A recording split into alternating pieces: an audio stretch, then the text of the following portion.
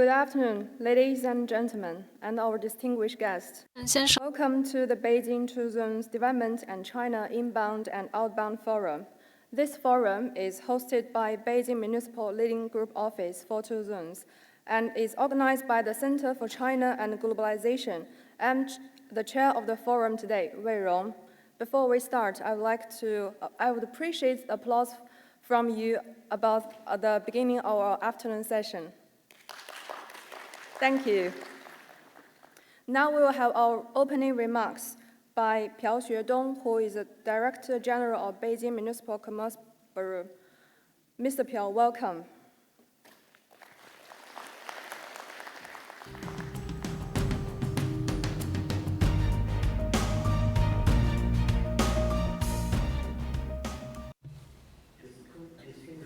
Ladies and gentlemen, good afternoon. 主持人一说，我以为今天的官方语言是英语。 When I listened to the host, I thought our official language is English, but I noticed that we have simultaneous interpreter here, so I would still use English. I'd like to thank all our distinguished guests for coming. We are now at Beijing's Shougang Park. CIFTIS has already been held 12 times, so we are now at the 12th CIFTIS. This year, guided by MOFCOM, the Beijing municipal government decided to host this year's CIFTIS at Shougang Park. Shougang Park used to be an industrial park, which boasts a history of over 100 years, but now it's been transformed into a meeting center. So I'm very honored to participate in our forum as the Director General of Beijing Municipal Commerce Bureau. So I'd like to thank the organizers for your efforts and thank you all for coming. So today we are going to talk about Beijing's two zones development and enterprises globalization. First, on behalf of the Beijing Municipal Commerce Bureau, I'd like to welcome all of you and thank you for coming. And I also hope that you can support our development and participate in our development as always. This year marks the 5th year of the development of Beijing's two zones. In September 2020, back then at the CIFTIS, President Xi Jinping mentioned that we would support the development of Beijing's two zones, that is, the National Integrated Demonstration Zone for opening up the service sector and China-Beijing Pilot Free Trade Zone. Yesterday, we organized the CIFTIS forum. President Xi Jinping again issued a congratulation letter and also announced the opening of CIFTIS. So both President Xi Jinping and Premier Li Qiang mentioned the opening and development of two zones, which shows the national government's attention in the development of the two zones. Over the years, Beijing has used openness to drive development and constantly promote further openness to drive innovation. We launched over 80 innovative outcomes which are promoted in China, and we have played an exemplary role. And we are one of the first to expand the opening up of medical care, etc. And over 14 enterprises have gained the telecommunications licenses. And we also became the first pilot zone for rare disease drugs, generated an increase of 51.9% in the import of such drugs, about half of the national total. And we have also updated the international qualification catalog to promote the mutual recognition of qualifications. And we have also expanded the compliant data export application scenarios. And we established an additional 8,000 foreign invested companies last year. And with the opening up, widening, we are also facing unprecedented challenges. So with the new round of globalization and scientific innovation, we are always led by the two zones development as our priority to link up with the international trading rules and have taken real actions to add certainty to the global system. Today, we are having this forum because we want to bring together the elites to exchange views on globalization and pathways. We already listened to the insights of the previous forums and incorporated them into the documents and policies which have served our development. So today is another opportunity to share views and advice and wisdom for Beijing's development. At the same time, we hope that we can further pass on the voice of Beijing for opening up and have stronger confidence in developing in Beijing, and we will work together for development. The Shougang Park from 2016 to 2022 used to be the BOCOG office area, and we have now continued the slogan that is to working for the future together. So we hope that we can use Beijing as a platform to solidify our efforts and work for a better future together. Thank you.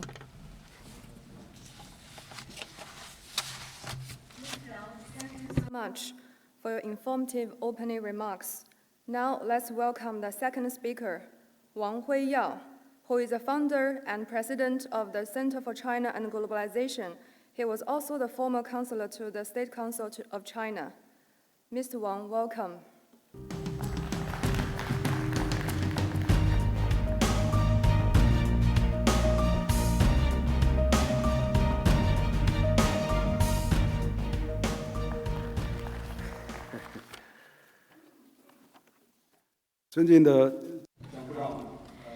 Minister Jiang, DG Piao, and Mr. Liu, and other distinguished guests, ladies and gentlemen, good afternoon. In this golden season of autumn in Beijing, as DG Piao said, that we are gathered in the beautiful Shougang Park to attend the Beijing Two Zones Development and China Inbound-Outbound Forum. This is also the 12th China Globalization Forum. So we are honored to host this forum for 6 years, and we want to extend our gratitude and welcome to all of you. Thank you for coming.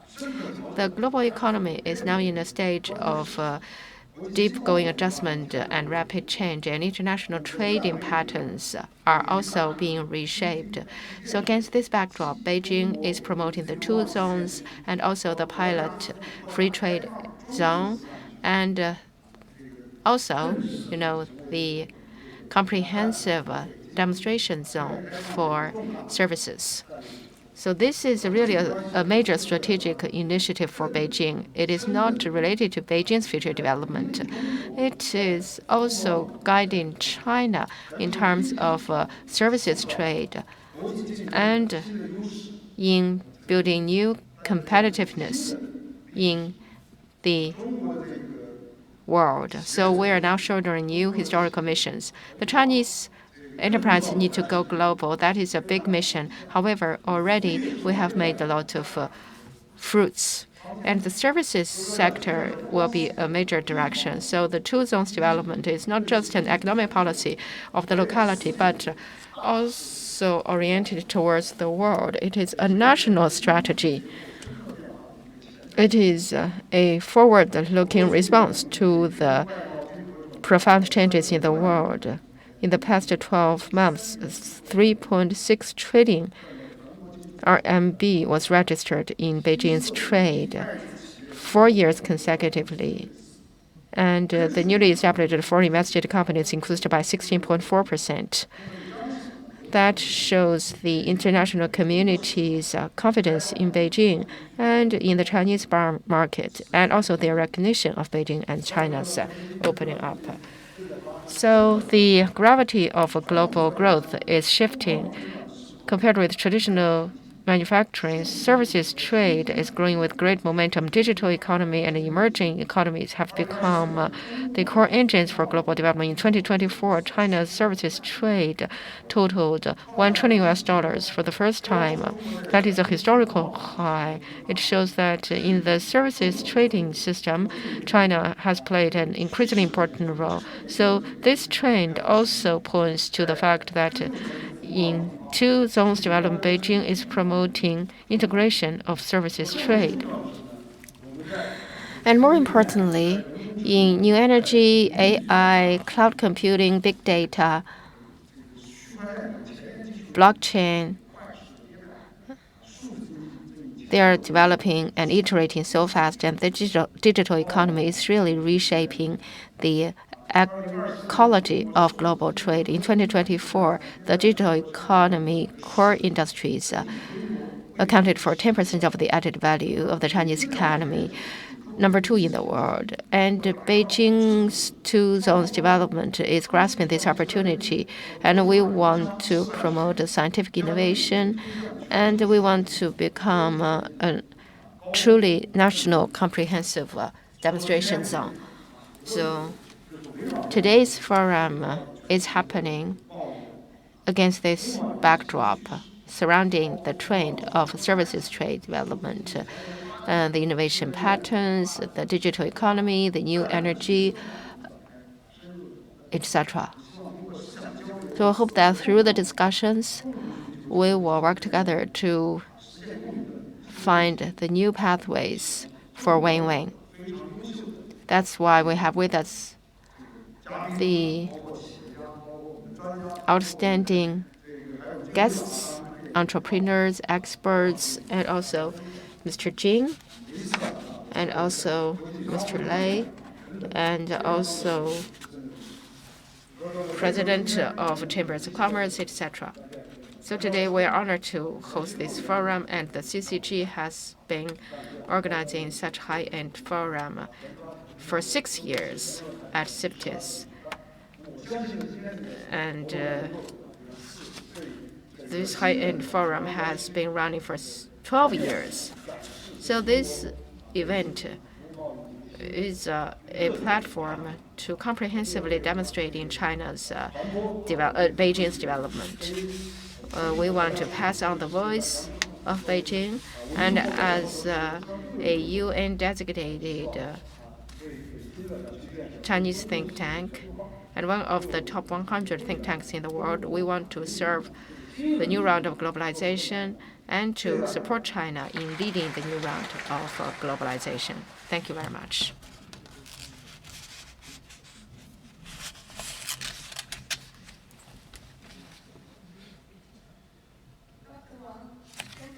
For your thought-provoking opening remarks, which these two opening remarks have set the scene for our keynote speech.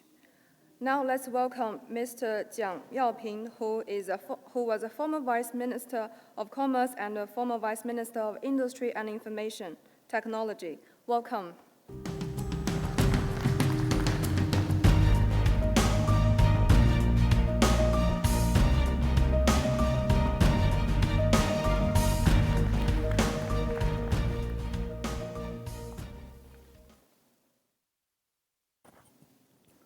尊敬的朴学登局长、王辉耀理事长，尊敬的各位嘉宾 DG Piao, Dr. Henry Wang, ladies and gentlemen, dear friends, good afternoon.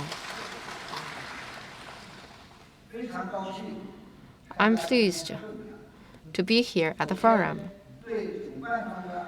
To begin with, I want to extend sincere gratitude to the host for the invitation and congratulations on the opening of the forum. Today, I want to share with you my ideas on the topic of digital intelligence leads the way. Service trade revitalized. AI empowers innovative development of trading services. President Xi said that AI is leading the new round of scientific revolution and industrial changes. It provides the strategic foundation. It will have great spillover effects to accelerate the development of the new generation of AI.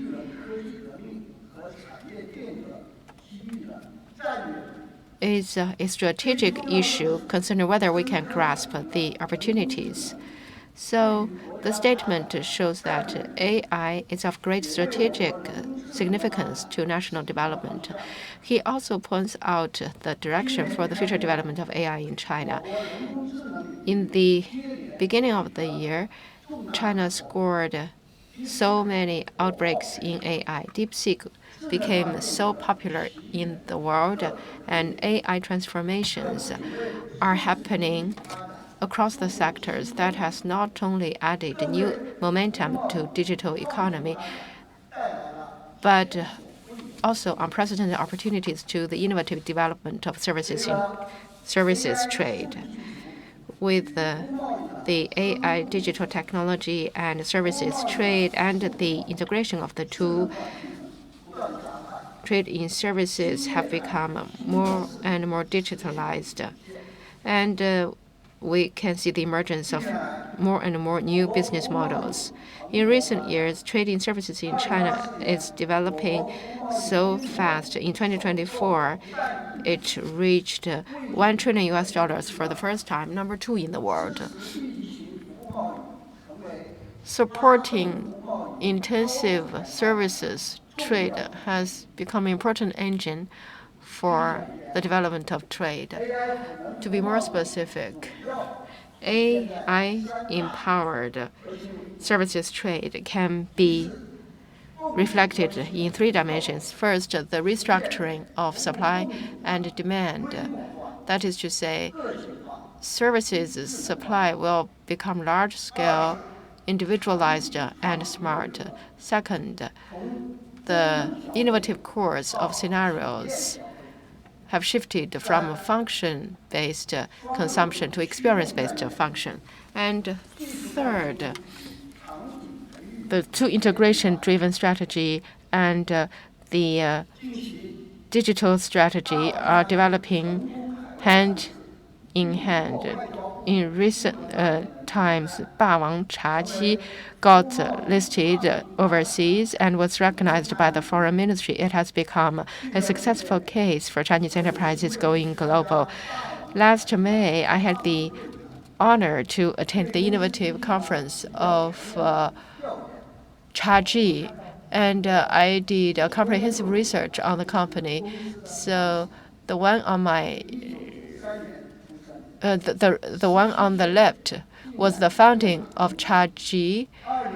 At the age of 17, he became a servant at a milk tea shop, and in July this year, it reached a market value of $6 billion, going public in the United States, and now it has over 7,000 outlets globally. So just now we heard from our Malaysian guests that they are already having over 100 stores in Malaysia. And last year alone, over 2,900 new stores were established, averaging over 8 stores per day. So it's developing really fast. So how did it manage to achieve exponential growth? The key lies in AI empowerment, reflected in the following aspects. The first is loyalty of customers. Online social media helps them to pitch and target their key users. That is the original residents of the internet.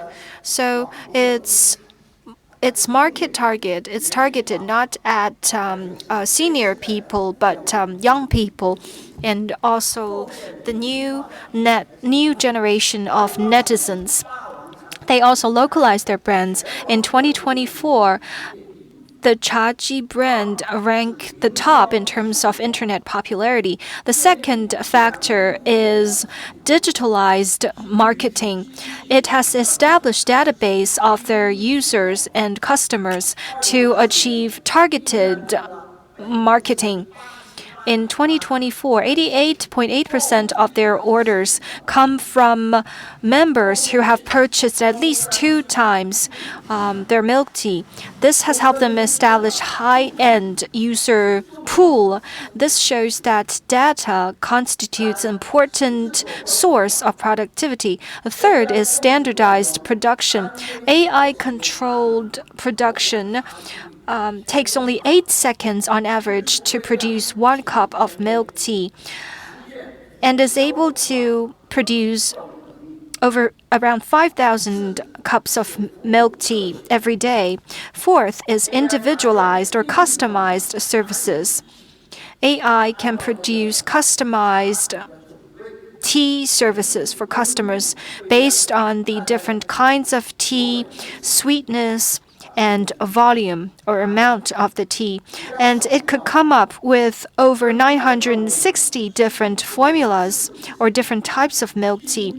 By scanning a QR code, the system can identify the order accurately and can also satisfy the specific needs of consumers. The fifth is smart operation.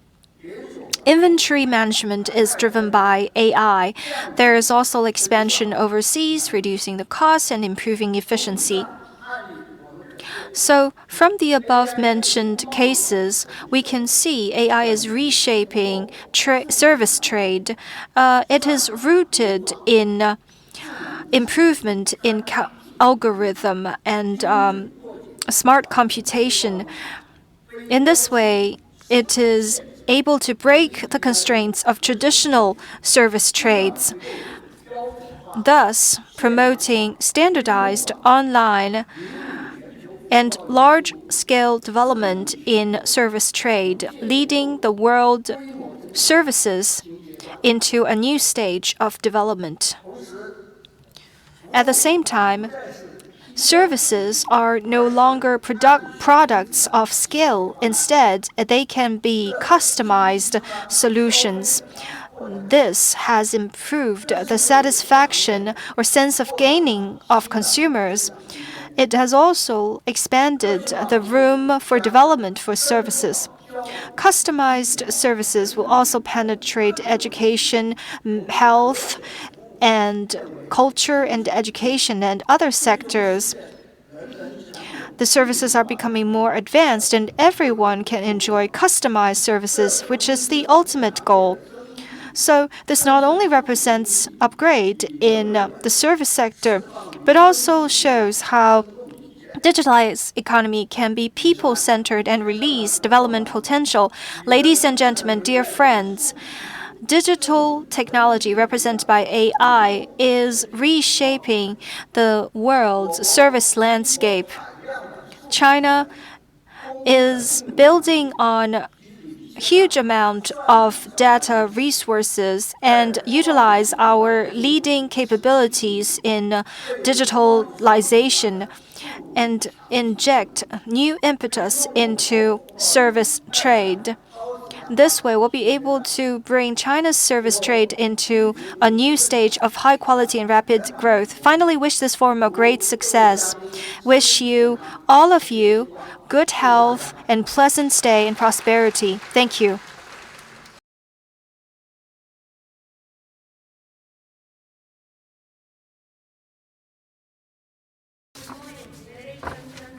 Our distinguished guests, welcome to the Beijing Two Zones Development and China Inbound-Outbound Forum.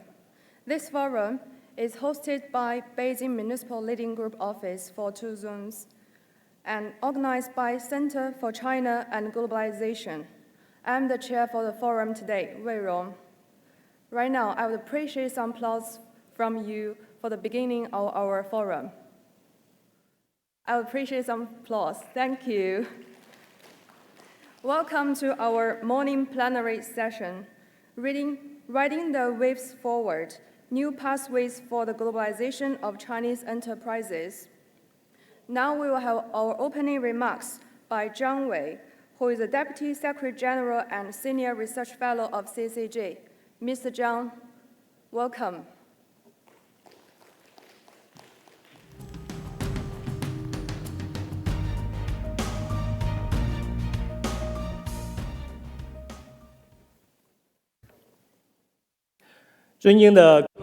Distinguished guests, ladies and gentlemen, good morning.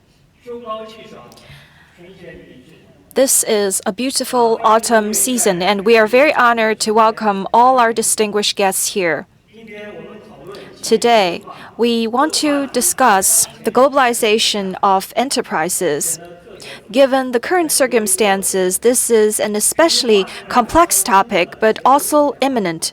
Globalization is undergoing structural changes. In the past, we talk about the change of market, expansion of supply chain. However, today, we face a new situation featured by geopolitical, digital governance, etc. For enterprises, going global is no longer an additional option, but an existential issue. Going global presents opportunities for globalization. Globalization in the future will be marked by resilience and new changes. Resilience means that enterprises need to comply with relevant standards and regulations and establish multidimensional anti-risk ability.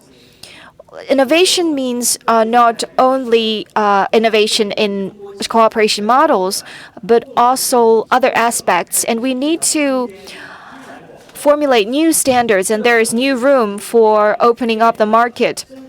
So that is the underlying logic for Beijing building the two zones. It's not just about geographic openness, but also about opening up in terms of mechanism. It also provides enterprises with new solutions and policies for countering the new landscape of globalization. Afterwards, we are going to have speakers. They will be discussing investment opportunities, green development opportunities, and other aspects. And they will be charting new roadmaps for globalization. Afterwards, we're going to have a roundtable discussion. They will also bring us their frontier experiences and opinions about practices in enterprises going global. We'll look forward to our discussions. So we need to chart the waves of the new times. Thank you.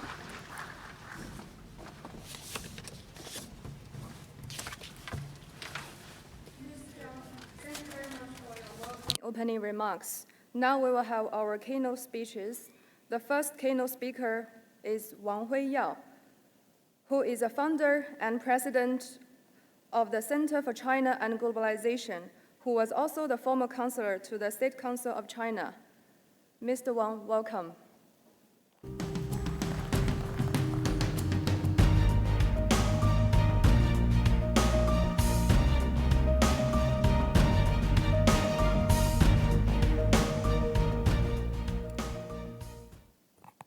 Okay. Good morning, distinguished guests. Madam Betty Truong-Ban, the Chief Representative of UNDP in China, is a very honored guest.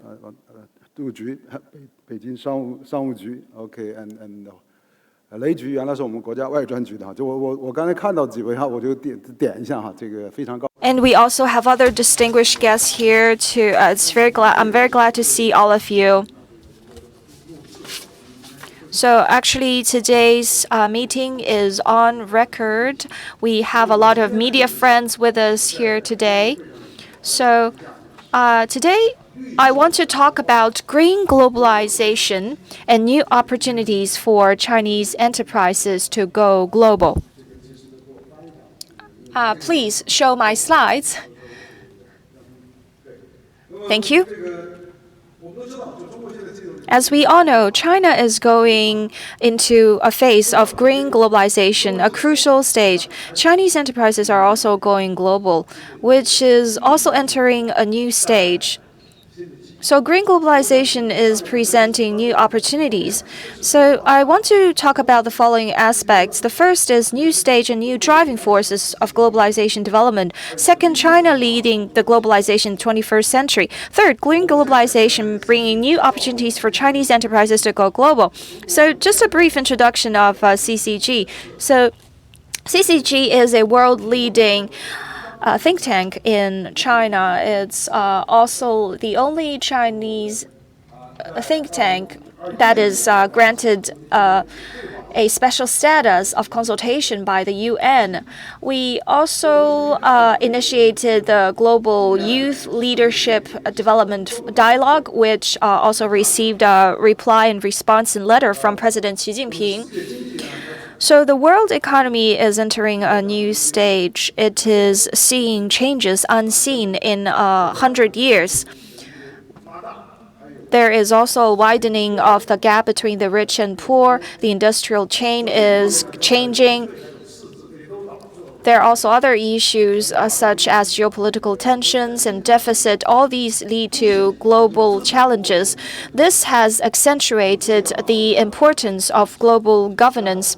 So on September the 3rd this year, we organized the anti-fascist military parade, and on that occasion, President Xi Jinping said, "Today, human beings are we facing an option of peace or war, dialogue or confrontation, win-win cooperation or zero-sum decision?"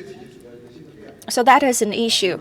Currently, the world structure is undergoing changes. For instance, I attended a meeting in Munich on security. So the Munich Security Report says that we are entering in a polarized world and multipolarized times, and we are undergoing in-depth international changes. We no longer face a world of unipolar. Instead, we are going to times of multipolarization.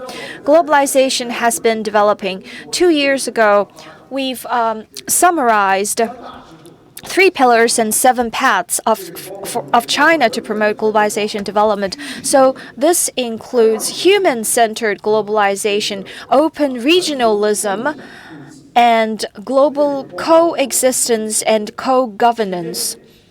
So we offered 7 suggestions. First is that we need to gather the strengths of overseas Chinese at home and abroad to help communicate between China and foreign countries. Second, we should take the Confucian cultural circle as a link to promote the creation of the Asian Alliance and build a community with a shared future for Asia. Third, and also we have the multilateral development of the BRI and ensure that the South-South cooperation in Africa, Asia, and Latin America will be strengthened. And also we want to promote China-Europe friendship. And we want to see Europe play a balancing role among the big countries. And also, there should be good co-competition between China and the United States and properly manage disputes and expand the cooperation. And also, we want to improve global governance. And now I want to talk about China's leadership in the green transition in the 21st century. In the 19th century, the UK used steamers and textile and railway and other industries to accomplish the industrial revolution, laying the foundation for the UK to play a leadership role back then. And in the 20th century, the United States used electrification, semiconductor, and the Silicon Valley science and technology industry and the internet to establish its financial dominance in the world. And in the 21st century, we needed to be led by green transition. And in this round of transition, China not only owns the most complete industrial chain and market scale. It is also leading in the world in terms of photovoltaic, wind power, electric cars, and energy storage. It has become a core force in this transition. And I can give you some numbers. In 2024, China's power generation exceeded 10 trillion kilowatt hours, 1/3 of the global total.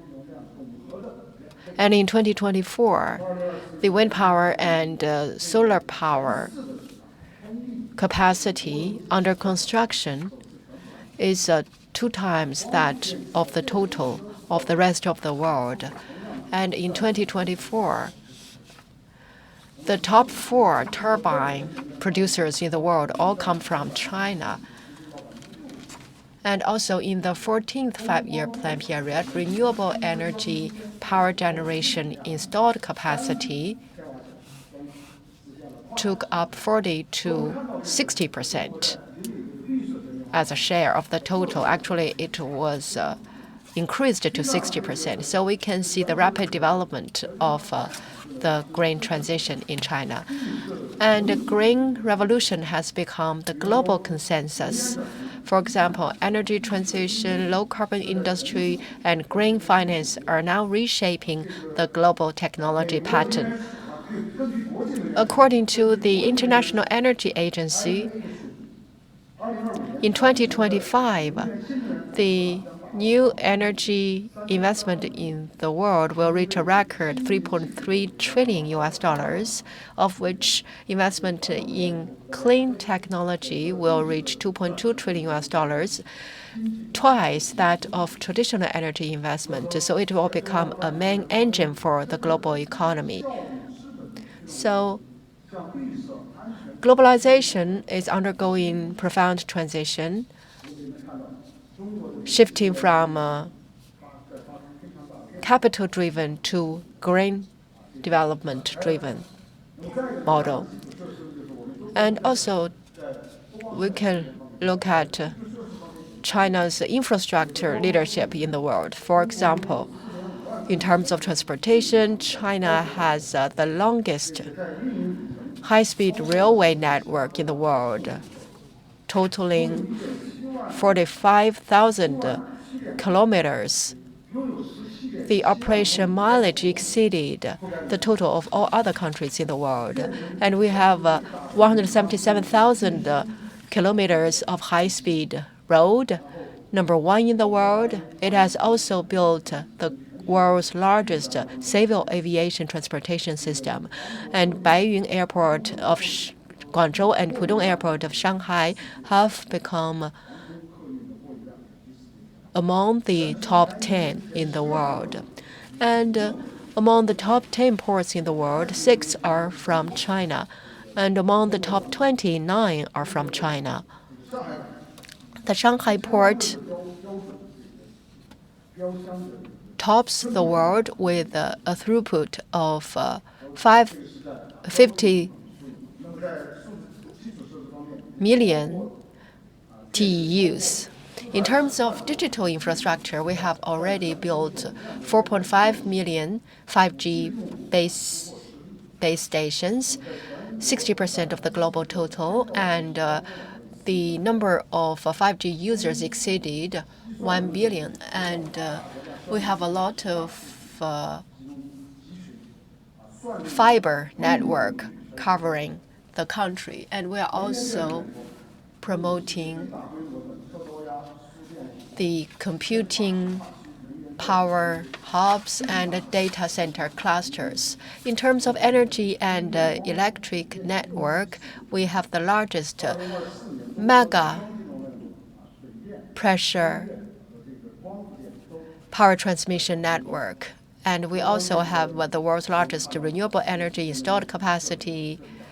And we also have the best performance of electric car in terms of the charging points.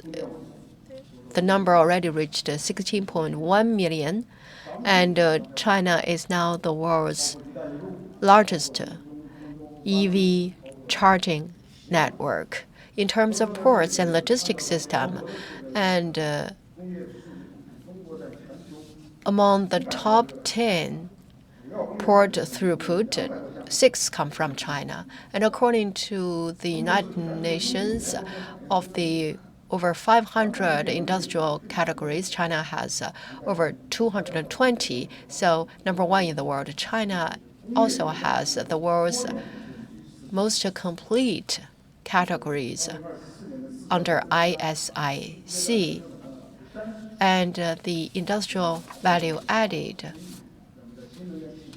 tops the world for many years consecutively. And in terms of new energy vehicle, battery and photovoltaic and other emerging industry, China has developed a very complete research and development and production system.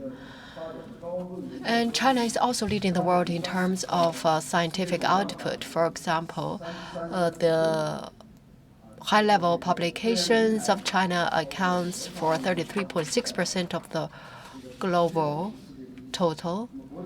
And in terms of scientific talents, China is one of the countries that has the most scientific talents in terms of international talent mobility.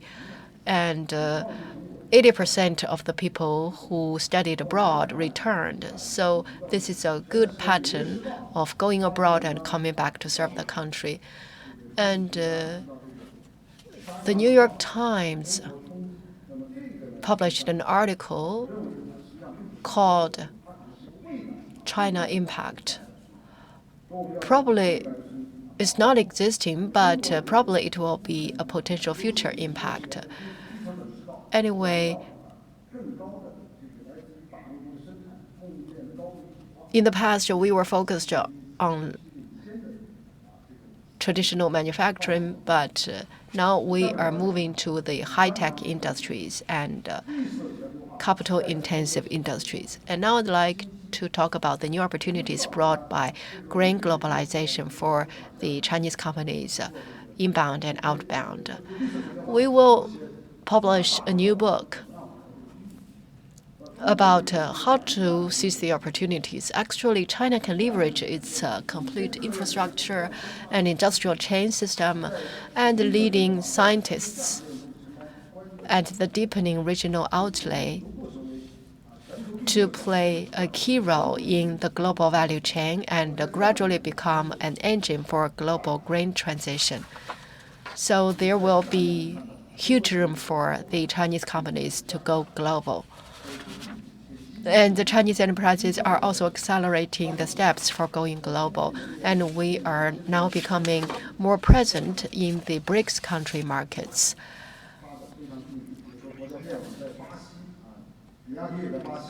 For example, the State Grid has presence in Brazil, and I had a dinner with them, and they told me that many companies are going to Brazil. For example, Didi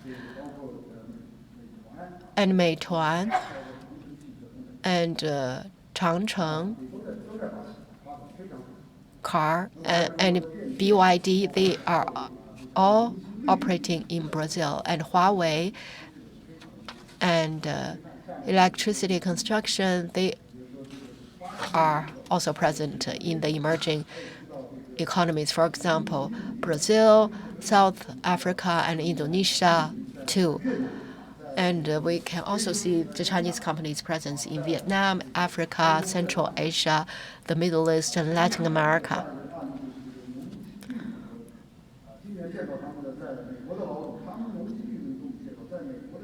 I still remember Longji Luneng Illuminate in the United States, and they have a very good operation in the United States. They established the joint venture Illuminate USA, and I also know that Fuyao Glass is also very successful in making investment in the United States. And the chairman took us to fly on his private plane to visit his factory in the United States. So we can see that a lot of entrepreneurs are making investment in other countries. So I think there are 3 stages of China's reform and opening up. The first stage in China for China.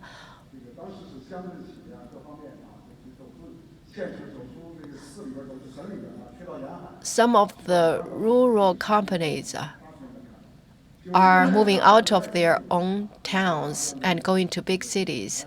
And in the 1980s and 90s, we saw a lot of investment from other parts of the world, and China becomes the global factory. So in China for the world, that is the second stage. And the third stage is like this. That is where we are now. So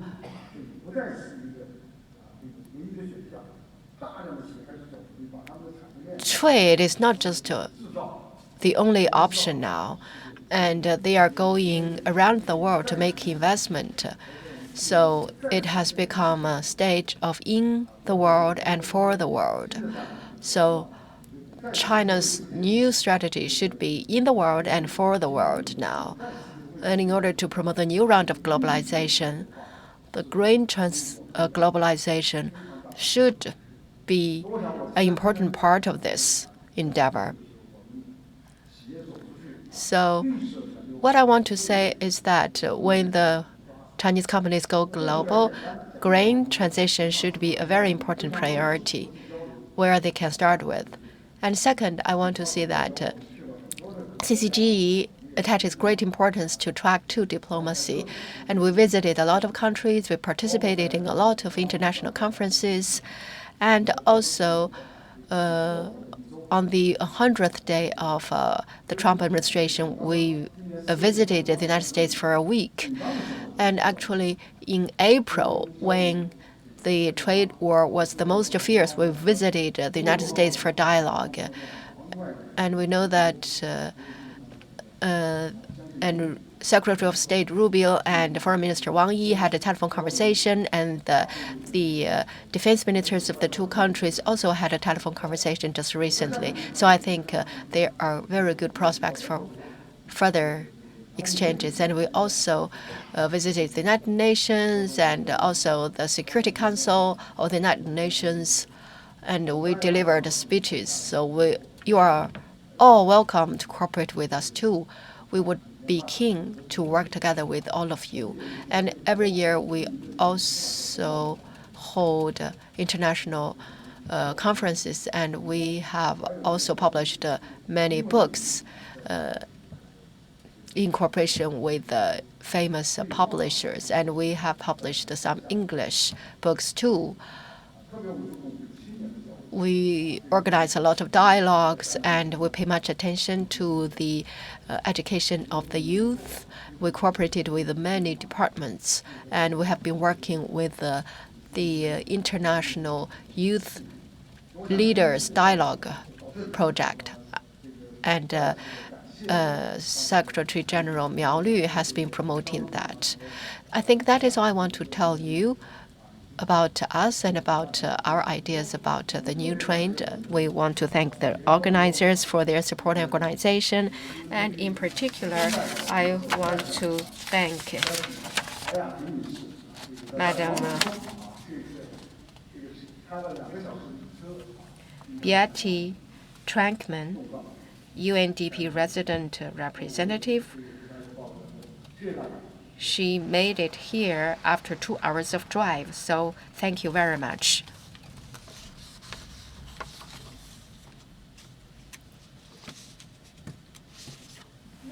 Thank you so much for your informative speech. Now let's welcome our distinguished speaker too, Beata Trankman, who is a resident representative of UNDP. Ms. Trankman, the floor is yours.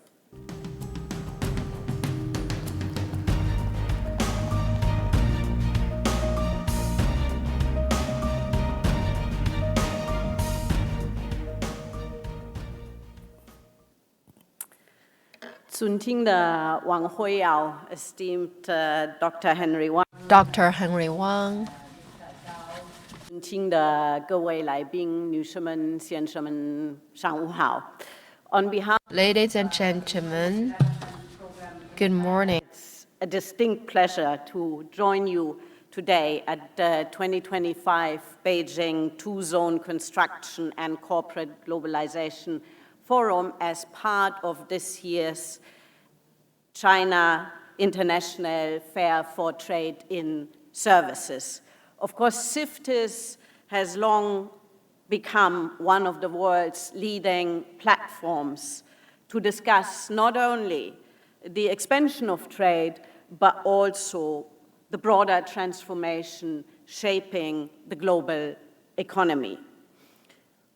And as such, I thought I would focus my remarks today on exploring the role of green development and digital innovation in the context of a rapidly evolving trade landscape as opportunities to advance broader collective efforts for sustainable development.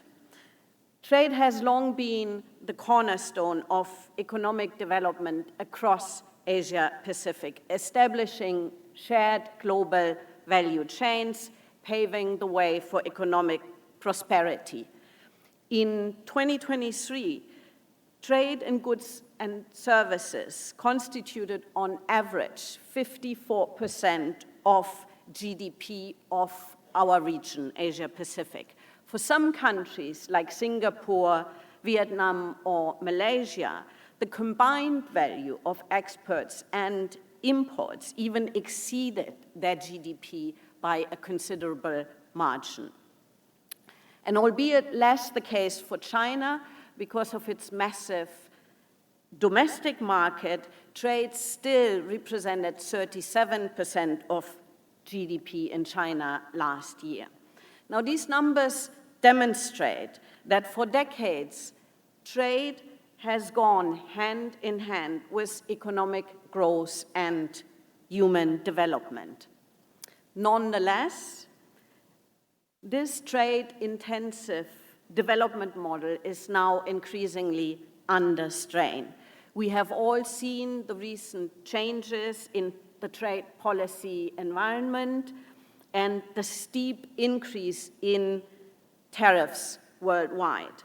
Between October 2024 and May 2025, the value of global imports subject to restrictions surpassed $2 trillion. In 2024, this figure was $164 billion subjected to restrictions and tariffs. So this is a more than tenfold increase in just 2 years. And for a region that depends so heavily on open markets and global value chains, this increased volatility and fragmentation can have, of course, significant impact on sustainable development.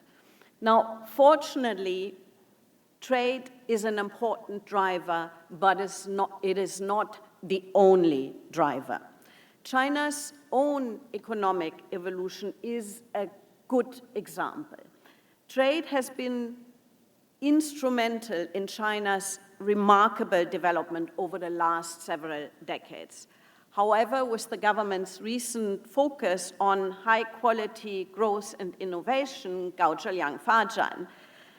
China's future development is set to rely increasingly less on the volume of goods and services exchanged. Instead, it will be critical to look beyond GDP, prioritizing human well-being, environmental sustainability, and inclusivity. And this is precisely the perspective that UNDP has advanced for more than 3 decades now through our Human Development Index, which measures development progress going beyond just income and economic growth parameters. More recently, the planetary adjusted Human Development Index has also highlighted the need to take into consideration our material and carbon footprint. In fact, when accounting for planetary pressures, the HDI for China and across the region is consistently lower. And this, of course, further strengthens the economic argument to protect the environment and transition towards a green economy. So this also then represents an opportunity for countries to establish new pathways towards prosperity. Globally, achieving net zero requires an estimated annual investment of $4 trillion by 2030. China is playing a pivotal role in this global transition, as we've also already heard from Henry Wang. In 2024, China's clean energy investment was more than $625 billion, almost doubling since 2015. Clean technologies contributed to more than 10% of China's increase in GDP in 2024, demonstrating that a green transition can and should go hand in hand with economic growth. In fact, China is demonstrating that green can very much be a driver of development, and that green is not at the opposite scale at the opposite end of the scale of growth. Now, ladies and gentlemen, at this point, let me turn to another elephant in the room, and that is the rise of digitalization and artificial intelligence. As we gather here today, AI is rapidly reshaping the world we live in. The question before us is not whether AI will advance, but how it can do so in ways that support sustainable development, enhance the green transition alongside people's prosperity and well-being. On the one hand, AI has the potential to provide huge productivity gains, service improvements, and great advancements in climate mitigation and adaptation efforts, as well as in health and education. Looking at the service sector in particular, AI could further democratize finance and commerce across Asia-Pacific through mainstreaming AI-driven credit for the unbankable, and by helping to close the financial gap for SMEs, the backbone of many of our Asia-Pacific economies. On the other hand, if access to AI and other technologies remain uneven, it will lead to heightened inequality. This will occur both within countries, with the expansion of digital divides along gender and urban-rural lines, and between countries moving at different pace. AI is not inherently neutral. It is a tool whose benefits will depend on how it is governed, who has access, and whether it is applied in a way that helps to reduce inequality or works to deepen them. It comes down ultimately, ladies and gentlemen, to a matter of choice.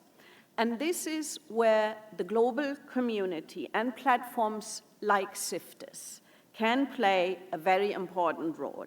The discussions at forums like this can help inform the design of new digital technologies and drive the deployment of AI that is responsible, ethical, and sustainable. At UNDP, we are working precisely at this frontier. Globally and in China, we are supporting governments and partners to harness digital technologies for climate resilience, inclusive growth, and human-centered development, whether through pilots on AI for disaster preparedness, partnerships on the just energy transition, or dialogues on the ethics of emerging technologies. Our aim is the same: to leave no one behind and ensures that innovations serves people rather than the other way round. This perspective is also reflected in our 2025 Global Human Development Report, which explores the implication of the rise of AI on sustainable development and the need to ensure that technologies enhance people's capabilities rather than replacing them. So, to sum up, as we reflect on the future of trade in services and of development more broadly, the lesson, I think, is clear. Trade remains a driver of growth, but the model of growth is shifting. What matters is not only the volume of exchanges, but their content, their quality, and their contribution to human well-being. Green development and digital innovation are not side issues. They make up the foundation of the new trade landscape. And with that, I want to express my sincerest thanks to CCG and the Beijing Two-Zone Office for inviting me to speak to you today. And let me conclude with a call for cooperation. Neither the green transition nor governance on artificial intelligence can succeed if efforts to realize them only occur within national borders alone. These are challenges that transcend countries, sectors, and institutions. And international cooperation is therefore absolutely essential, whether it's in setting standards, sharing technologies, or mobilizing finance. For UNDP, this type of cooperation lies at the heart of our mandate, and we look forward to working with all of you as partners and stakeholders to support the transition towards models of development that are inclusive, sustainable, and centered on people. Finally, wish this forum a full success. Thank you.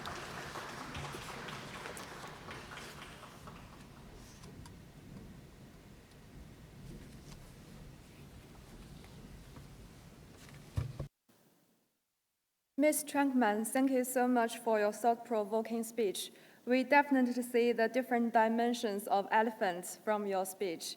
Now let's welcome our third speaker, Victor Gao, who is the Deputy Director of CCG. Mr. Gao, welcome.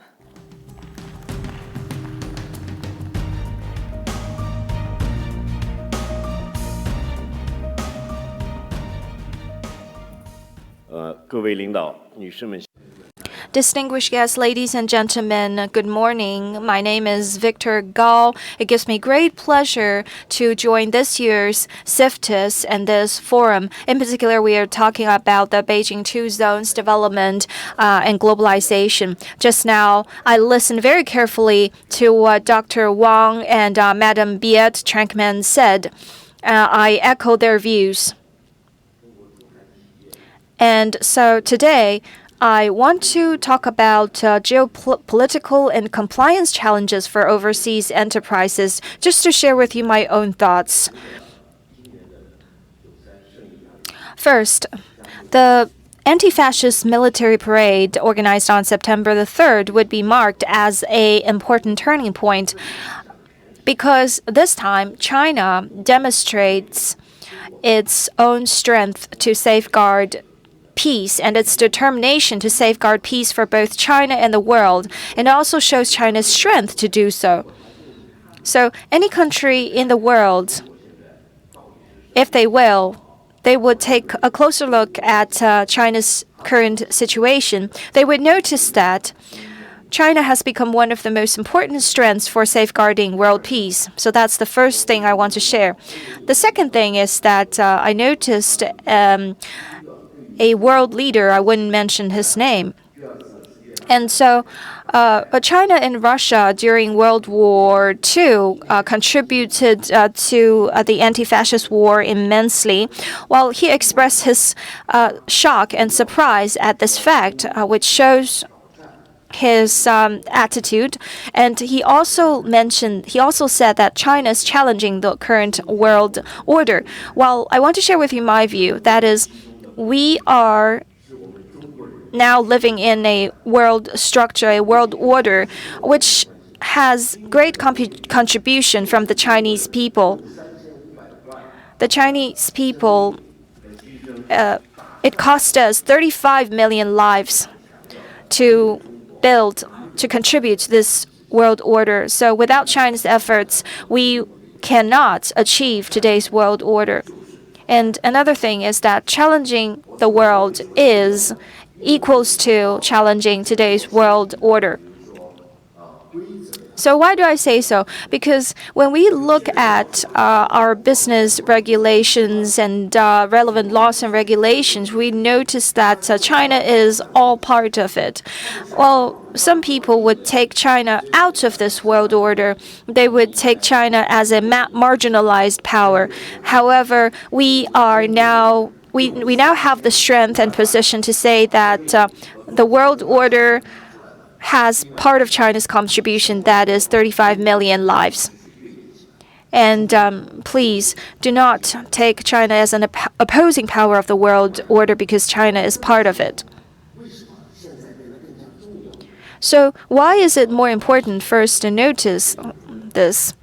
Just now we mentioned it's important to safeguard world peace, but world peace does not come out of nowhere. A lot of countries are yearning for peace. However, certain large powers are reluctant to grant peace to the world. So, if we cannot have peace, even with such yearnings, we would need strength to safeguard peace. China needs to have strength to safeguard peace. Just now, Dr. Wang and Madam Biet mentioned the tariff war that is taking place recently. Well, the tariff war launched by the U.S. against China is a kind of anti-China tariff war. And there is also an anti-world tariff war against the rest of the world. I believe that is by no means normal, and it is also illegal. So recently, a high court in the U.S. announced that the tariff war launched by the Trump governance, the administration, most of it is illegal. Currently, the Supreme Court of the U.S. has already accepted the President Trump's appeal, and it would start to review the case starting from October. Well, I believe there will be two possible results. The first is that the Trump administration would lose the appeal and would maintain the original judgment. That is to prove that the trade war is legal. So we need to maintain our position, that is, China has the strength to win this trade war, and we also on the side of the just. On the side of justice. Well, there is another possibility that the Supreme Court would judge that Trump administration wins the case. Well, then the Trump administration would be even more fierce in bullying countries like China and the rest of the world. Then China has only one choice, that is to hold our ground, maintain our strength, and handle and address all the challenges presented by the tariff war. All in all, I am convinced that nobody in this world would want to recede to the jungle laws governing the world in the past. Just now, Madam Biet mentioned that the world order the UNDP has its mandate in safeguarding world development and peace. So UNDP is indeed an important institution representing the UN because it has offices all over the world representing the UN. So for all the visions expressed by Madam Biet, I have deep understanding and echo her views. And back to the issues that we are talking about today, that is trade and commerce development and legal compliance. We know that in a normal world, everyone would mind their own business and man their own desks. The government would honor their responsibilities, or the businesses would take care of their own business, take care of your employees, pay the taxes, and comply with the laws and regulations, etc. However, for the current world, in particular, for Chinese enterprises, it is not enough to simply accomplish these tasks because nowadays every entrepreneur, every member of the management would need to pay attention to geopolitics. Because geopolitics is now closely related to the development of Chinese enterprises. If you have no awareness of a geopolitical landscape, you'll probably fall into certain traps before you even go global. Because geopolitics has become a mainstream topic in the current world. So geopolitics is what every enterprise should pay close attention to nowadays.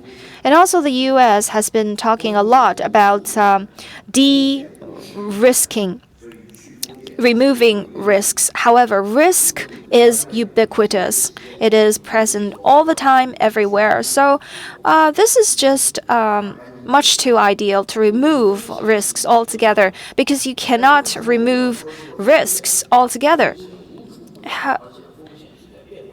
And risks are constantly changing. And for enterprises, geopolitical risks has become the biggest challenge. So that's why we need to pay close attention to such risks. And also, the U.S. has done some shocking stuff. For instance, it announced that in NVIDIA, 50% of your revenue in China should be attributed to the U.S., should go to the U.S. So how can you do that? Because that is the enterprise's own practice, and how can you simply take their revenue as the government's? And for those enterprises taking loans from the bank, and they would want to shift it into a government-owned enterprise, that is also ridiculous. So in China, no matter what type of enterprise, whether it's joint venture or state-owned, etc., I feel that the U.S. is also thinking about developing their own U.S.-owned enterprises. And they have been criticizing China for not going the path of market economy. But now we see that U.S. seems to be going on a new path. So our participants today come from state-owned enterprises as well. So China needs to stick to its own path. So my idea is that someday in the future, enterprises in China would no longer make too much of fuss about their ownership, whether it belongs to the government or privately owned, etc. As long as you comply with China's laws and regulations, pay taxes, pay attention to your employees and society, then you would count as a good enterprise. I don't think it matters that much as to the ownership of enterprises. Now we're not yet at the stage. However, in the future, we could take it as a goal. And we see that the U.S. is going against its past development trend followed over the past decades. And also about what Madam Biet mentioned, that is about the AI's development, and I also echo her views. So AI does not equal American intelligence. AI is artificial intelligence, it's not American intelligence. However, some enterprises in the AI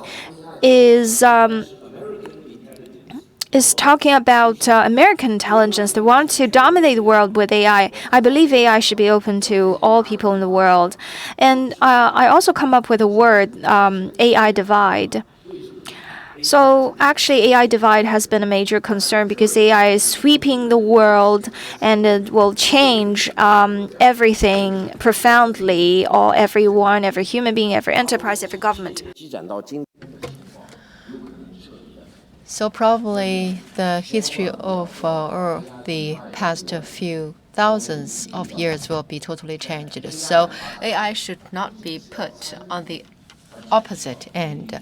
We need to use AI, engage AI, and lead the world with the AI. China is promoting the new quality productive forces, and Madam Biaggi Trankman is also talking about the importance of using AI.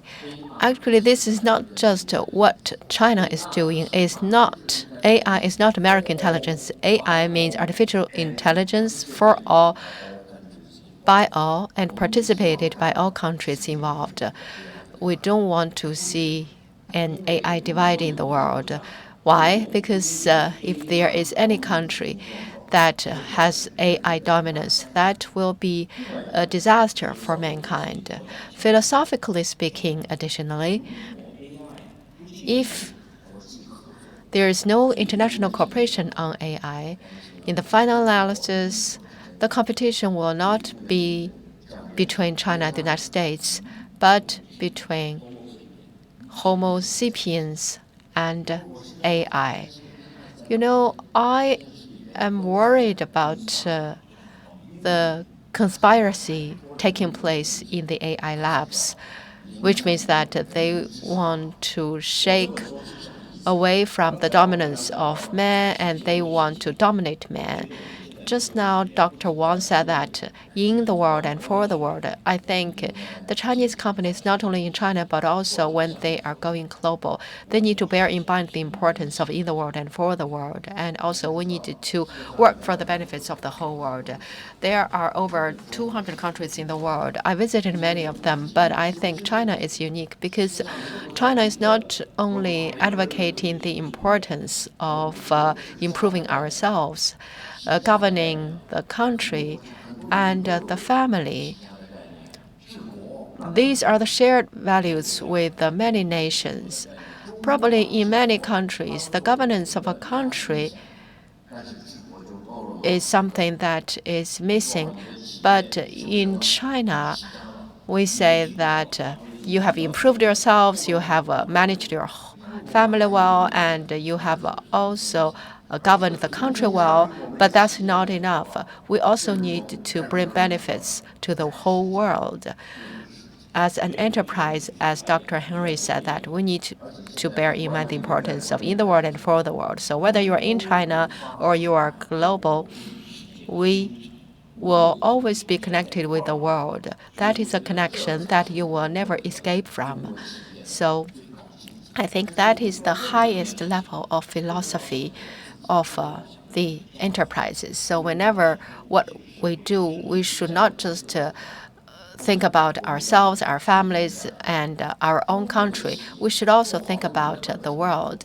The Chinese companies need to do a good job in running their business well, and they are contributing to the country. And if you can improve your own businesses, we are actually making contributions to the whole world. So now we are in a new world. We need to have a new philosophy. We also need to manage risks well. Every enterprise needs to have a new mission. And also, please be in the world and for the world. And we need to have the ambition to serve the whole world. That should be the new commitment. Thank you very much.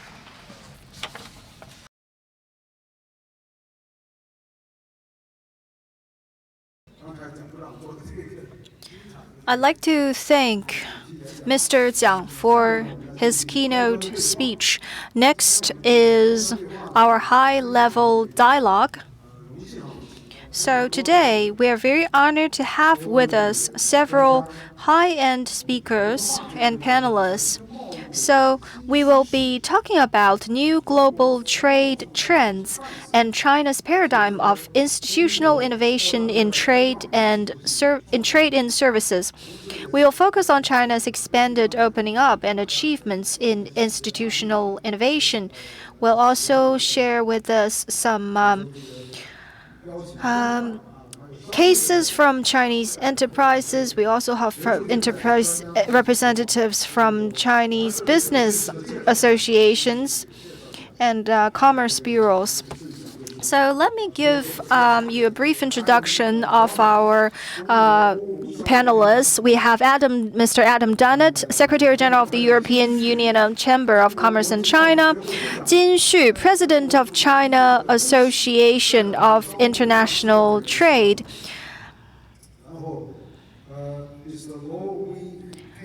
Mr. Lo Weekend, President of the China-Malaysia Chamber of Commerce,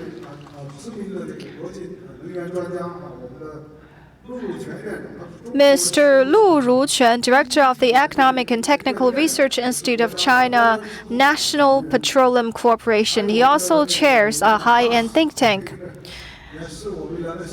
We also have with us Ambassador Ma Jianchun, President of the China WTO Research Association, very senior fellow as well.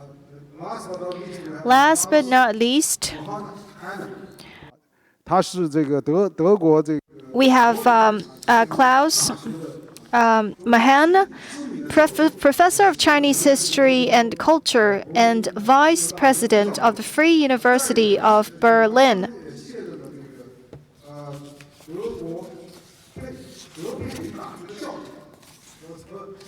And so we have him here in Beijing. So I invited him here to be here with us. Very honored.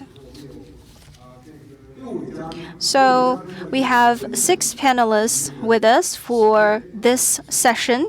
They will be sharing with you their views on enterprises going global and how we can better drive globalization. And also, given the current circumstances, how can we better promote trade and China international cooperation? What are the big trends?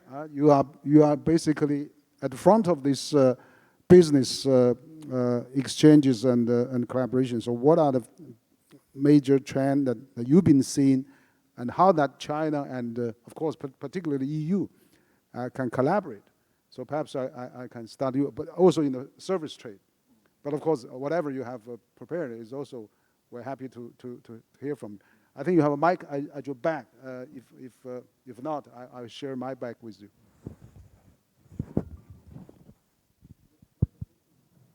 It's okay.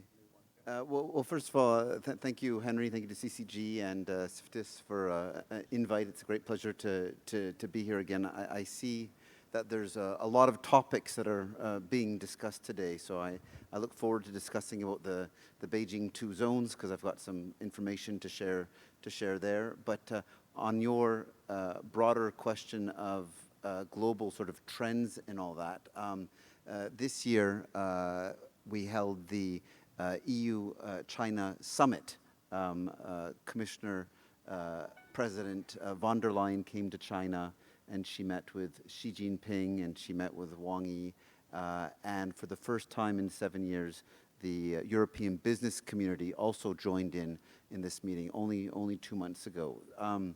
So it was a very, very important high-level visit. But the background to all of that, and that's maybe to answer your question on trends, is there's a lot of uncertainty in the world right now.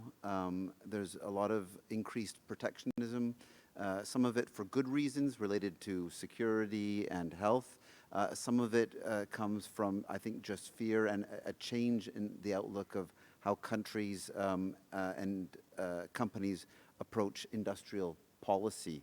And so I think the real thing to watch carefully is making sure that we get the right balance globally and domestically between finding what is right for globalization, what is right for the economy, for prosperity, for development, for growth, for everybody's benefit, versus the challenge of being able for companies to have autonomy over their own development and to ensure that they can protect their own security, national security, and in many instances now, industrial security. So that's the broad overall trend, and if you want to get into more details of specific examples, I'm happy to talk to that later.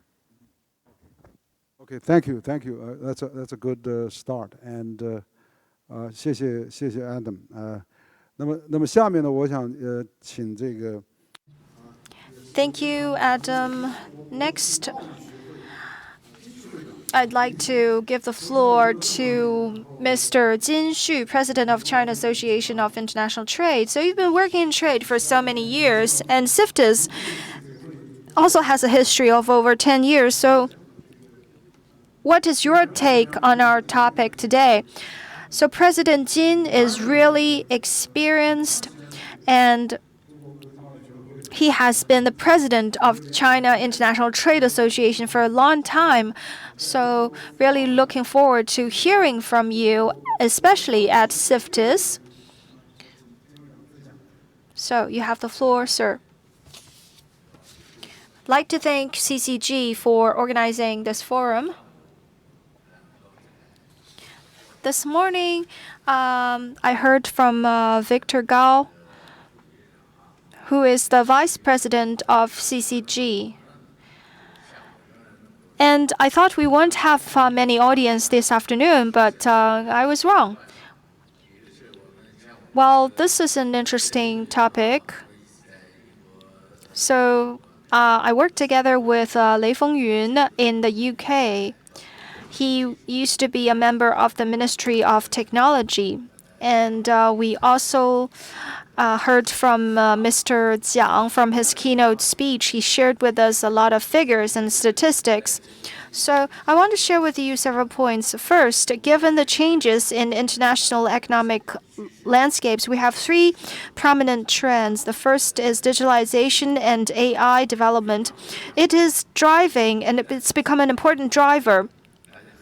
In particular, we see at this CIFTIS, for instance, exhibition hall number 2, there are exhibitions on health and medicine, lots of applications covering wide areas like domestic-made MRI machines. It's already reached the level of 5G, and also remote surgery robots. So we see that hospitals nearby or hospitals outside Beijing, they are all utilizing digitalization and AI technology. And I also noticed that they have this experiment, this trial demonstration. The robot hand is peeling a very small egg. So it looks amazing.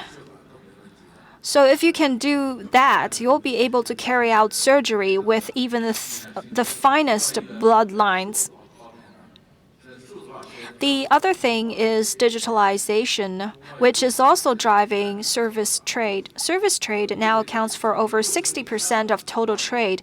This means that over 60% of global service trade could be carried out online. So service trade is integrated with digitalization. So that's in health. It's also utilized in culture and education. A lot of the offline products in the past is now carried online,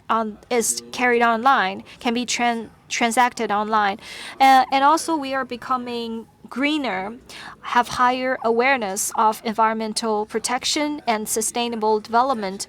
For instance, Jiangnan Buyi, a clothing brand, has come up with a recyclable cotton technology. And also, for instance, the sneaker brand Anta uses new material to make sneakers, which is also leading in the world. And it's very sought after and sold out very shortly after it was released.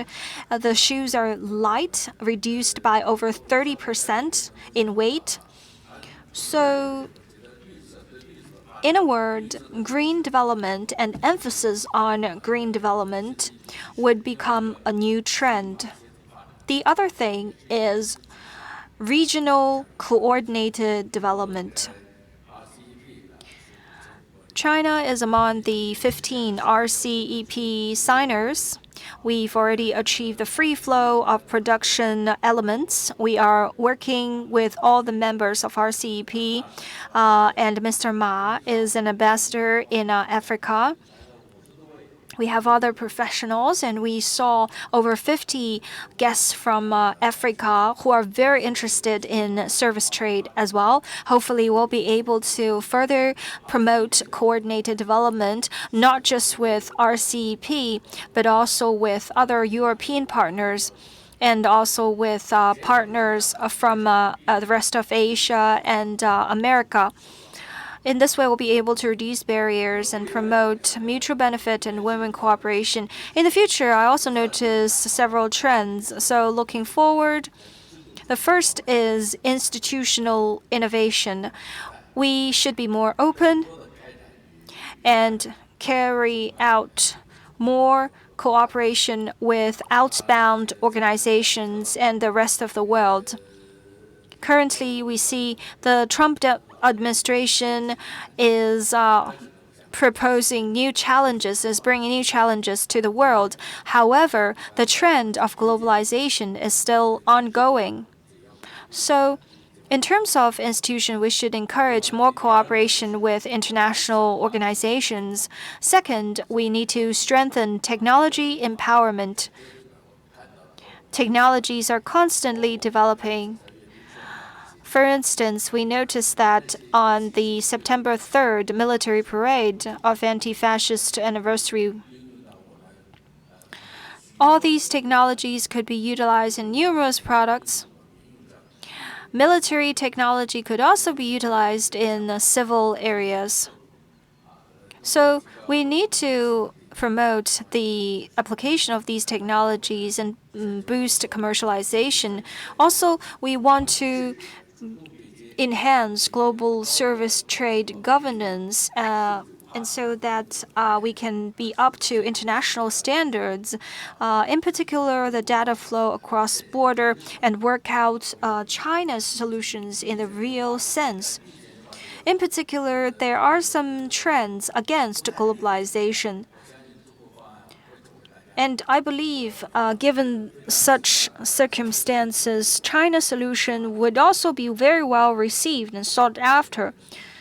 And I believe China will inject new impetus into building a human community of shared future, a global community of shared future for mankind.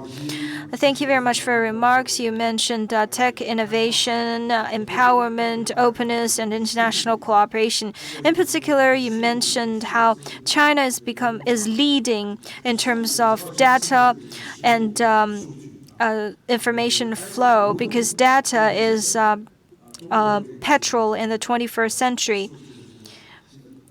So I believe China will also be able to come up with new solutions to drive the world development. So thank you, Mr. Jing. More interactive. Yeah. I was glad to hear what you said about RCEP, and I'm just wondering, in terms of the trade-free, the volume of trade that will become tariff-free for RCEP. Oh, for the interpreter.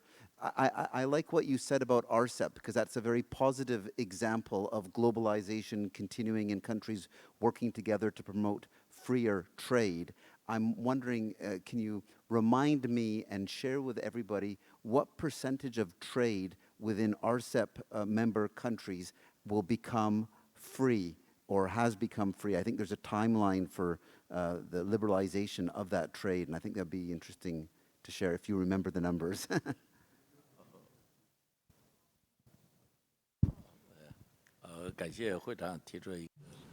Thank you very much for your question.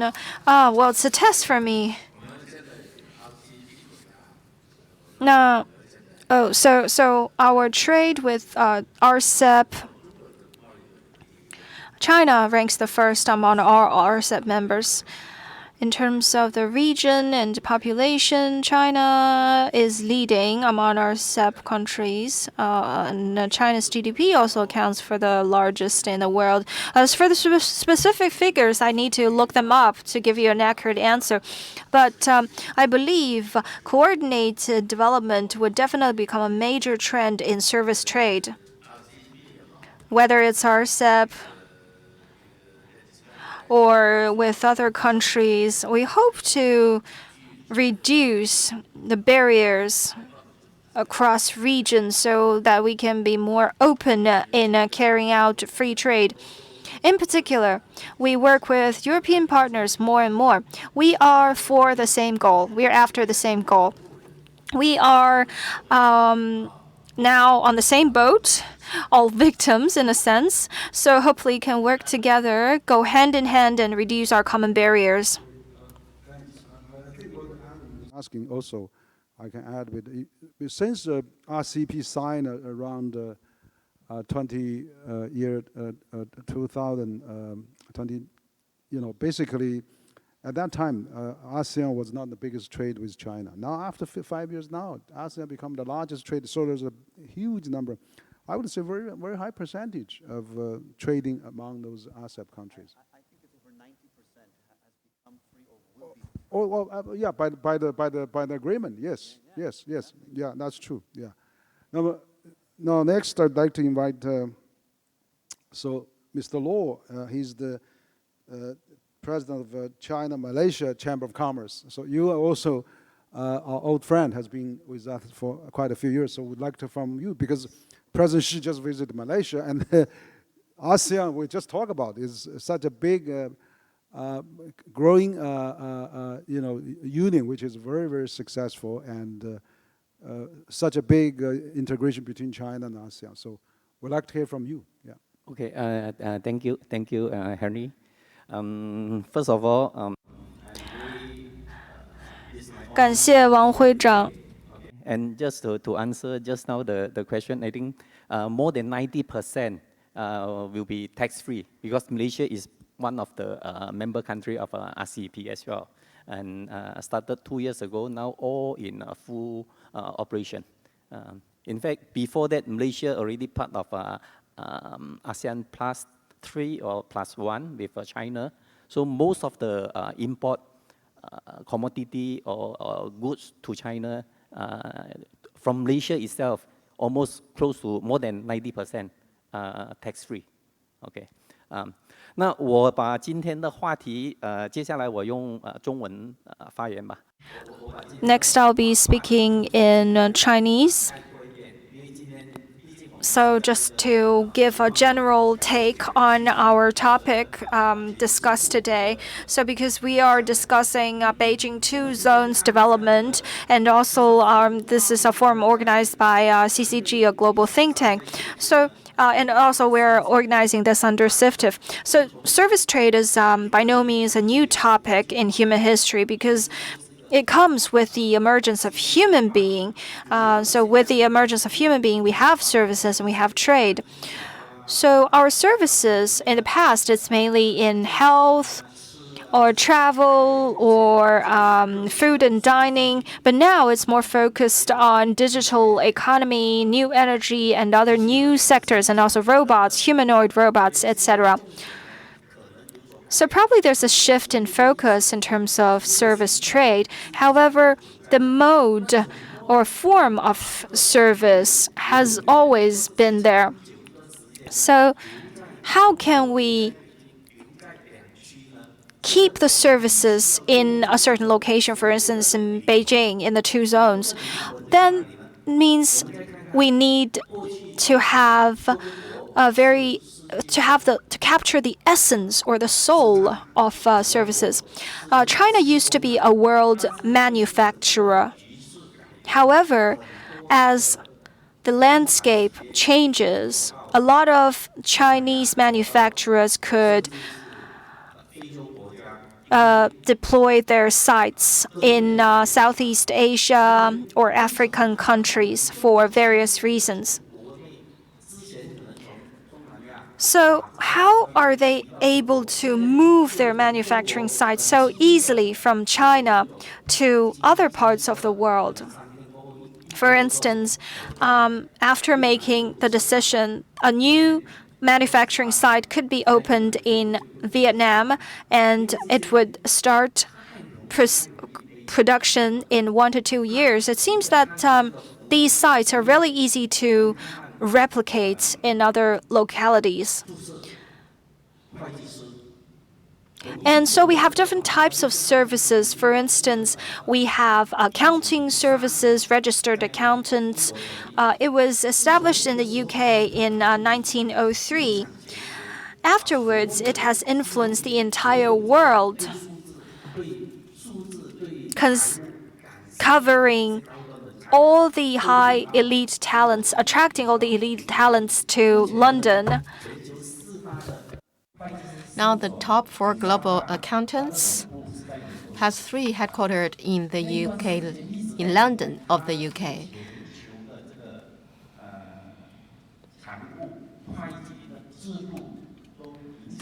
So it really has a big impact on global accounting matters and the accounting system. And also I want to talk about the Royal Chartered Architects, or RIBA. It was established in 1804 in the UK. As long as you become a RIBA holder, your investment will be approved in the Commonwealth countries. And the local regulators will start to recognize your design. Your design will be approved, and then the local regulators will recognize your design, which are suitable for human living. We can also look at the global financial transaction system. For example, from Malaysia, we want to send or wire money to the UK or Australia or China or the United States. We need to use SWIFT. This is the international transfer system. I cite these 3 examples because I want to point out that they are the soul of these sectors. If you can take control of the rules making in these sectors, and then, for example, ACCA and RIBA, they have already been influencing the world for over 100 years, and they will continue to do so in the future. And also, the international monetary transaction is also using this SWIFT system. I think it will take such a long time for us to switch from the SWIFT system to some other systems. So if we look at the digital economy, new energy, robotics today, actually, they all need a complete set of regulation or rules-making systems. If we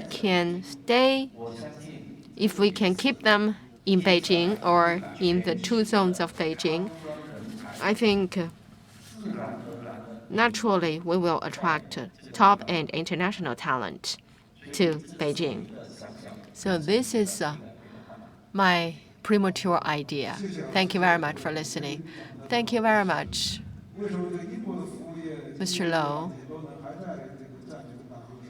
So we know that the UK's services sector is still dominating the world. And as you said, 3 out of the 4 top accounting firms are headquartered in the UK. And we know that Watt invented the steaming engine in the 19th century, and also in the 20th century, it is the invention of electricity. So probably in the 21st century, China will take the lead in terms of new energy, accounting for 60 to 70% of the use of new energy, including new energy vehicles. And also in terms of services, the rules making and global governance, these are the things that we need to work harder on. And now, I'd like to give the floor to Mr. Lu, Director of the Economic and Technical Research Institute of the China National Petroleum Corporation. He has traveled a lot, and he also has his own WeChat channel where he shared a lot of insights with his own writing. I am a fan of his articles, actually. So thank you. Thank you very much, Dr. Henry Wang and CCG. So the Chinese companies will go global, and they need to send their products overseas, and there should also be a shift of paradigms. Some people say that it is too early for us to talk about this topic because we are facing deglobalization, and deglobalization is everywhere, and the small yard high fences and the geopolitical instabilities and risks are there, and also there are other challenges, for example, compliance and terrorist attacks. So in this context, do we still have the paradigm, or do we really need the paradigm shift? And whether it is a good trade or services trade, the advanced countries already established the international standardized operational system. And second, they are very well aware of the local features in the host countries. So they have really become the example for us all in both of the two aspects, as I mentioned. So we are only in the beginning stage for the services sector to go global, but in the digitalized era and in the era of new energy, we are really taking the lead. However, the mainstay of the services sector is still the development of the mineral resources, the connectivity or infrastructure, or the construction, and the maritime shipping.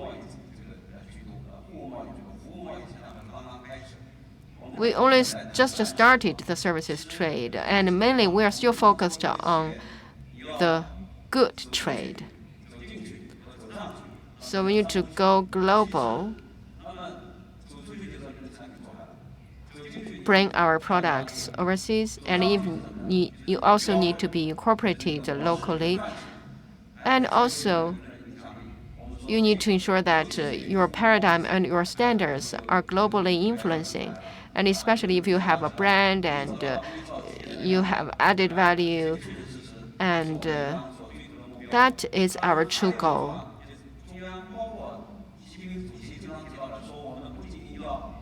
President Xi also said that we need to achieve connectivity both in soft and hard terms. So for hard connectivity, we need physical investment, connectivity, for example, the railway. And the soft connectivity means technology connection or standard connection. And also, there is a kind of new connectivity. It means cross-cultural management. The CNPC has been overseas for over 30 years, and we are actually the largest MNCs in China. We have 1.8 trillion global assets, and we are really the number one in MNCs in China. But we have still not reached the level of Western MNCs in terms of standards and rules making, for example. But we're still working hard on that. We also have some good practices to share. For example, we are guided by our strategy. We are using the best practices in the world. We are leveraging our best strengths, for example, strengths in low cost, in the engineering expertise and geologists. And we also have the spirit of oil exploration, which is a long-standing tradition of China. We also have the integrated operational model. I think those are all the successful stories of the CNPC which we can share. As I said, we are facing all kinds of challenges. However, it all boils down to whether you have the ability, whether you're engaged in trading services, exporting your services or goods or philosophies. It all boils down to whether you have the capacity and which is your strength. So this is an era of uncertainty. We need to pay attention to the following. First, we need to have a clear strategic positioning. And when you are entering a country or you are leaving a country, you need to have a good strategic design. Second is production and operation needs to comply with relevant laws and standards. And also there is the prediction and ability to address potential challenges. Third is strong brand influence and global influence. For instance, you may be treated unfairly overseas and probably be treated unfairly by the media. Of course, most media friends are very friendly, but there are some exceptions. And also there are NGOs who may have a negative view of you. So how can you build a positive community relationship? Fourth is the ability of a governance and establish a positive ecosystem locally so that you can be integrated into the ecosystem and also mobilize local talents and resources. So with all these elements, can we say we have a paradigm? Thank you, Mr. Lu, for your wonderful remarks. I believe they are really to the point because CNPC is China's biggest company developing overseas, generating trillions of revenues. So definitely a leader in China. I believe what you said really makes sense, for instance, to be able to integrate into the local environment and ecosystem. And also the human connections locally are also very important. Next, I'd like to give the floor to Mr. Ma Jianchun, President of the China WTO Research Association. A very important position. You've also worked in MOFCOM for many years. You've also worked as ambassadors of China overseas. So want to hear your views at CIFTIS. Thank you, Dr. Wang. Good afternoon. Like to thank CCG for having me here. So the topic I received is enterprises globalization, globalization of Chinese enterprises. So actually, it's the first time for me to attend a forum on CIFTIS. It's the first time for me to be here. It took a long time for me to find our meeting hall. So anyway, I'd like to share with you 3 points. First, enterprises going global and globalization. So we need the development of globalization, and also the enterprises may face challenges. We've mentioned that economic globalization is going against the flow. There is a recession. There is a backtrack of this trend, and there is rising protectionism. So WTO tends to focus more on multilateralism. Some countries are practicing unilateralism using tariff to placing constraints and destructing multilateral trade and relevant rules. We pay a lot of attention to that and have lots of discussions on these topics. However, we also see unilateral protectionism, and they would affect the progress of globalization. For instance, they would harm multilateral trade. They are also destructing the fruits and outcomes that are achieved over so many years. And also the structure of global labor division, such structure and landscape is also harmed by these practices. And also the supply chain and industrial chain are affected. So indeed, we face challenges in this regard. So we heard from other speakers like the influence of decoupling, so they form challenges for Chinese enterprises going global. So we need to see all these challenges. And in the past, we would list some challenges when we go global. But now we have new challenges and new obstacles for globalization and enterprises going global. So that's the first point. The second point is that despite all these, we should still be confident about the direction of globalization.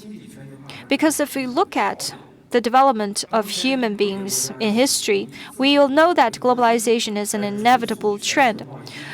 Some countries are seeking to reshape the world order and globalization landscape. However, this is really self-centered and are seeking to threaten their trade partners based on their own strength. However, I don't think that will be sustainable. For instance, this would lead to unbalanced trend. However, the extent of imbalance would constantly shift. That is, the surplus and deficit volume would shift constantly. So, such unilateral trade practices are definitely unsustainable. From another perspective, the world nowadays is not really the same as the 1920s or 1930s. Back then, the U.S.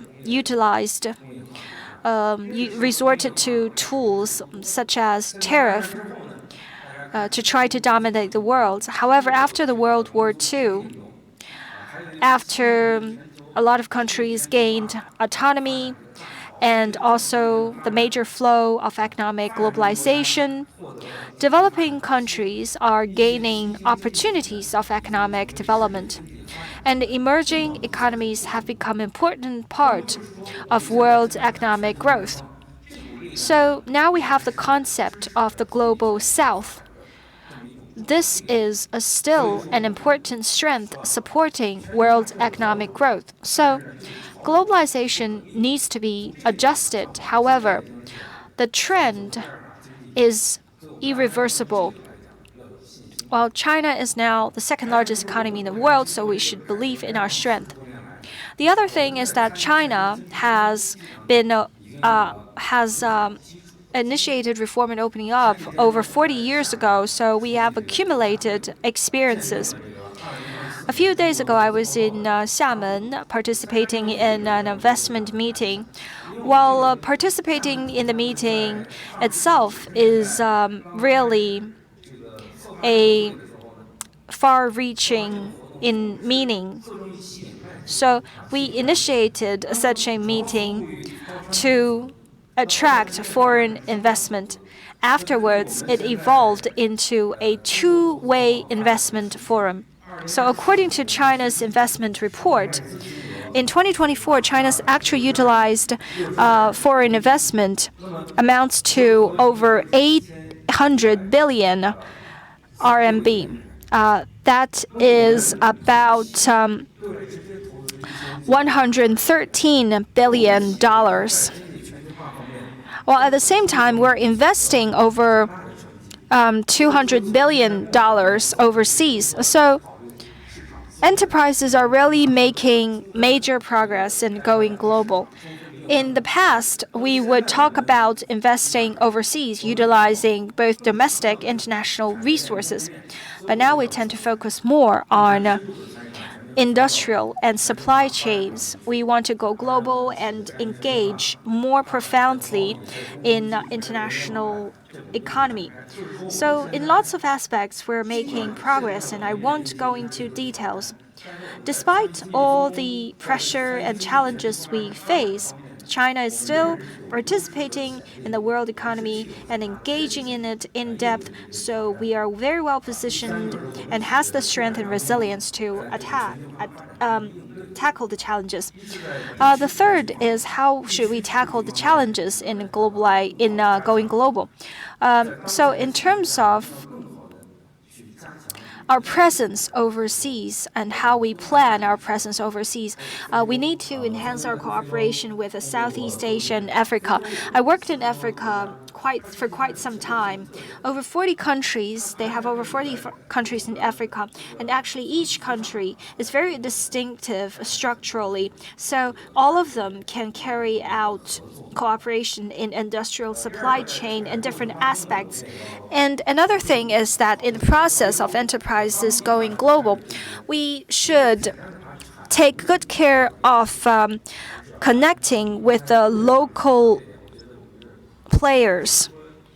So it's not just about exporting Chinese resources overseas, but also about engaging with local resources. Because we don't just want to participate on the surface, we want to engage in depth.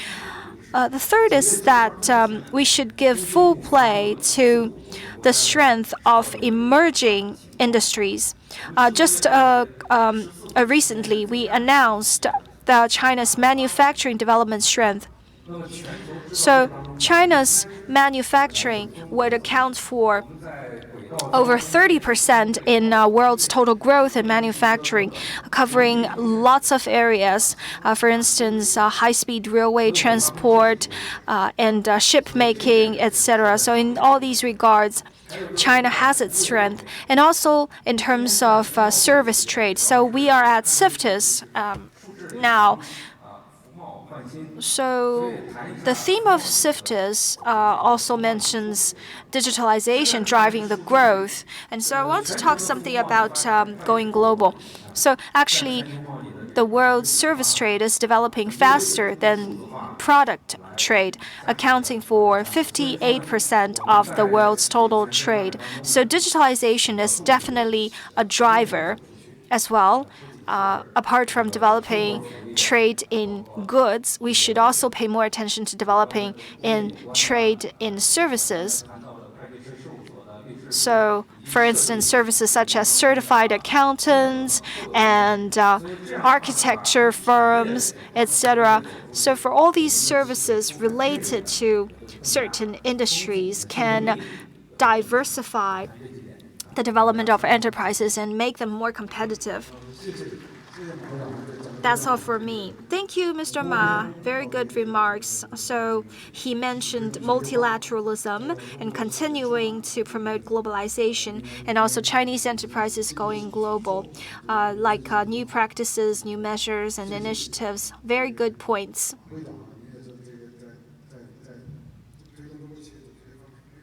And I believe you're very experienced in this regard.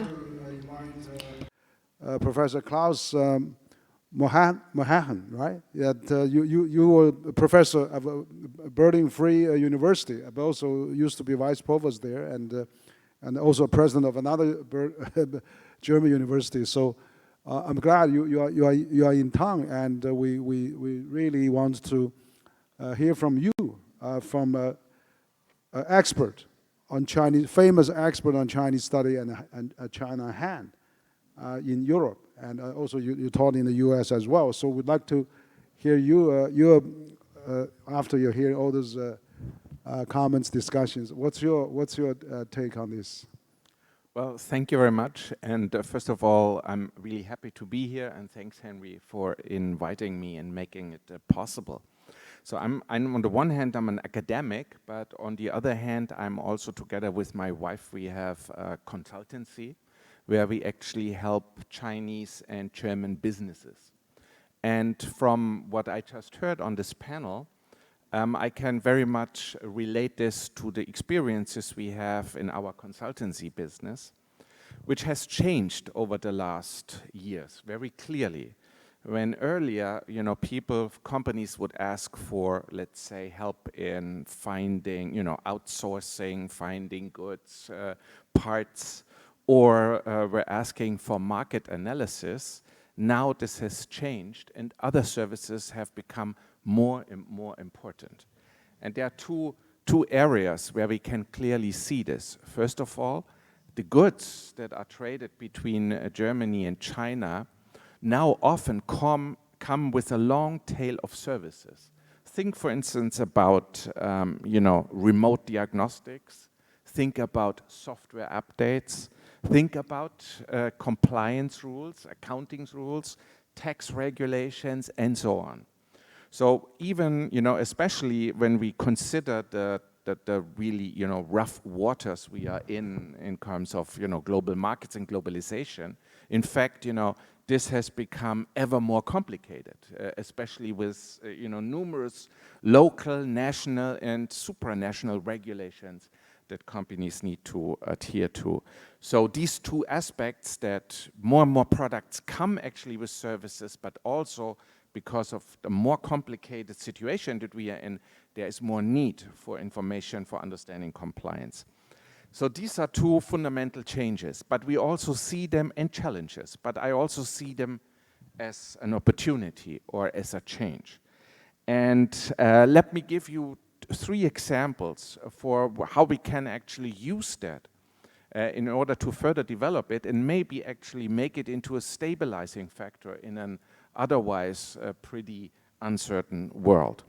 Number 1 is, of course, again, we need, in order for this to happen and to further develop, we would need clear cross-border data transfer regimes, because nowadays, when we talk about trade, that the question of how much data you transfer and are allowed to transfer becomes really very important. And without that, actually, we will create an obstacle or a hurdle for further trade. So that is certainly one thing, that to be able to provide predictive maintenance, over-the-air updates, and remote monitoring, which now especially high-tech products need.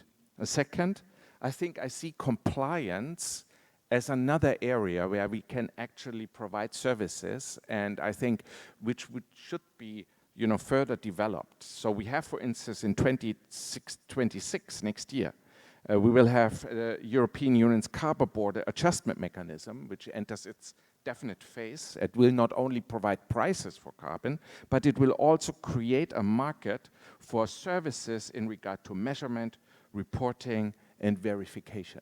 And I think this will be a very important market, and I think this is also where Chinese companies will need advice and consultation. That's not a question. And then finally, let's see that we have, I heard I think in the keynote today, that of course China's trade in digitally deliverable services has been immensely growing.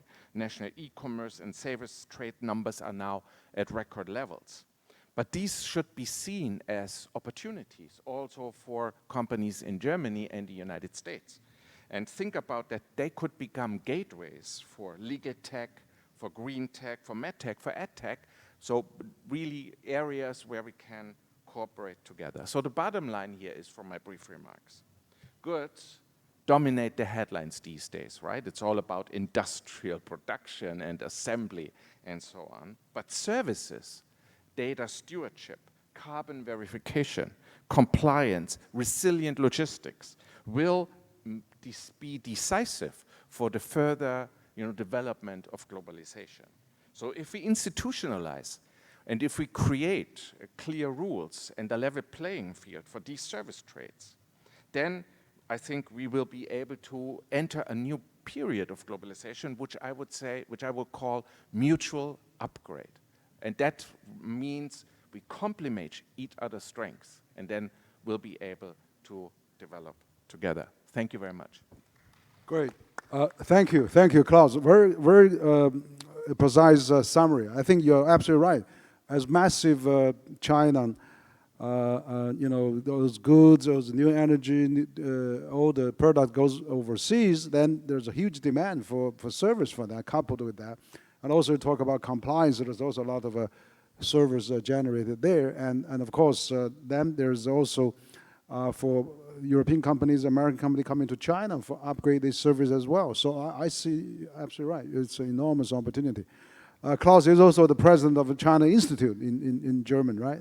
That's another think tank and also consultancy institution. So we're probably running out of time, but I would like to maybe seek every one of you 1 or 2 minute, maybe a final conclusion and summary comments on what advice you can give for either multinationals or Chinese companies or companies going global. 就是我想最后1、2分钟，我们每个人稍微总结一下，就是你对中。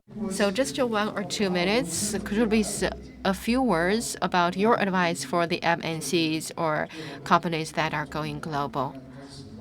The final round of conclusionary remarks from you, please. We are behind the schedule, so please be brief. Just 1 or 2 minutes.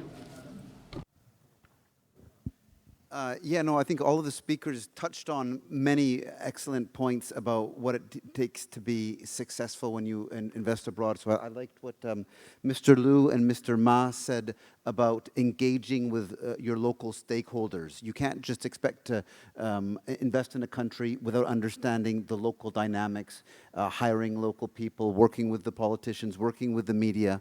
I think a lot of companies have made big mistakes by underestimating that aspect of investment. I also like very much what the professor said, those 3 areas of data being the oil. You talked about that as well, Henry. And in that regard, it's a nice link with Beijing, because Beijing has in Daxing has a CBDT, Cross-Border Data Transfer Center, which is one of 2 centers in China, the other being in Shanghai in Lingang, which does expedited approvals for CBDT, for cross-border data transfer. That's still a very important issue for us. And on compliance, you're absolutely right, with carbon border adjustment, with the ombudsman package, with CSRD in Europe. There's a lot of compliance issues that are coming out of Europe, whether companies like it or not. If Chinese companies want to do business with European companies, they need to be aware of EU legislation. And again, a lot of service companies can help them with that. Since this is the final roundup, I just want to give a shout out to the Beijing two zones. I thought we were going to talk a little bit about that more today, but my organization did a survey on the Beijing business environment, and I just want to say that our members, even though business is tough right now, the environment here in terms of living and infrastructure and people's lives in Beijing, our members continue to see it improve year after year after year. And venues like this and the blue sky days and being able to take a subway out here or a DD, I think are just a testament to that reality. So thank you. I also want to say 3 things. First, continue to be committed to intelligence and digitalization, to empower the productivity so that our economy and trade will be better driven.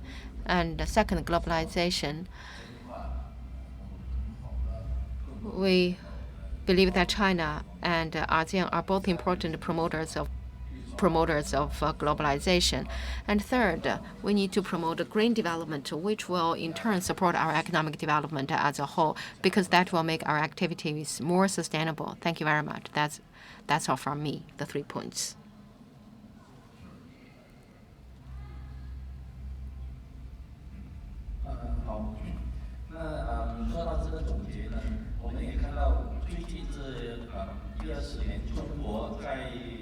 in the past 1 or 2 decades in digital economy, green energy, automobiles, and computing power, China is really leading the world, if not topping the world.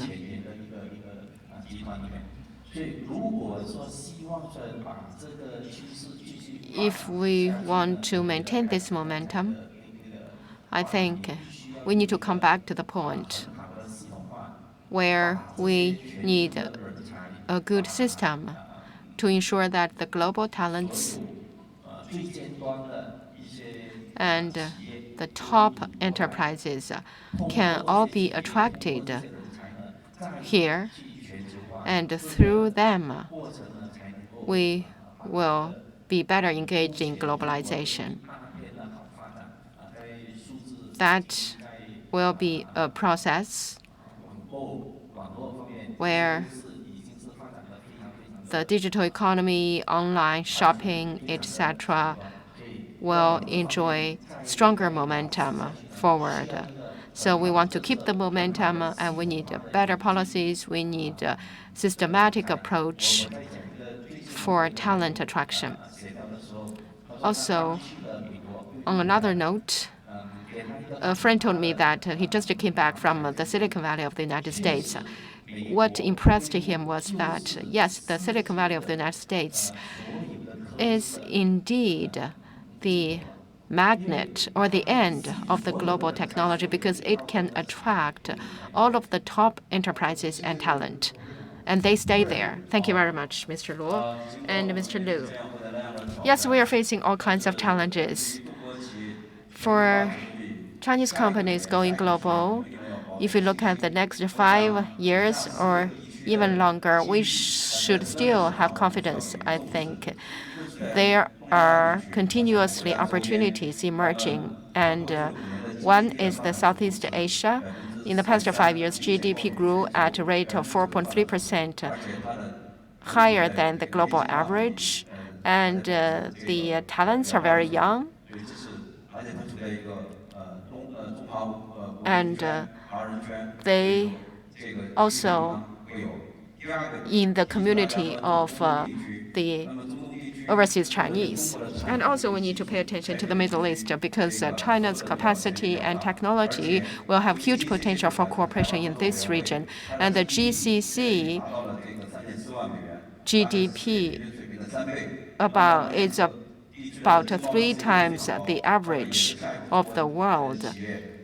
So I think that will also be a potential region for China to cooperate with. And the third, Europe. I think Europe also offers a lot of opportunities for new energy cooperation and high-end sector cooperation. And also in Europe, they have the 2021 to 2030 green decade and the digital economy strategy, so they can be matching Chinese strategies too. And also in Africa, telecommunications, infrastructure are also offering opportunities, such as Huawei, which is very successful in Africa. So these 4 regions will give us a lot of opportunities, but we believe that with hard work, we will definitely be successful. Thank you very much. Yes, the 4 priority areas. I know that the Indian Prime Minister is visiting us, and I think probably India will be a potential region for us too. Mr. Ma, when I used to be an ambassador, usually we will give country-specific advice, and now I'm engaged in multilateral research. So I can give you an advice from another perspective. So when the companies are going global, they need to pay more attention to the multilateral trading rules, discussions, and the relevant negotiations.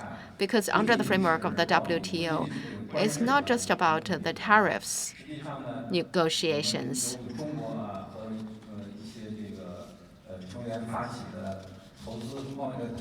China and some of the members initiated the topic of investment facilitation.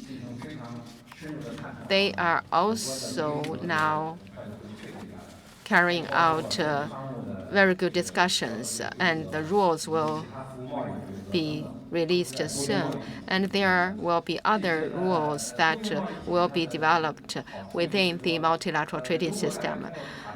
What is good about the multilateral trading system is that if we can negotiate the things well and conclude the rules well, that will provide a lot of certainty to the global entrepreneurs in their development. So from the macro level, certainty is really something that is crucial for businesses. So that is my suggestion. Please pay attention to the multilateral matters. Thank you very much. To have a Klaus, but last not the least, your advice, please. Yeah, thank you very much. 2 points I would like to make. The first of all is I think for the future of global trade and globalization, it's extremely important to emphasize or to make sure that the benefits are spread widely and evenly. And this has not been the case. There's been a lot of mistrust, but I think that's an area that we need to work on. And that's what I meant by mutual upgrade or mutual development. That means really we have to also emphasize about also sharing of knowledge, sharing of services, sharing of technology to create a good basis for the future development of the global trade. And the second point that I would like to make is maybe old-fashioned, but nonetheless very important, because in this area of digitalization, digital communication, and so on and so forth, trade and economy only work well, and I say this as an historian, if there is a basis of trust. And trust, however, can only be produced between people. So we need people-to-people exchanges, we need the dialogue, we need conversations, even if it's difficult topics, it doesn't matter. But we need to be able to build this trust, because without trust, we will have mistrust, and this will create enormous problems. Thank you. Absolutely. Very strong keywords, trust and mutual benefit. I mean, that's the bottom line, to do all the good business. I mean, that's good advice. 那么今天呢，就由于时间关系呢，我们这场高端对话就要到这里结束。So in the interest of time, our high-level dialogue would end here. Many thanks to our 6 panelists again. Thank you for your contribution and great remarks and inspirations. All our dialogues are on the record, and we would put the video online for you to watch.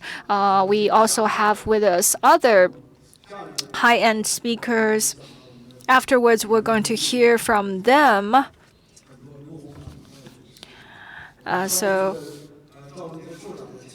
And also we have guests from the Chamber of Commerce and other organizations and departments. So many thanks to our 6 panelists on stage again. And also we have another director from the Chamber of Commerce as well. Many thanks to you as well. So many thanks to our audience. That's the end of our high-level dialogue. I look forward to our next roundtable forums. Thank you.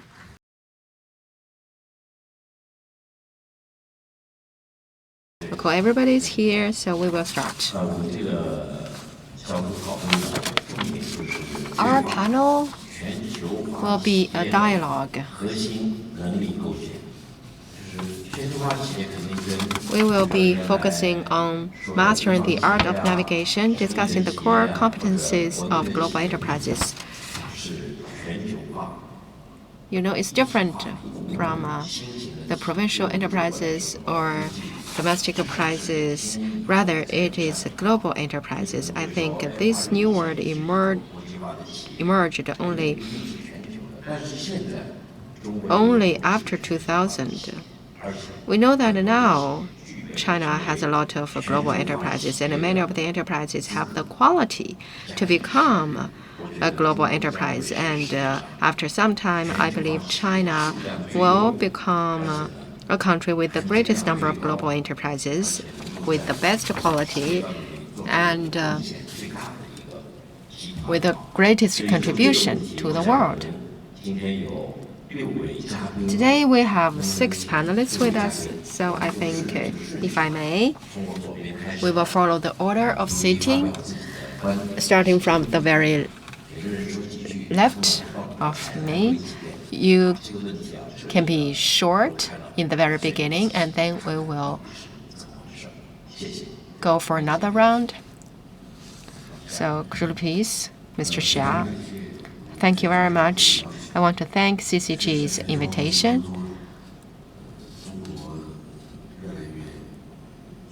In the globalization, China has been deeply involved in the process of globalization. But how to be better involved in it? I think we need to build capacities, human resources. As an individual or as a group should be an important part of building capacities.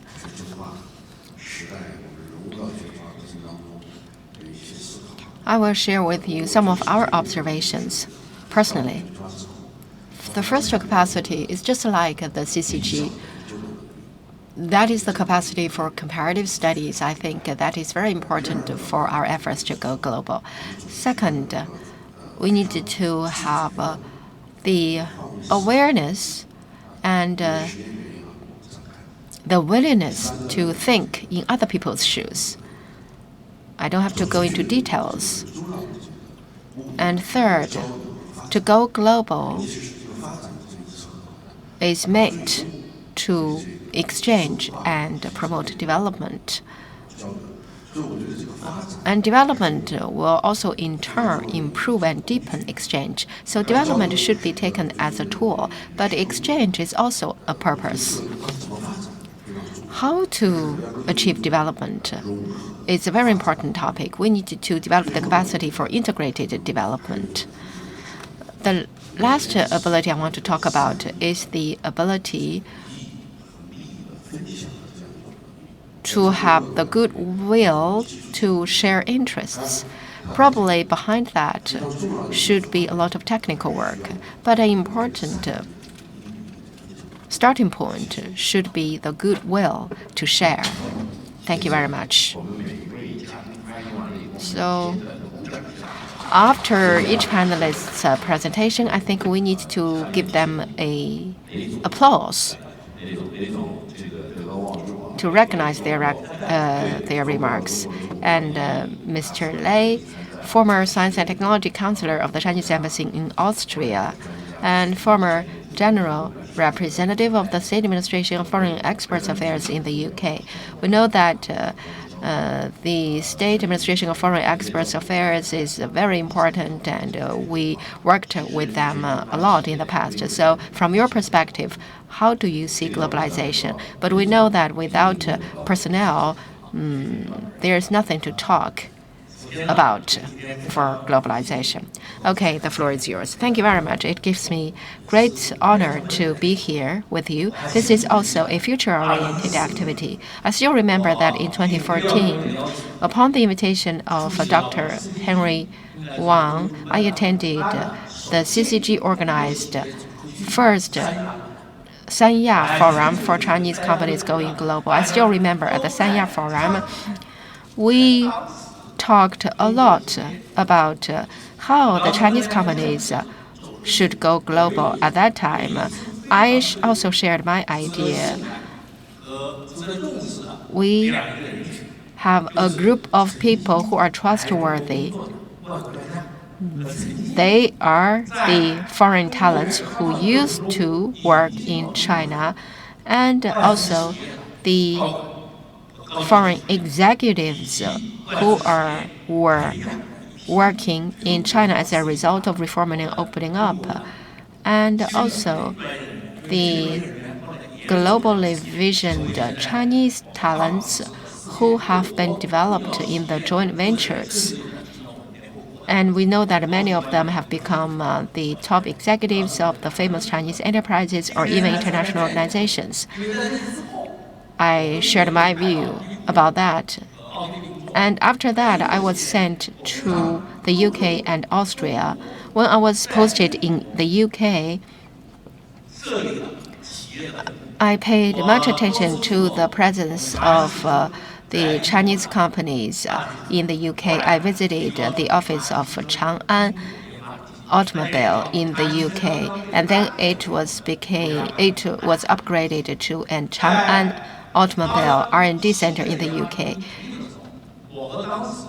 When they first established the R&D center in the UK, I worked together with Beijing the then economic and trade counselor of the Chinese embassy in the UK. We attended the event together with a lot of officials, including the mayors, etc. And I was also invited to deliver a speech. I said that we hope that when the Chinese companies operate in the UK, they can work together with the academia, industry, and government, and all social sectors, including the UK communities. They need to be integrated into the UK local communities to work for the benefit of the local communities and the global development and the China-UK relations. I think that is what they have been doing. And now the Chang'an Automobile R&D Center in the UK has contributed to the development of the UK and the European market, etc. And many of the managers of the center have come back to become the executives of Chang'an Automobile. When I was in Austria, I also received the delegation of Dr. Henry Wang. Austria is a small country. We know that today's foreign minister, Wang Yi, today will visit Austria after 7 years. Probably he will only arrive in the afternoon. He's not there yet. You know, China and Austria has a friendly, strategic friendship. And I saw the media in Australia saying that we want to build a prudent and mature China-Austria relationship. So Chinese enterprises developing in Austria and vice versa are also very important part of this effort. Thank you very much. I think I'm very interested in your name. You have the thunder, you have the wind, and you have the cloud. You talk about Chang'an Automobile. Actually, I learned something about automobiles. You know, I used to be an independent director of Chang'an Automobile. At that time, I visited Chongqing many times every year, and through them, I got to know many other company groups. We know that at that time, Chang'an has not been the top automobile company in China, but they have kept making innovations. And also, you mentioned Austria. We know that Austria has been debating whether they want to give up their neutrality. But I told my Austrian colleagues that you should not give up neutrality because that is so important to you. So we talked to the Austrian embassy in China, saying that when the world is in transition, neutrality is really a valuable asset. And now I'd like to give the floor to Dr. Henry Wang. Dr. Henry Wang and the CCG have always been paying attention to talent mobility between China and the rest of the world, and also the globalization of the enterprises. How can grow the companies, and how can we ensure that the companies will become successful in going global? He has done a lot of in-depth research, and I think his observations are really valuable and helpful. Thank you very much for the flattering. And I think Victor has become an IP in China and in the world for CCG. and you are a very important factor for the enhanced profile of CCG. I think this is a very good topic. I want to share with you 4 observations, or 3. First, if we want to build the core capabilities for going global, I think, as Victor said, we need to be committed to being in the world and for the world. In the 1980s, we thought about the township or rural enterprises, and we want to be in China. For example, Shanghai and Guangzhou in the 1990s, we started to sell our goods to the whole world.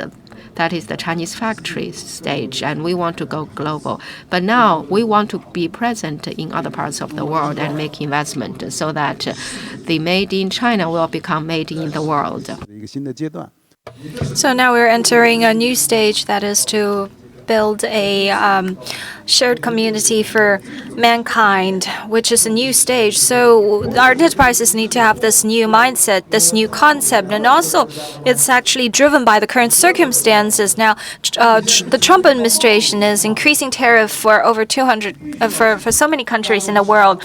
So we can no longer use trade to drive the growth. We also need to localize the products to promote our products locally so as to provide more jobs. Now, that is probably the best way to address the trade war. The second thing I want to say is that currently we are now entering into an age of big data.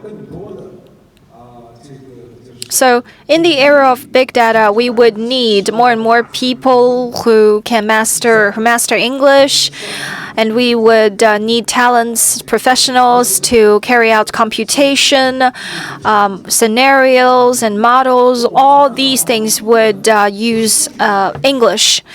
So our professionals would need to have good command of English. The future world would probably use English for 60 to 70% of all the scenarios, and billions of people would be using Chinese for their professional working language. While Chinese is only spoken by about 1.4 billion people in the world. However, the world population has 8.2 billion, and most of them would be using English in the work scenario. So it's important to master English. Well, for China, AI is a lot of times open, like DeepSeek, their AI is open to all users. And we need to spread such technology to developing countries so that people in these countries could also use AI. And that way, we'll be able to build a new AI ecosystem. In this way, we'll be able to topple the dominance of the English language. And that's probably what Chinese enterprises should work on. Thirdly, Chinese enterprises are now going global, and since reform and opening up, we've already produced over 10 million overseas talents, that is Chinese people studying over abroad. And just now, Mr. Lei mentioned international talents. Now, multinational corporations are using overseas Chinese a lot, and they're using this pool of talents very well. And we see that Chinese people working overseas, so all these teams, are they participated by the local people, local talents? So probably we need to produce a large pool of talents that can serve Chinese enterprises going global, not just Chinese in nationality, but also all nationalities. They can all serve Chinese enterprises. Recently, I noticed an enterprise, and the leaders say that they're using local U.S. talents that can serve the Chinese enterprises, which also works very well. So local enterprises, local talents could also serve Chinese enterprises. Fourth is about social responsibility, corporate social responsibility, CSR. So when we develop locally in other countries, we should not only consider profits, but also contribute to the local development. It's not just about mining all the resources. Chinese enterprises should shoulder more CSR and contribute more to local development. And finally, I believe I want to echo the view of Mr. Lei, that is, we would need more participation from global talents. For instance, we have English instructions and manuals for our products, and it needs to be internationalized and professional. And also, the story of China should be told in an international way that can be perceived and understood by people all over the world. So we need a larger pool of international talents to help Chinese enterprises go global. That's my view. Thank you. Many thanks. Just to add one more thing, I echo the views mentioned by speaker just now. But actually, there is this syndrome by Chinese enterprises. Well, Chinese enterprises are going global. It's actually not all peaceful, peaceful landscape like building startups, doing investments, and go global, etc. But actually, there is one country that is always vigilant about other countries going global and always want to bully Chinese enterprises in the international market. So we should be on the guard against such hostile, vigilant, or hostile efforts. So whether it's for ZTE in the past or Huawei now, for other leading Chinese enterprises in the world, there are actually some very hostile views, and they do not really welcome Chinese enterprises. So for Chinese enterprises, they need to be on the guard and protect themselves against such hostile efforts. Next, I would like to welcome Madam Zhang Dandan, Chairman of Zhongnong Rongxin. Hello, everyone. I'm a tech professional, so I want to address this issue from the tech perspective. So I focus on tech, and I focus on rural areas, financing the rural areas. I want to share with you 3 points. So we work in China for Chinese enterprises. We established our business in 1998 so that our vision is our technology could empower 800 million Chinese rural residents.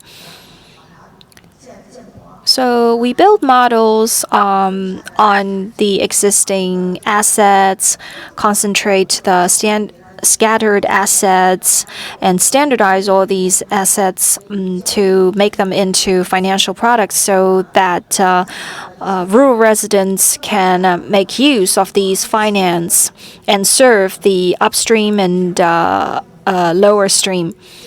So after our efforts, we've already built models out of all the assets that could be utilized by rural residents in China.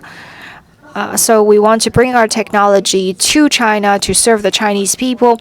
And afterwards, our vision becomes working in China to serve the world. Because China is a large rural country. It is home to a large area of countryside and rural population. So we want to bring China's agricultural technologies to the world. We also want to bring the best services to China's rural landscape. We visited lots of countries in the world, and we noticed that all the information technologies we accumulated in the past 2 decades could be replicated and utilized all over the world. For instance, the digitalization 3.0, that is digital payment technologies in China's rural area, could be replicated in the rest of the world as well. So now we've built a platform for rural agricultural development in China. And building on our model in China, we want to promote that model across the world so that there can be a standard rural infrastructure, public infrastructure to capitalize all these assets. So we use our technologies to build models across the world and serve the world. Thank you very much for your remarks. I think Madam Zhang Dandan is one of the most outstanding representatives of CIFTIS because it's all about services. Hopefully, we can know more about your business, and hopefully, we'll be able to help you promote your services, which is crucial. Because China should not be perceived just as a major trade power, not just about trade in products and goods, but also trade in services. And I believe that is an inevitable trend. So we know that China has a lot of surplus in the trade of goods. However, the U.S. seldom mentions that China is actually seeing deficit against the U.S. in terms of trade in services. Hopefully, China is also able to achieve surplus in services trade in the future. Next, I'd like to welcome Zhu Weiqing, founder and chairman and CEO of Shanghai Baotan New Energy Environmental Technology Corporation. You have the floor. Thank you for inviting me here. I've known CCG for many years. So my business is about carbon trade. My company has a history of 15 years. We have 17 or 18 subsidiaries in China. And a few years ago, we started to go global. We have offices in Hong Kong, Singapore, East Timor, Laos, etc. We are also working on our offices in Europe. So just want to share with you some of our feelings after going global. I believe the most important thing is that when we go global, we need to think about what we are doing to see whether what we're doing is in line with the globalization strategy. Because my area of expertise is climate change. Our business is mainly on climate change. So I believe probably globalization is one of the only consensus we can achieve. And according to the Paris Agreement, we already seeing some regulations that has been ratified. So, and also to share with you my personal feelings, different countries would have different laws and regulations. Now we see that, for instance, in the carbon trade area, Hong Kong is all for it. Singapore is also supporting this, and also we have the U.S., Dubai, etc. However, we see different laws and regulations in different regions and areas, and for each country, we also need to be able to identify the differences and work accordingly. Another thing is that what we do is probably coupled and also decoupled with the geopolitical landscape at the same time. For instance, our business in Nepal is not really affected by the current situation in Nepal. So I think the important thing is to really do good, our business should be for good locally.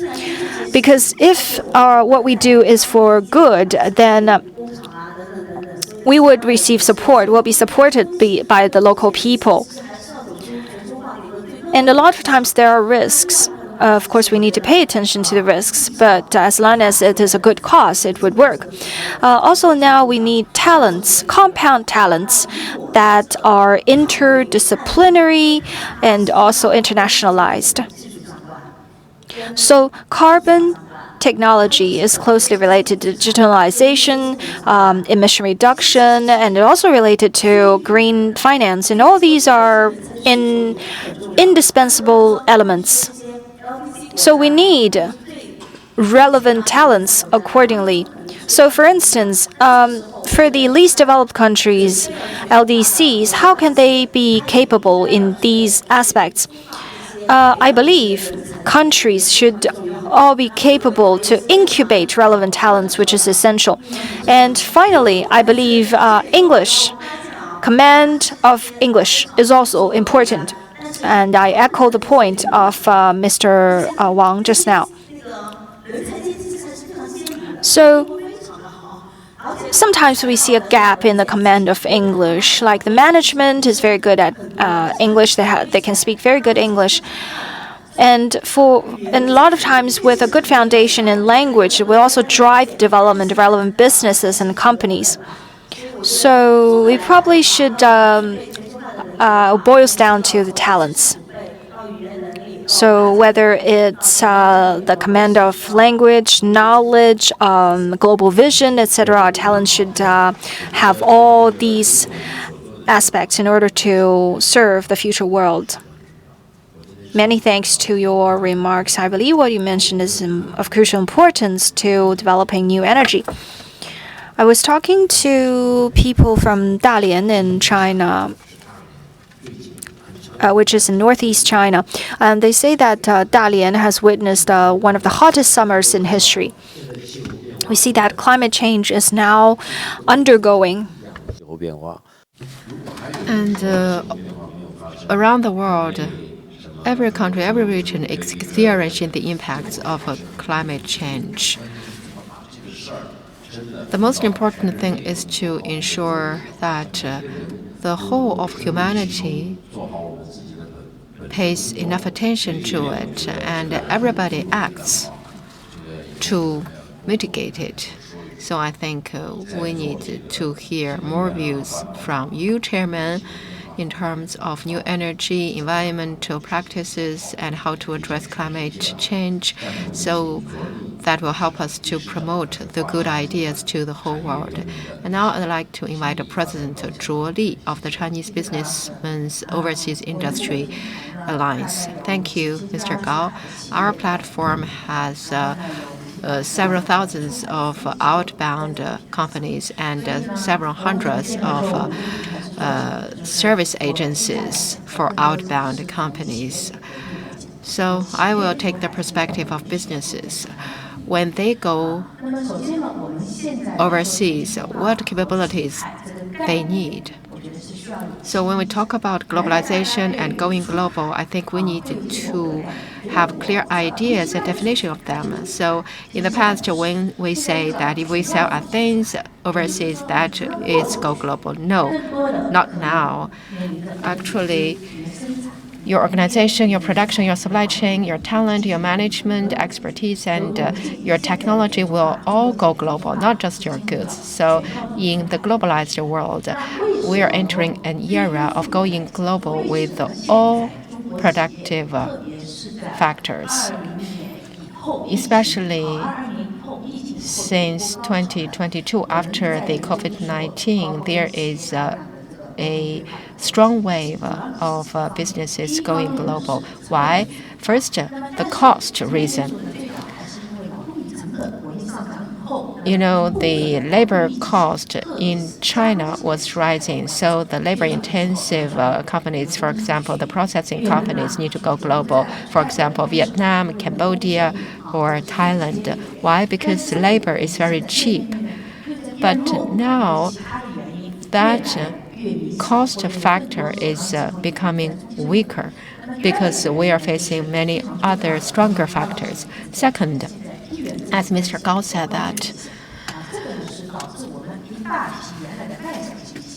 the geopolitical risks and tariff risks that has led many enterprises to go global. So they're facing the pressure. If you go global, I will give you the order. Otherwise, I will not give you the order. So that is why the enterprises are so anxious to go global. They want to establish a factory within a very short period of time overseas because otherwise they cannot get the order. So it is the result of the impacts of tariffs and geopolitical reasons. So in the Yangtze River Delta or Pearl River Delta, the main businesses are the processing enterprises, and they are the mainstay under this factor. And third, so if the main companies are going global, the supply chain partners need also to go global together with them. So when the leading companies are going global, that means the mobility of the whole value chain too. So Mingde Shidai is going global, BYD need to go global, and the downstream companies also need to go global together.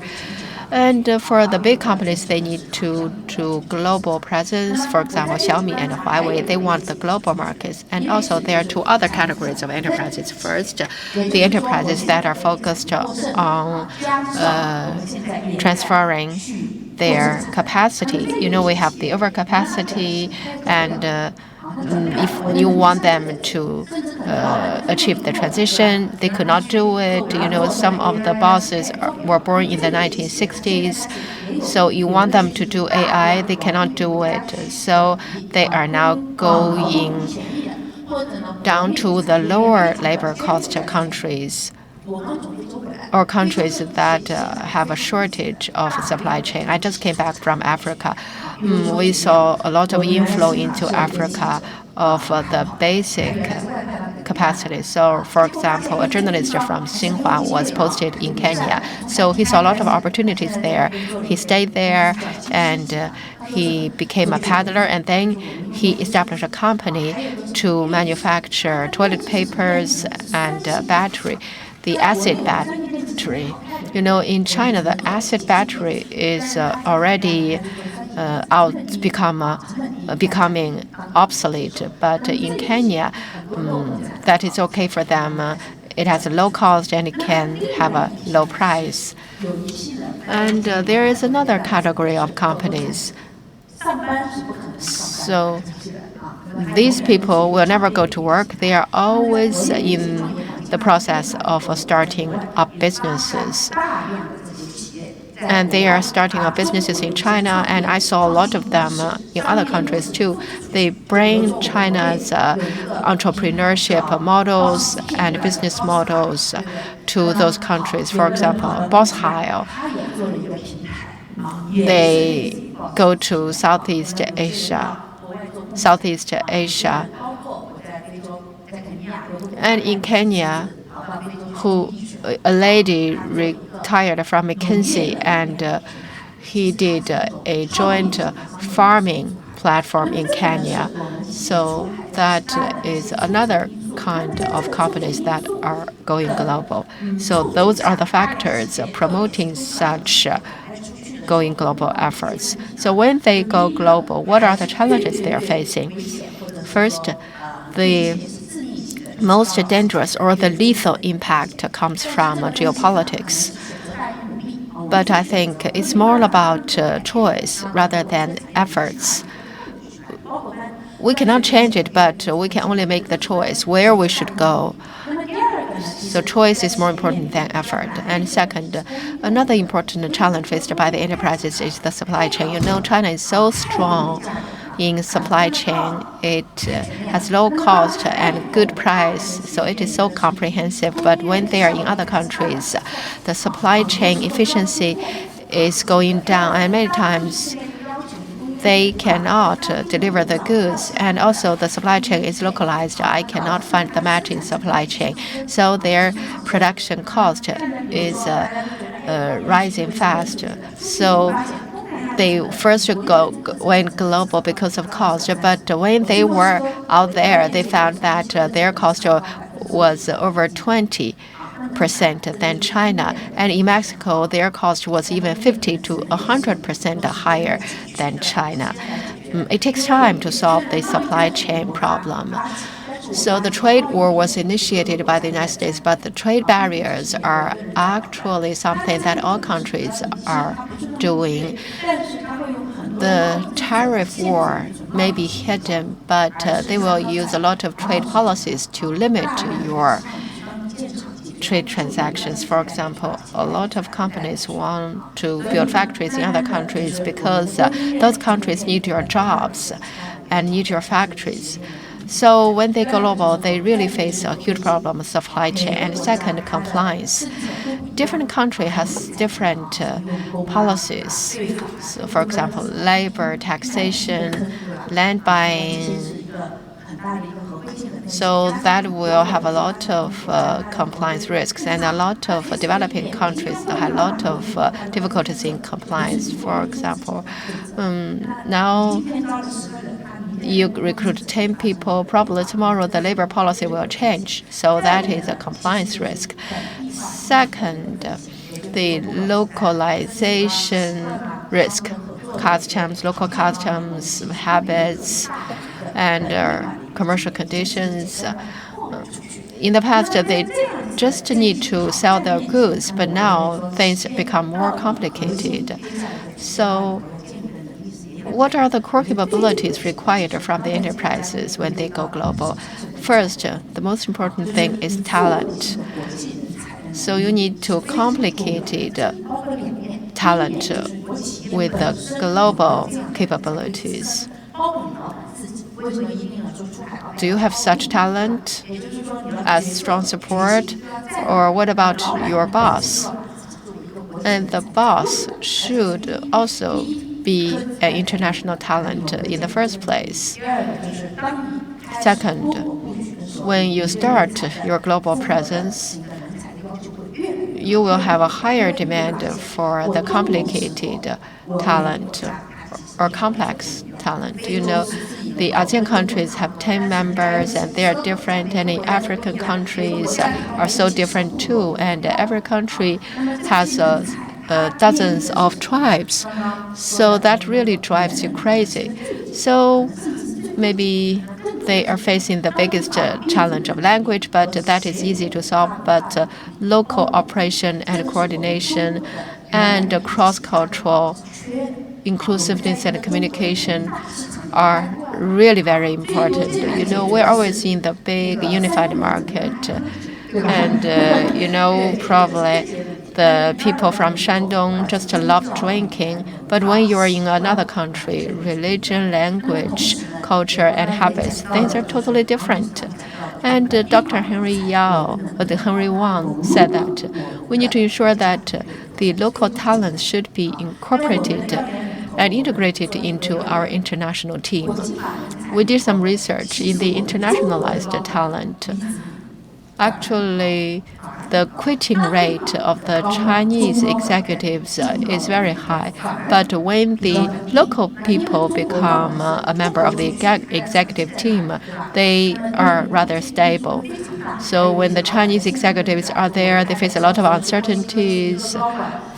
We would jokingly say that Mexico is the tomb of executives because Mexico is so special a market. It has high cost and low efficiency.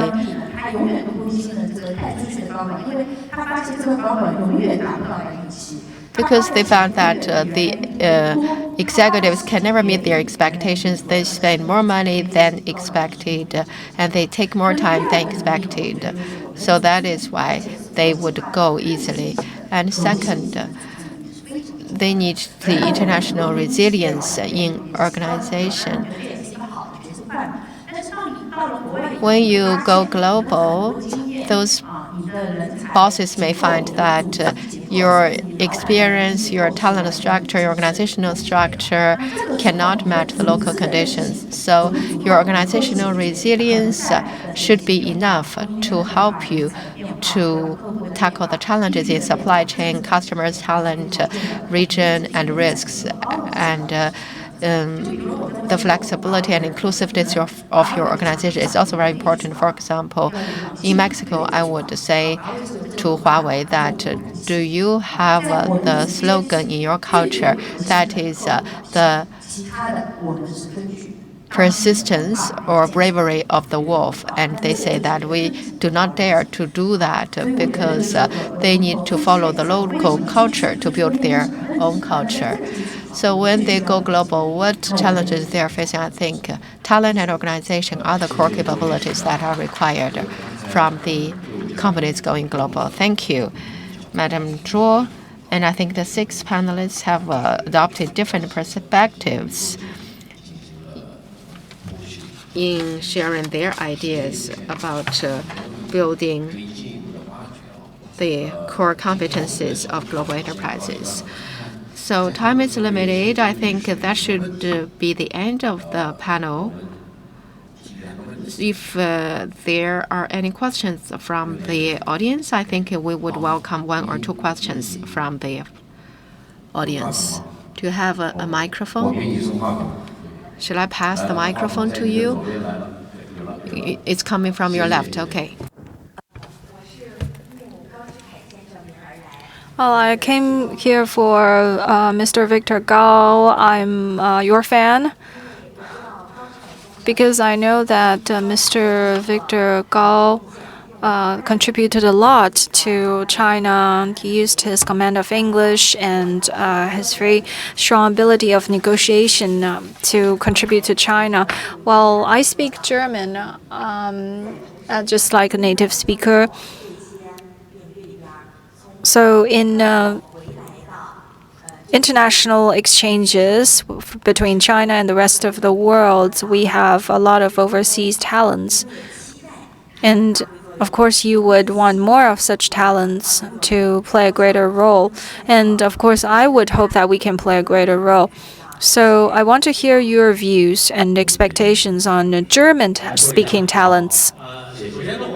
Oh, I'll take the question. Well, just want to add something to what Dr. Wang said. So Mr. Wang said, in the world, living in the world and serving the world. So I want to say that we should build a common civilization for our planet Earth and build a new world. So I really hope that CCG can establish a specific AI committee featuring AI so that we can have a humanoid robot joining our panel next time. So I used to work in Austria, and I know something about German. I don't know that people from German-speaking countries like Germans, Austrians, and Swiss people, they really hope to speak German with us. Well, because I can't speak German, so I can only speak English with them. And in this process of dialogue, and I noticed some cultural differences because German culture is distinctive in its own way. And enterprises in German-speaking regions, they have a very strong characteristics of German-speaking region. This is also mentioned by some of our speakers. That is, different countries and regions would be distinctive in their own way. Austria is a small country with only 80,000 square meters in space. However, it is very innovative. For instance, the earliest generation of trucks utilized in China was produced by Austria. So now we are working on a intelligent automobile company in partnership between China and Austria. So what we need now is not just Austrian, German-speaking talents, but also talent plus boasting both language capabilities, knowledge, international exchange capabilities, communication capabilities, etc. So in the future, we would need a lot of humanoid robots and also talents. They can talk with us in English and other languages. They can also serve as the bridge for international exchanges. I don't know if I've answered your question. China has a large investment in Austria. A top leading high-speed railroad Chinese company has a major investment in Austria. And I was talking to their management, and they said, we were talking that we want to use more local talents. It's actually okay. However, a lot of times we can only speak English with each other, and sometimes our English is not really good enough. Of course, the well-educated Austrians can speak English very well, but they're not a fan of English. They still prefer to speak German.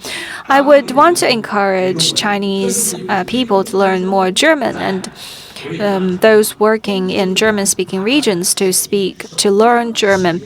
so that we can establish a first corporate culture center in Austria. Just to add something, whether it's German, French, Spanish, Japanese, no matter what language, it's not just learning a language. It's also about learning culture. So a mastery of the culture is also very important. Language is only a cross-cultural communication tool. Mastering a language is just like opening a new window and having new visions. Of course, learning German will be very helpful. At the same time, also learn some English, and that would even add to your advantages.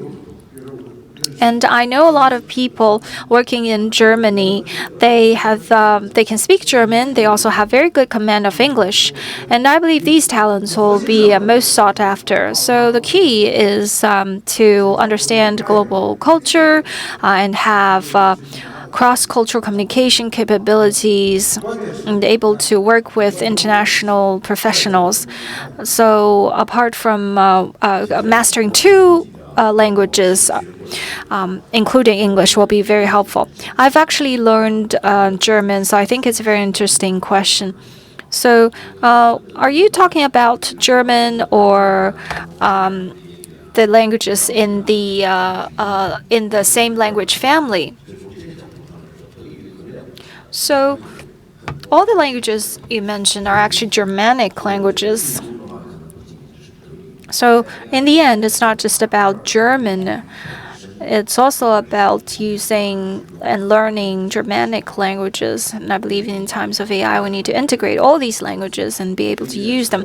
That's the first challenge. The second challenge is that German is also distinctive in its own way. It is the most rigorous language among all the Germanic languages. So its logic is uncomparable. It's the most logical language. So when we learn German, we need to go in depth.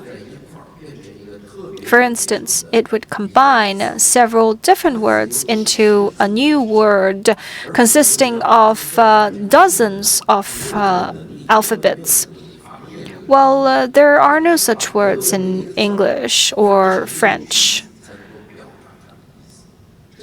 So in other languages, you would need a whole sentence to express one word in German. Well, that begs the question: what's the point of having such long words? Well, are we discussing in-depth or profound concepts like philosophical concepts of Kant or Hegel? Well, that really calls for languages such as German. I really want to study philosophy back then. So when I was reading Marx or Kant, I noticed that it's quite different between different languages. Well, a lot of times the English people cannot really understand what German is talking about, and all the great works translated in Chinese of Marx's works is actually translated from English. So I was wondering if it really retains the original essence of the German source text. And now we're in the AI era. AI era is all about language. So maybe German is not yet a dominant language in the current times because English is the world language. However, if German can ride along with English, it will be a different story because German itself is a Germanic language.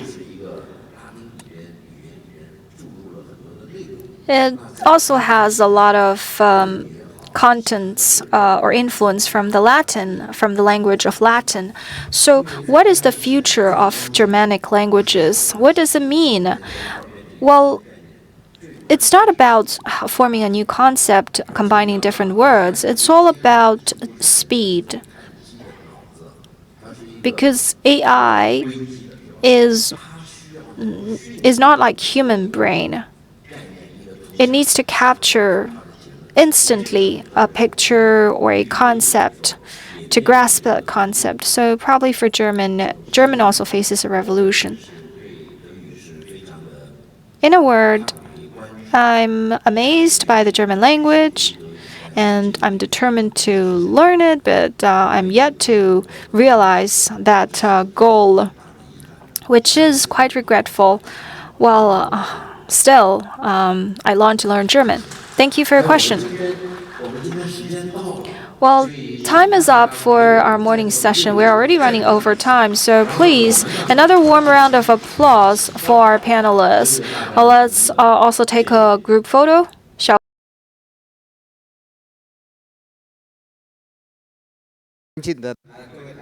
Distinguished guests, ladies and gentlemen, we are now kicking off Roundtable 1. The theme is Strategic Opportunities in Emerging Markets in the Digital Intelligence Era. This is indeed a hotspot issue. Just now, we heard from speakers talking about the changes in circumstances for enterprises going global. So, our today's dialogue would also tend to focus on enterprises going global, and we would encourage our speakers to share their personal stories. There are no other constraints for the contents you discuss, but we really hope that you can share with us your personal experiences. So, we want to discuss the application of scenarios of AI. And the second thing we'd like to discuss is how digital technology can unleash the new demand of the emerging markets. And the third topic is overseas expansion of AI hardware. So in the past, we talk about go overseas or go out of the market. So we see that Pop Mart is becoming really popular in the US. So I feel that Chinese enterprises are going global gradually and developing and expanding gradually. And such efforts are actually reshaping the international market. So we are very honored to have with us today 6 important panelists. So from my left hand, Madam Chen Xueling, partner and president of International Division of Air Dock Technology. Next is Mr. Jiang Yi. He is still on his way. He is the chairman of Heng Ye Capital, Hong Kong. Next is Mr. Lei Fengyun, former Science and Technology Counselor of the Chinese Embassy in Austria. He is also the former General Representative of the State Administration of Foreign Exports Affairs in the UK. Next is Madam Mi Wenjuan, founder and CEO of VIP Kit. Also, we have with us Mr. Shi Zheng, researcher at Beijing Borui Open Policy Institute. And last but not least, Mr. Xia Chaoyang, co-founder of IV Capital. So, I mentioned the topic, the theme of our Roundtable 1, and each panelist would have 5 minutes to share with us your thoughts around the theme. Afterwards, I noticed that from the previous dialogue that there could be discussions among the panelists. So if you have any questions, and also we'll leave some time to the audience, so if you have any questions, feel free to speak up and raise your question to our panelists on stage. So here comes Mr. Jiang Yi. I've already introduced you, so I will not repeat my introduction. Thank you for coming.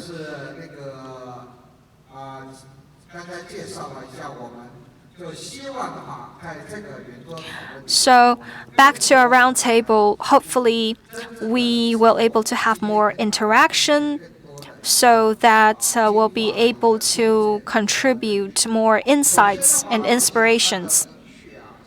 So, next, I'd like to invite Madam Chen Xueling to share with us your views on Chinese enterprises going global and the strategic opportunities for emerging markets.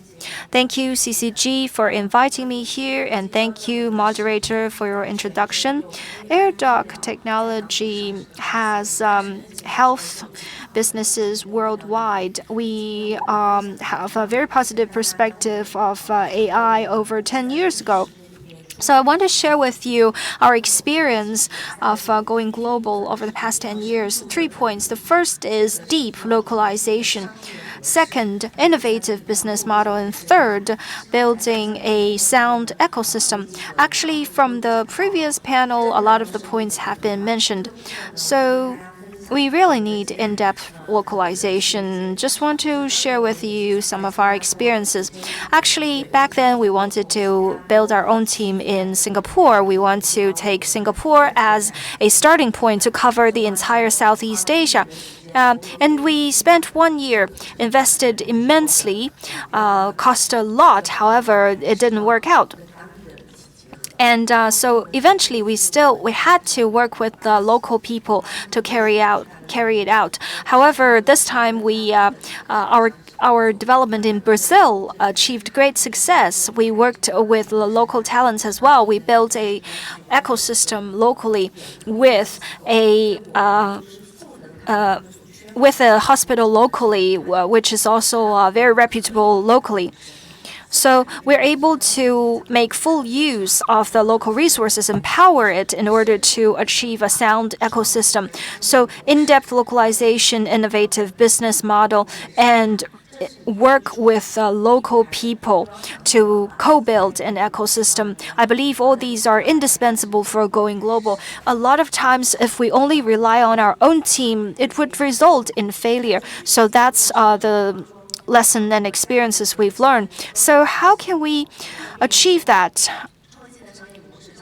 In reality, for instance, in small countries, Southeast Asia, we would have some innovative models, and sometimes we would have supporting software for our hardware. However, in some small Southeast Asia, we're not sure about their hardware, whether or the software could support the hardware.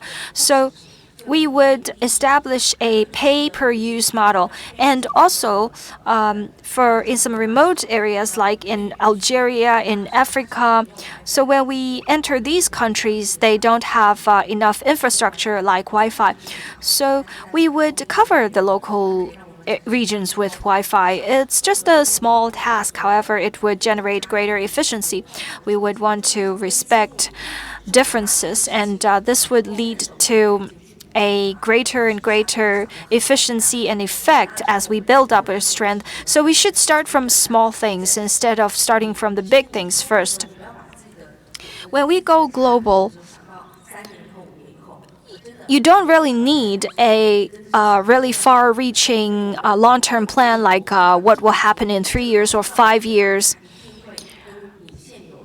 Actually, the local reality would definitely contradict your original expectations. So when you go to a certain locality, get used to the localities, to observe the realities first and then develop accordingly.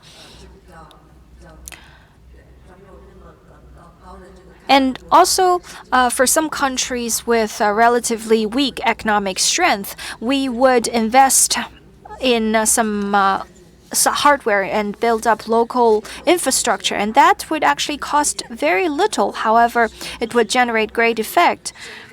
And finally, building up a local ecosystem, as I mentioned, our cooperation with Brazil. So for the Brazilian hospital we worked with, they have a very good. We've built up very good relationships, and they're really willing to promote our products across Latin America. And they're also from a long line of scientists in their family. so we can fully capitalize on local brands to promote our own brand. So much for my sharing. Thank you.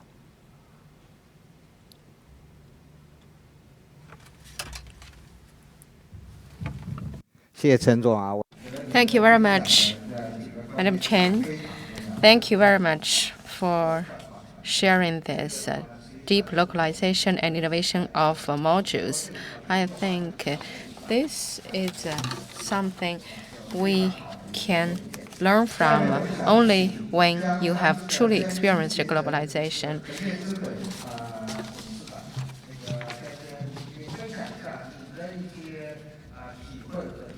And now I'd like to invite Mr. Jiang Yi, Chairman of Hengye Capital.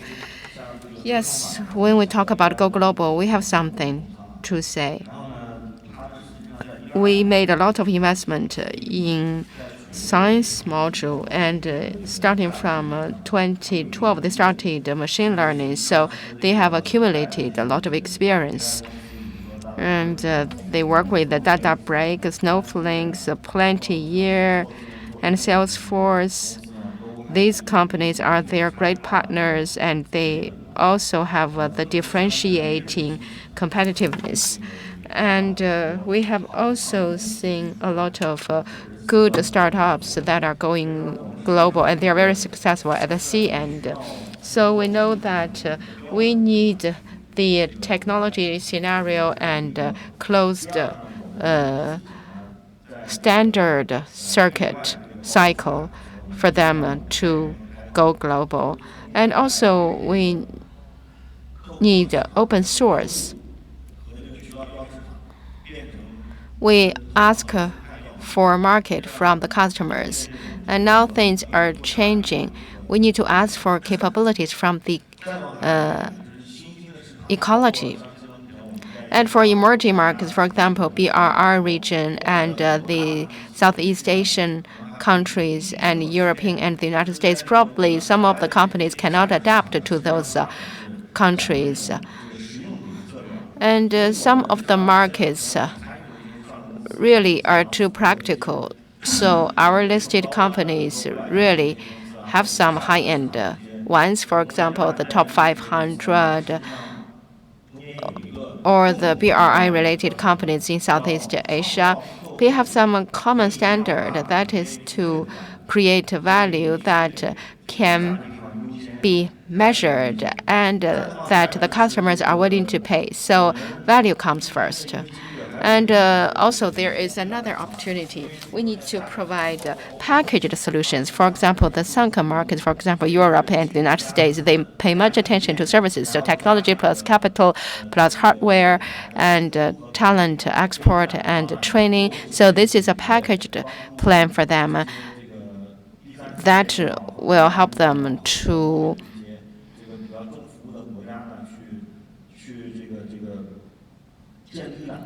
establish the relations with the BRI countries or third world countries, and then they will improve their competitiveness and get the market access. But CSSM was what happened in the past.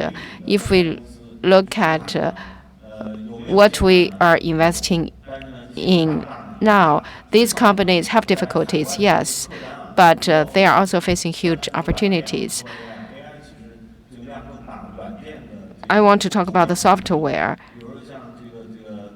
For example, the data bank business relation to the data partner, actually, they have huge profitable margins. So the prospects are really huge. Thank you very much. Thank you, Mr. Jiang. I think just now you talked about something that is very impressive, that is to create the market that the consumers are willing to pay for.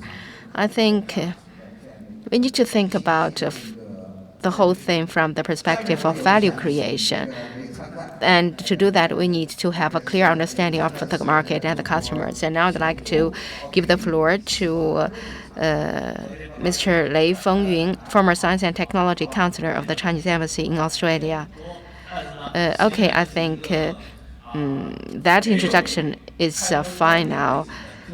I am just a science and technology person now without too much technical background. I have done a lot of things, but probably not very efficient. In that sense, I'm a diplomat. And just now I saw Jiang Yi and thought that Mr. Liu or Mr. Henry Wang will give us a surprise, and somebody out of the panel will be here online. And I didn't expect that Jiang Yi is here, who is a great technology person. Anyway, I want to say that we deeply welcome all of our experts and distinguished guests who will share their insights with us. And also, I want to say that I want to welcome all of the AI people who are online. Probably Liu Hong cannot ask those people to speak here, but anyway, we are still bearing them in mind. Probably you know that very long ago we started to think about what the future robotics look like, and we are thinking about how those robots will be with us in the future. Our children sometimes talk to our parents saying that I met the monsters again. Actually, there is always a competition between the human being and the robots or the imagined person.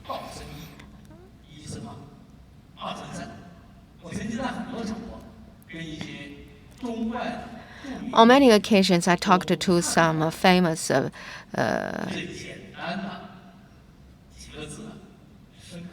scientists in physics, and they say that the ancient Chinese philosophy and culture and the ancient philosophy of other countries have always been exploring this topic. That is, are there any other existence in addition to human beings on the planet? I think that is also what is interesting about AI.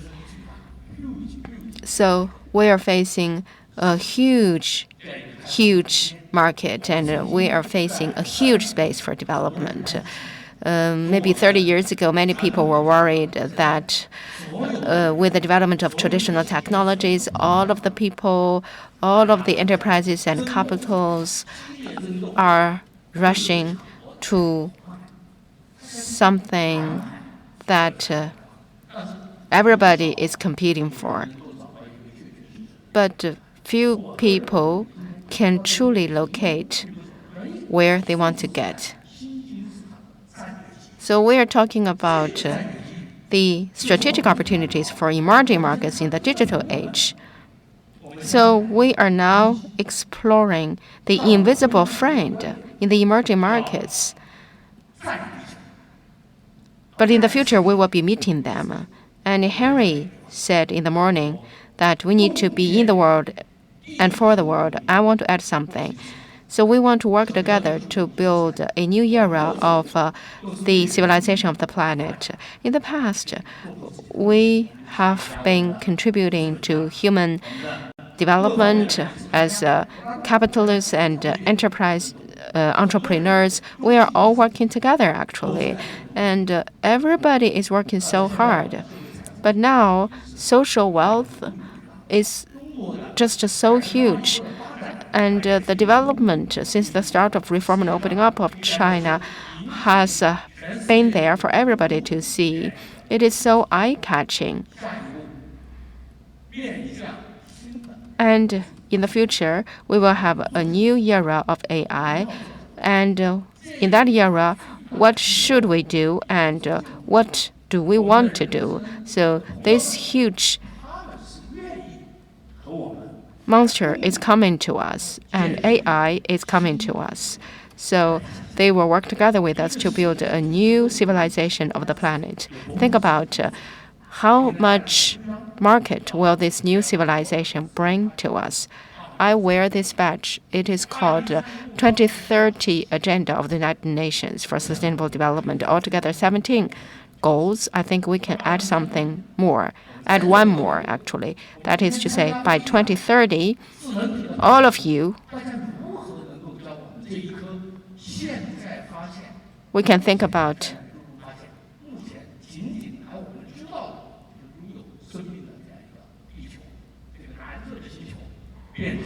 now we have the blue planet where we have the human beings and we know them. And what can we do to ensure that it will become a higher level of civilization in the future? And President Xi always talk about the building of a community of shared future for mankind. And probably we can build a community of shared future for the solar system and galaxy. So we are always exploring the possibilities of new life. Probably some of the boundaries will be broken at a certain moment. And when that moment comes, if we are not prepared mentally, probably we will not live up to that. Okay, thank you very much. Thank you. I think you talked about a very important issue. Actually, on CCTV's Spring Festival gala, we already saw the performance of robots dancing. So if we want to predict about the future, I think the best thing for us to start with is to practice it first. So probably next time we will call in a robot to join us as a panelist. We should not call it a robot. We should call it an AI body or intelligent body. Yes, intelligent body. At the World Internet Forum at Wuzhen the year before last, I was sleepless that night. And then I met a friend that was called the intelligent body, and I wrote a poem, but now I do not have the time to share the poem with you now. And now I'd like to give the floor to Madam Mi, founder of VIP Kid. So she is dedicated to education, the future, and technology. So those are all very important topics for the future. So Madam Mi, how do you see the trend? Okay, thank you very much, Mr. Liu. I want to thank the CCG for the invitation. I think this is a great topic. So strategic opportunities for emerging markets in the digital age. Yes, AI will redo all the software. I think in the emerging markets, we can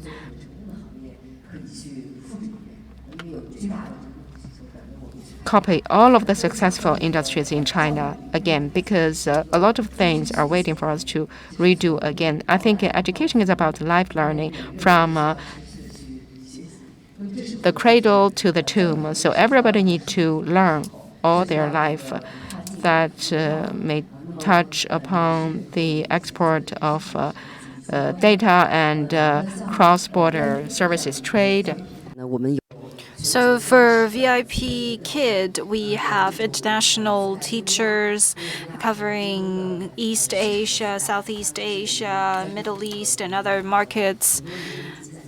We are also using our data accumulated in the past years to train AI teachers, which is also relevant to our topic today, so I can strongly relate to what we're talking about. Currently in the sector, we have several global players teaching English, and they are also using AI very successfully. One is Duolingo. You are probably users of Duolingo, and also Do Speak. It's an AI version of Duolingo, and also Practica from Europe. So all these companies are using AI techs to help adult learners or kids to learn different languages and also learn skills like music or math. Painting. So all these are very good platforms. So talking about going global in particular, our roundtable is about the emerging markets. So we talked about large markets like Southeast Asia, Middle East. Of course, there's also Africa and Europe. Africa and Southeast Asia and the Middle East is what VIP Kid is working on in recent years. So just to share with you some of my thoughts and experiences. So first, all these markets are not really a unified market. By contrast, in China, it's a unified large market. But when we go to Southeast Asia, like in countries like Vietnam and Malaysia,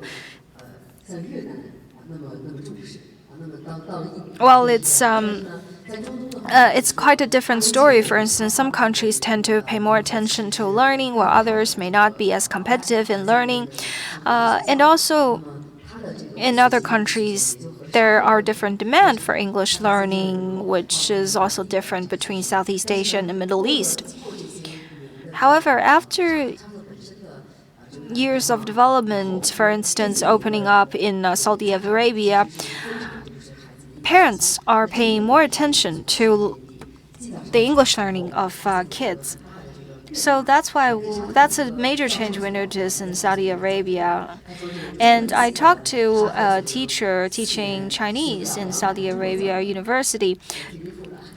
And he shared with me that for 4 years of learning Chinese university, they cannot even cover 200 characters. So that's just a bit ridiculous. However, nowadays with learning apps, it's a different story, and also parents have a different viewpoint about learning, and also they're also worried about resources running out in the future. That's why they tend to value education more and would encourage their kids to learn more in school. We need to know about the demands of users in emerging markets. For instance, teaching on our own and talking with parents in depth. Through such communication interaction, we'll be able to achieve in-depth surveys so as to establish the market, know your users better. And for instance, we also run pilots. Some pilots may not work out, but it would offer us very precious experience and lessons. For instance, when we went into the UAE, we noticed that the market is not as large. However, afterwards we shifted a locality into another country, and we found it worked out. So all in all, in different industries, whether it's in education, health, games, etc., you would all need in-depth knowledge of the market. The second thing is about the products. You would need to tailor your products to the local needs and upgrade your products according to the need. For instance, in Saudi Arabia, we have more interactive products, but in Vietnam, we would have more to business products. For instance, we would help them train English teachers locally so that they can have better capability in teaching. So as you can see, we are integrating online and offline businesses and also human teacher and AI teacher businesses. For instance, in the Middle East, we would have this activity for reading children's books with AI and human teachers. And finally, the localized operation of our teams. So we need to be both local and global. So we need to recruit high-quality talents locally. While at the same time, it's also very important to send capable talents from China to other countries in the world. In this way, we'll be able to utilize both their capability and their local expertise. So after developing in Saudi Arabia in less than 1 year, we have hundreds of employees locally. So local operation mindset is also very important. That's my sharing. Thank you, Madam Mi. Well, indeed, you are giving us a very good interpretation example of being local. A lot of Chinese enterprises would face the challenge of a scattered and fragmented market. Sometimes we need to change the traditional Chinese mindset because we are entering a new market. So we need to identify and discover new opportunities locally. Very good remarks. Next, I would like to invite Mr. Shi Zheng, researcher at Beijing Borui Open Policy Institute. So what are your takes about this issue? First, I'd like to promote my organization. You probably don't know much about Beijing Borui Open Policy Institute. It's actually a think tank under the Beijing Two Zones office. Today, we have also have officials from Beijing Two Zones Development and the Chamber of Commerce. And we also have a lot of colleagues from our institute. So the Beijing Two Zones Development Office is, of course, on the same side with Chamber of Commerce and Investment. And also, yesterday, on September the 11th, marks the launch of the first e-commerce city, that is Beijing. So whether it's international friends or the corporate professionals, feel free to follow the latest trends and developments. If you want, you could also add our WeChat account. And so whether it's service trade or free trade, hope you can make lots of profit here in Beijing. So just a promotion of our organization. And just now I was talking to Ambassador Ma and other speakers because I used to work in South Africa. And so I feel really a strong sense of affinity when listening to Ambassador Ma talking about his experience in South Africa. So digital intelligence and emerging markets, all these are key words, right? So what exactly is digital intelligence? It's something intangible. Well, it's actually rooted in service trade. That's a major topic for this forum. So what exactly is service trade? What exactly is service? So the service industry is actually built on China's complete supply chain. And it is an integration of all the mature supply chains. In the past, I would only need to buy a bottle of water. Afterwards, it became supplying water for my office. So my purchase has shifted from products to services. And there will be different types of services which would need different standards to regulate. And that's when data flow comes in. So you would want China's supply chain to utilize intelligence and digitalization to go global, to come up with more relevant products and services. So I believe this is the first way to meet the demand of emerging markets. In the times of intelligent digitalization, there is not just demand for services, but also other aspects. I used to live for some time in Germany. Germany is very strong in industry. However, its power grid is kind of poor developed. And for the richer the region, the less developed the power grid is. Because after the World War, a lot of the power grids have been destroyed in war. And China's household power storage, therefore, were able to achieve rapid progress and development. So household storage plus small PV would be able to be traded in the market. So that constitutes another financial service product. I heard from the previous speakers who gave us some very good sharing, like localization, etc. I believe that is all very relevant for enterprises going global. Fourth, just like to share with you my personal experience working overseas, whether it's religion or with trade union. So in this process, there are two insights that I believe is really important. The first is that think less and do more. I noticed that a lot of the business owners are very good thinkers. They would visualize whether an idea is a good idea, and they would think about working on it. However, 2 years later, they're still drinking tea at home and no action.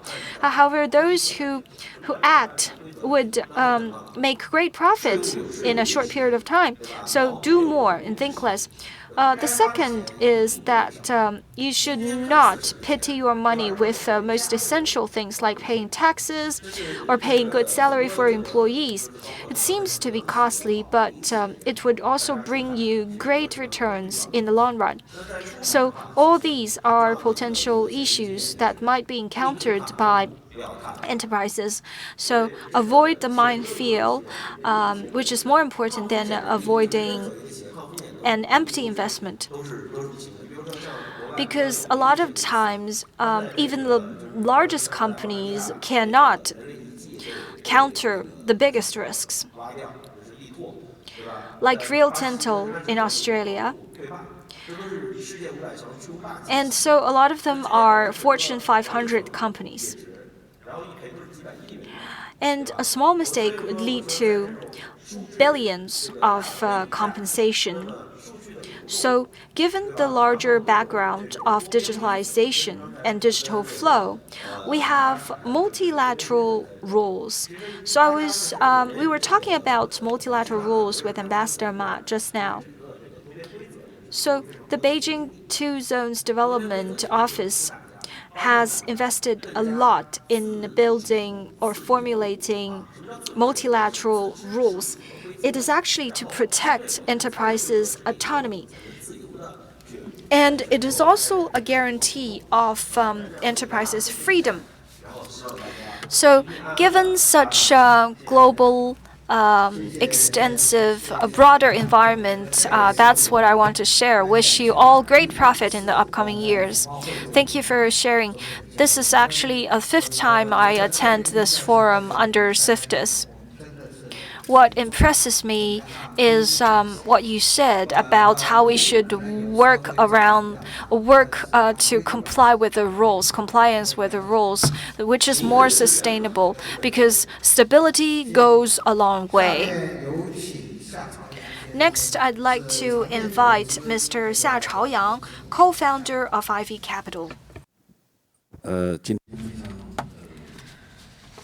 Today, I'm so pleased to be here, and we're focused on emerging markets. I think this is a valuable topic. AI is really very hot. So I read the document. It's about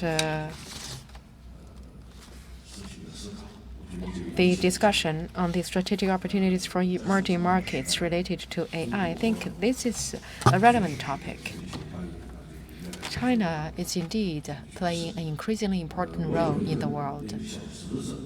I have a little nephew, a friend, the child of my friend, and he provides overseas studying training in Beijing, and he also moved his business to Europe and the United States.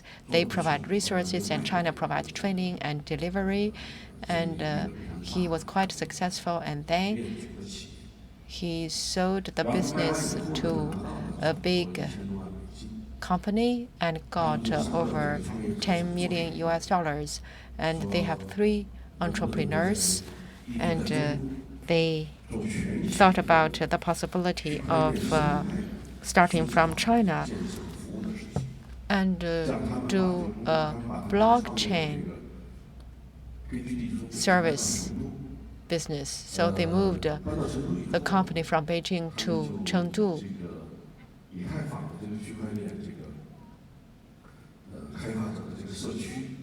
And they have a blockchain development community.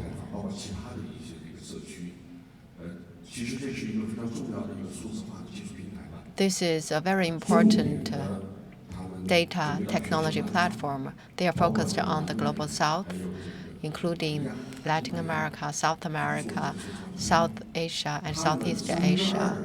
They are doing technology promotion. So 2/3 of their team are not just based overseas. Actually, they are local. So I think those young guys are thinking about how to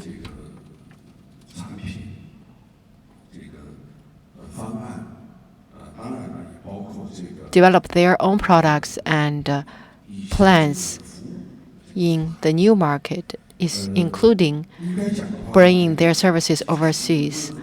I think those are very good explorations. Some of those experts also talked about goods, services, and human resources. I think those are all good points. But I want to say that so we bring goods, services, and solutions overseas. We should pay attention to these physical things, of course, but we should also pay more attention wholeheartedly to those intangible things or soft things or underlying things which are also needed by the emerging markets. So we need to provide the Chinese solution, and these soft things should go together with the physical things when they go global. And probably there is some different idea. For example, we believe we are still one of the emerging economies, but some of the friends in the West would say that China used to be an emerging market, but now we are already a developed economy. We don't want to debate this topic, but at least we have this agreement. Actually, there are more and more emerging markets in the world. That is the consensus. We are now still a main emerging market. So when we are doing research on the intangible resources, we need to switch our perspective. In the digital age, there is a lot of underlying demand in the AI that we need to respond to. For example, the AI technology sharing and transfer.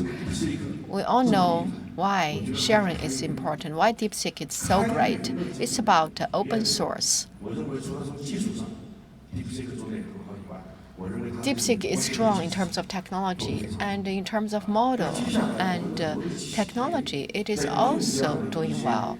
So many of the companies are using such big models or the big data of China or some European and EU solutions that we can buy from them, and we apply them to different sectors.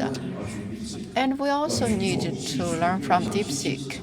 We need to ensure that the technology should be transferred to emerging markets. We need to pay attention to that.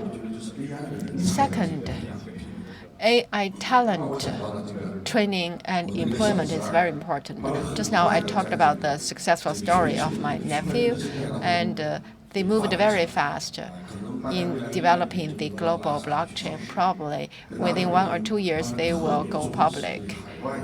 on NASDAQ. A very important reason is that they value overseas talent development online or offline, and after the training, they pay much attention to employing local talents. So I think in the digital era, we need to further strengthen this point. And third, the AI rules exchange and mutual learning. Yes, just now we said that we need to export our solutions. We need to be confident. Yes, they are right. But one more important thing, again, is that against this big backdrop, we need to do a better job in the detailed plans. So we need to pay more attention to the ethics in AI, the religion involving AI, and the living habits involving AI. So with that in mind, we will engage in the exchanges and mutual learning. I think AI roles are a very important part of human exchanges and mutual learning. And last but not least, AI market co-development and opening. So when we talk about going global, probably some people say that you are trying to occupy other people's market. No, I think that is narrow-minded. We should be modest, and we should have the idea of co-working. So in the process of co-working, we are developing talent for them. We are developing the local rules together with them locally. And we are also enriching their knowledge system and enriching our own product lines. So when the emerging economies have gained these advantages, then we can introduce those technology and product lines back to China.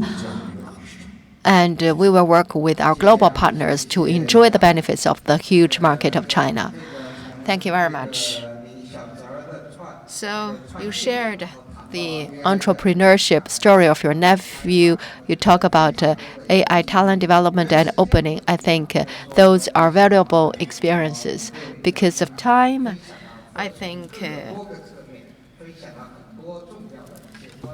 your ideas are all very valuable. So I would invite each of our panelists to speak for just 30 seconds as conclusion, as takeaway for the audience who are listening to you so attentively. Madam Chen, I want to use the word new 3 times. I mean the word heart.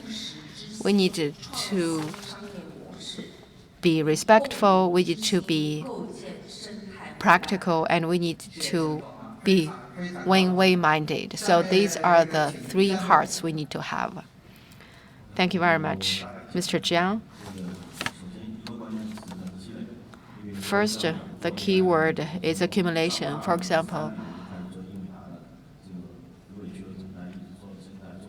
from 2003, I have been the Hubei General Agent of Invista. So we have accumulated a lot. Scenario, data, algorithm, and computing power. So we hope that we need to build deep barriers in scenario and data. And we need to leverage on the second round of industrial revolution. So remember, scenario and data. Mr. Lei, in the digital era, AI and us, we do not want to be alone. When the moon is about to become full, I hope we will become friends, colleagues, creators, and people who are happy. Thank you, Madam Mi. We will use AI to rethink about our services and operations, and we will use the thinking of globalization and localization to explore the global market and make the world better. 8 words. We need to improve ourselves. We need to make other people successful, and we need to work hard and make innovations. And also, the two zones office should be the one you need to go to when you are in difficulty. In the digital age, AI has the power to accelerate political, cultural, and economic development, and also fairness in the development for all kinds of countries. Thank you. Finally, I want to make a conclusion. Just recently, I talked to a foreign friend. He told me that you Chinese people are too hardworking. And so that is why you have so much internal competition. And now you are also bringing your competition to other countries. So I learned from his remarks that, as you put it in your remarks, so we are working so hard to change, to improve societal progress. I think we can spend some time in watching the grass along the road of the host country. That is also part of the true life when we are trying to go global. So I want to thank the panelists for the participation. We also want to thank the audience for their patience.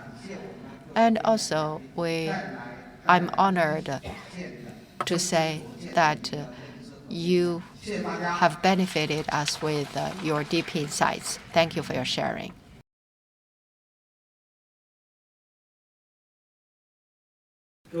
Distinguished guests, dear friends, Beijing Two Zones Development China Inbound and Outbound Forum is now in the middle of a conference, and it's reached a important section. And so for the second roundtable, the topic is trade and investment challenges and opportunities amid global volatility.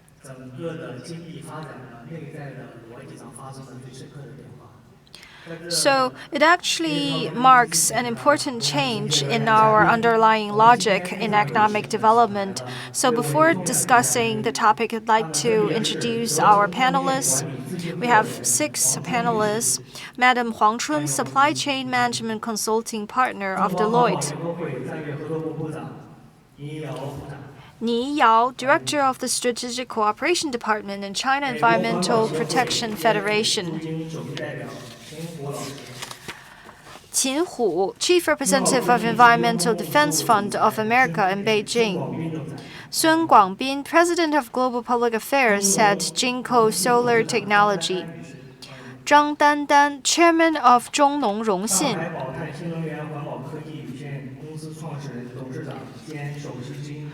Zhu Weiqing, Founder and Chairman CEO of Shanghai Baotan New Energy Environmental Technology Corporation. I noticed that our panel is very balanced in terms of gender, because I noticed that Roundtable 1, the first panel, consists most of male, which is a bit disturbing for me. However, I believe in globalization, we should have a balanced power and representation between male and female. So I think our panel makeup this afternoon is more rational. So we have 3 subtopics for our theme, under our theme. So the first is reshaping and resilience. The second is about green rules. whether it's new trade barrier or new opportunities for sustainable development. The third is policies and development in new policies, enterprise compliance. So actually, these topics is an echo of the macro topics of our forum today. So we've been talking about whether we are countering the trend of globalization or whether we are going through volatility. I believe for all these topics, our speakers have your own thoughts. So I will talk no more. I just want to leave the time to our panelists who came all the way here. So let's just speak in the order of your seating. Each panelist will first share with us your thoughts in 5 minutes. So hopefully you'll be able to give us your complete thinking in just 5 minutes, which is quite challenging. And afterwards, if we have time, we will have further discussions. First, let's invite Madam Huang Chun. Thank you, Mr. Zhang, for your introduction. My name is Huang Chun. I'm a supply chain management consulting partner of Deloitte. So this is actually a very important theme we're discussing here. That is, how can we build the resilience of supply chain amid global volatility? I want to share with you 3 points. First, as Chinese enterprises go global, supply chain has become an important topic. And also, we are facing a lot of challenges.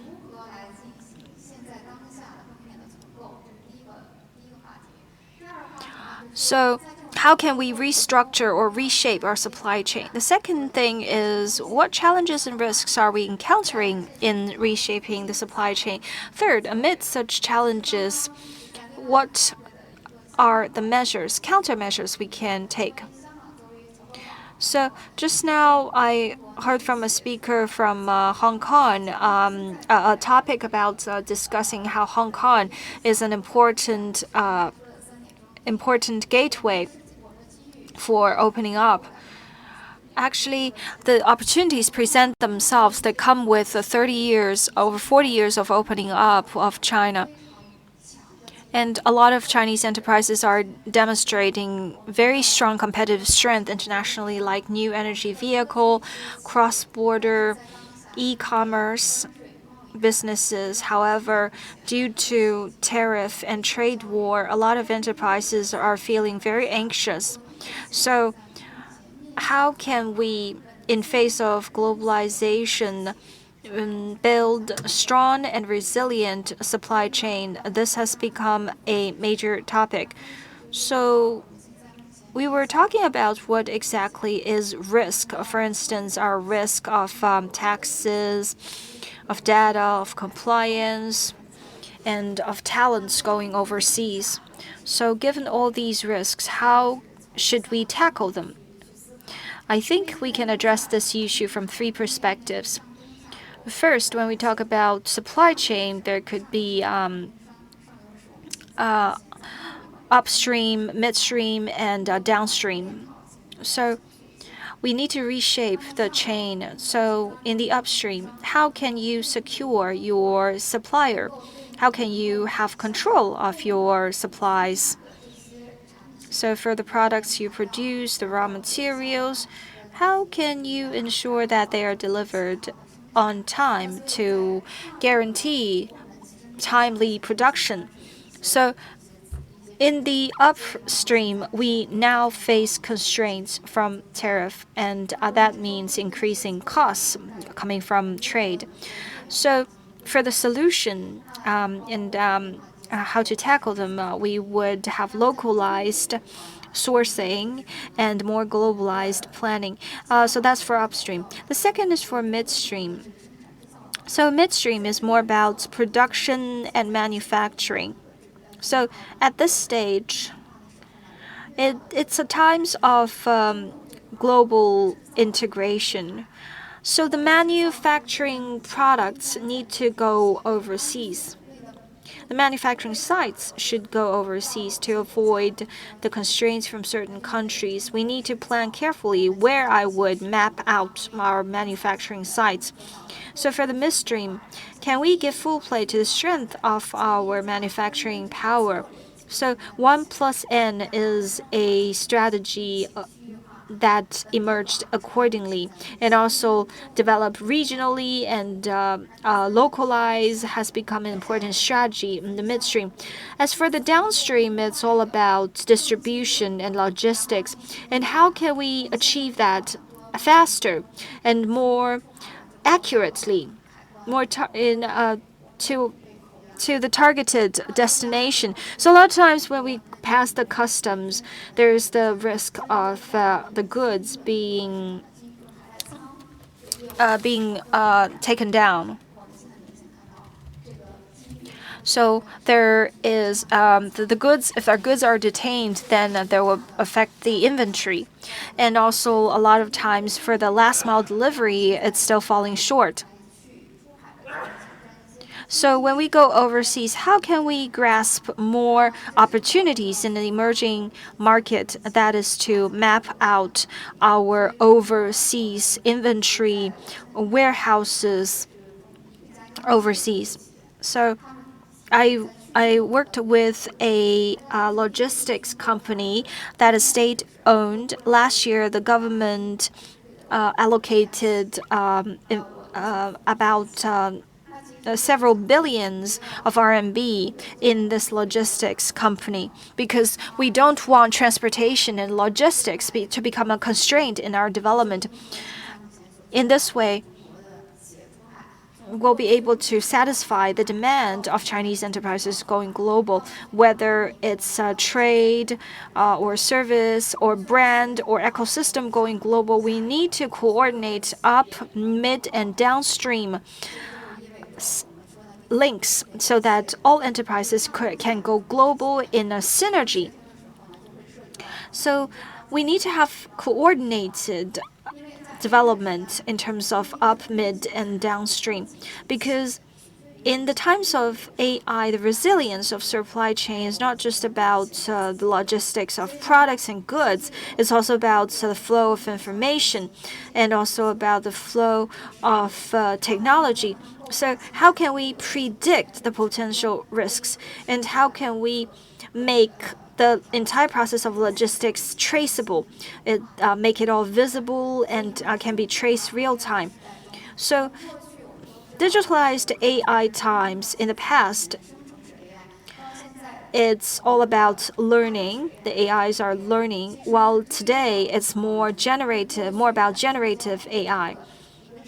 So this is actually driving the development of interactive AI, and now we are having independent evolution.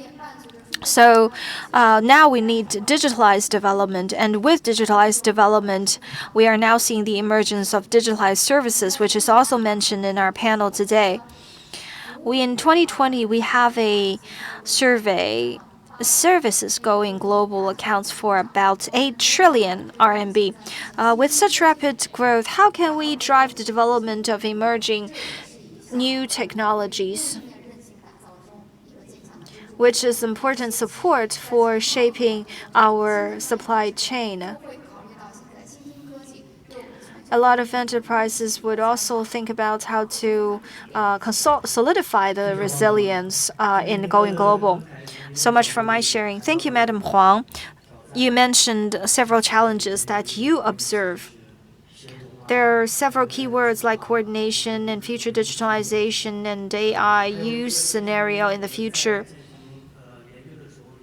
And another thing is that in our studies, we also think about facilitating service trade, and also autonomous innovation and global autonomous innovation, because we need stability across the world to have a stable external environment. So enterprises forming a synergy to go global as an ecosystem is also very insightful and what is needed. So all these are happening as we observe. So very many thanks for your very inclusive remarks. Next, I'd like to invite Ni Yao, who is from China Environmental Protection Federation. So just now, Madam Huang talked about supply chain. I'll just start from what she mentioned to address the second question. That is whether green trade, is it a barrier or an opportunity? So, well, we need to look at this issue from history. So how can environmental protection be related to economic development? Well, it started in 1992, the first environmental conference. There were 10 major environmental issues or challenges like noise pollution or river pollution. All these have affected the health of a lot of local residents. So that's when we first consider environmental protection in economic development. So there are also various treaties proposed historically, like about climate change, biodiversity. So now environment is closely linked with our development. Afterwards, China also organized a lot of conferences on environmental protection. 20 years later, it's evolved into the sustainable development that we are very familiar with, including a lot of familiar concepts like ESG. So actually, environmental protection is deeply rooted in people's awareness since then. We see that human development must pay attention to environmental protection in order to be sustainable. There are lots of opportunities, although in the short run we see some procedural problems. However, it's just a phase because productivity would constantly advance. There will always be new enterprises, for example, the photovoltaic new energy and energy storage companies. There will be new production contents. So finally, they will overcome the challenge. There will be new development patterns. I agree with Mr. Liu. So probably, sustainable development is very important for human beings, carbon-based human beings, but it's not that important for AI. So since this is an opportunity, how can we seize the opportunity and solve the current challenges? 3 levels. First, at the level of enterprises, compliance, because there will be more and more environmental rules, for example, land imbalance, water imbalance, and there will be more compliance requirements. And also, the company need more solutions. For example, Mr. Zhu's job, there will be more and more demand for the relevant services. And for the social organizations, they need to provide more space for exchanges at the level of government. We know there are a lot of climate change negotiations. The government need to do a good job in solving the political issues. For example, the developed countries every year need to provide 100 billion to the developing countries, but they have not implemented the commitment. But we need to work on the principle of a common but differentiated responsibility. So I think those are the things that we need to do. Thank you, Director Ni. Yes, we cannot do it just by relying on enterprises. We know that there are other partners, stakeholders, the United Nations, your association, like this. And also we need to work in coordination with the government. So methodology-wise, we need to also manage the pace. We cannot move too fast. For example, Europe have their own approach. They have their own policy system, and the NDRC and the Environment and Ecology Ministry have their own approach. But China is really taking the lead in many aspects. However, we are still facing a lot of weaknesses.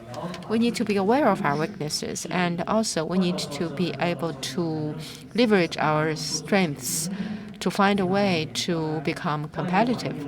That is a key. But external environment cannot be determined by the enterprises. It will depend on the technology mastery and state-to-state relations, or globalization or deglobalization. But that is something that will come from the result of joint efforts. So I think, Mr. Qing, you are from a very important international organization. I think you have done a lot of work in energy conservation. So I'm looking forward to your views. Thank you very much, Mr. Zhang.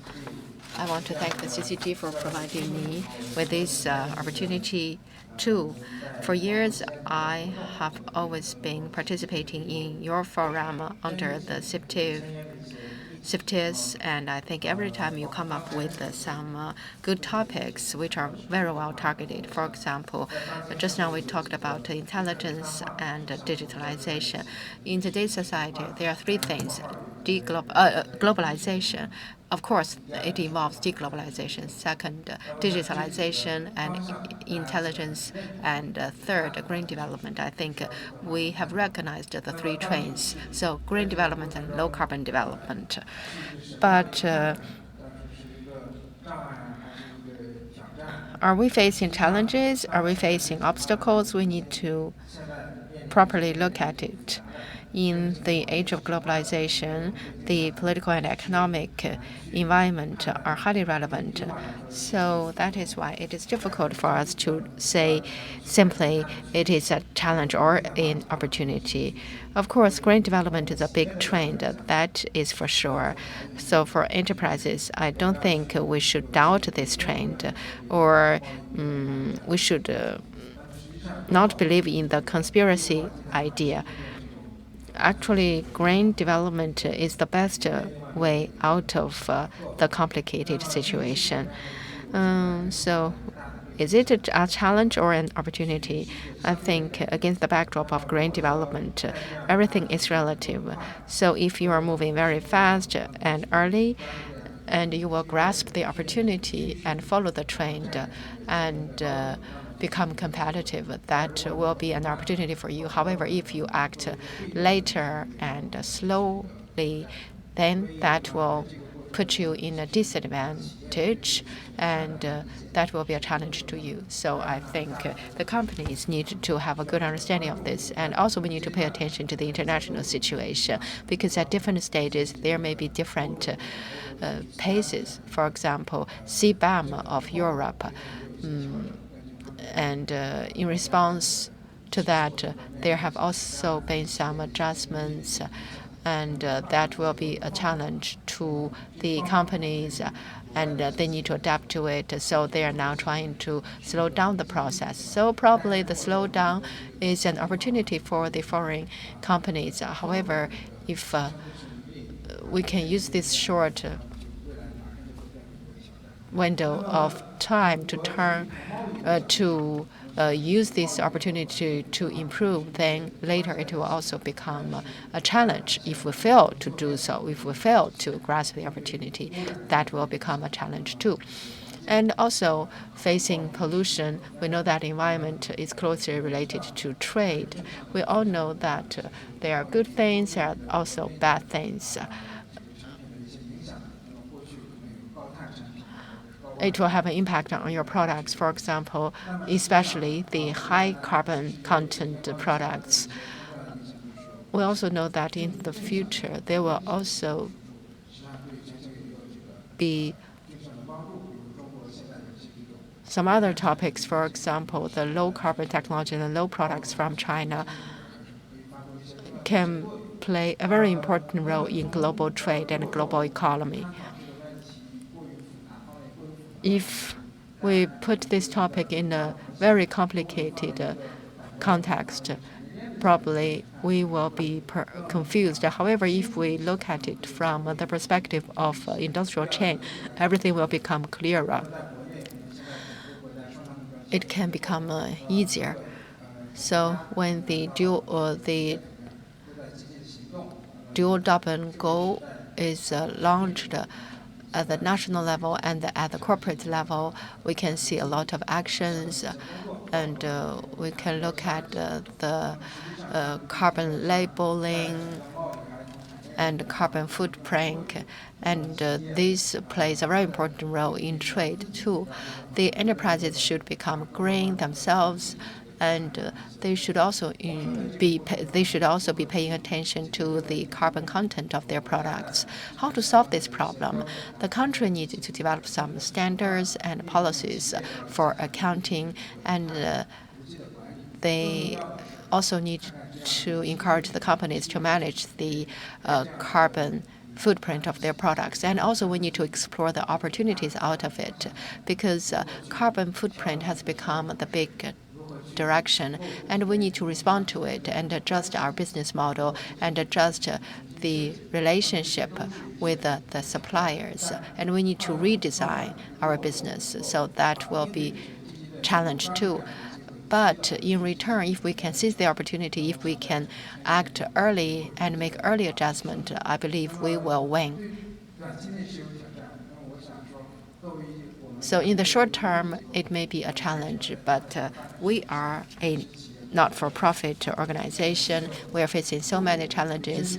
Some of the enterprises just become aware so late. So our job is to enable the companies to become aware of the whole thing earlier. We want them to recognize the big trend early, and they will identify the challenges and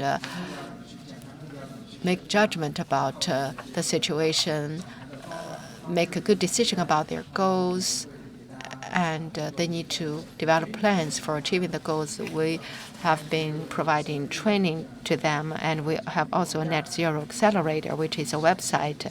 So any enterprise that is interested in it can make good use of our platform as a tool. So we are a not-for-profit organization and not-for-profit platform. We hope that we will have opportunity to cooperate in the future. Thank you very much, Mr. Qing. I agree with you. So when we look at the challenges, we should not look at it from the perspective of conspiracy theory. We need to put it in the historical context. When anything emerges, when it is not very strong, probably we will be dubious about it. So I think the better way out is to exert ourselves and persist in what we are doing. Yes, the Chinese market is now seeing some ups and downs. It is only a wave, a ripple in history. So if we look at the future, green development is the big trend. It will determine the structural change of our products and services. So if we can match it, we will be successful. The key lies in what you do and whether you are doing it right or not. Thank you, Mr. Qing. Now let's come back to Mr. Sun. You know that the Jinko Solar Technology is a multinational company. In terms of new energy and photovoltaic, you are a leading company in the world. Last year, we invited Mr. Sun to the Import Expo, and now at this forum, we want to know your latest thoughts. Thank you very much, Mr. Zhang. I also want to thank the CCG for the invitation. And I want to share with you 3 points. The first one is this. The global development, especially the green power development, and by 2050, there will be a strong trend of annual growth. Maybe there are some different voices in the world. However, a common understanding is that the United Nations Sustainable Development, which brings the most consensus. Actually, green power can connect us all. That involves photovoltaic and other green power, plus energy storage and other products for carbon reduction. Then that will enable the sustainable development goal of the United Nations to succeed.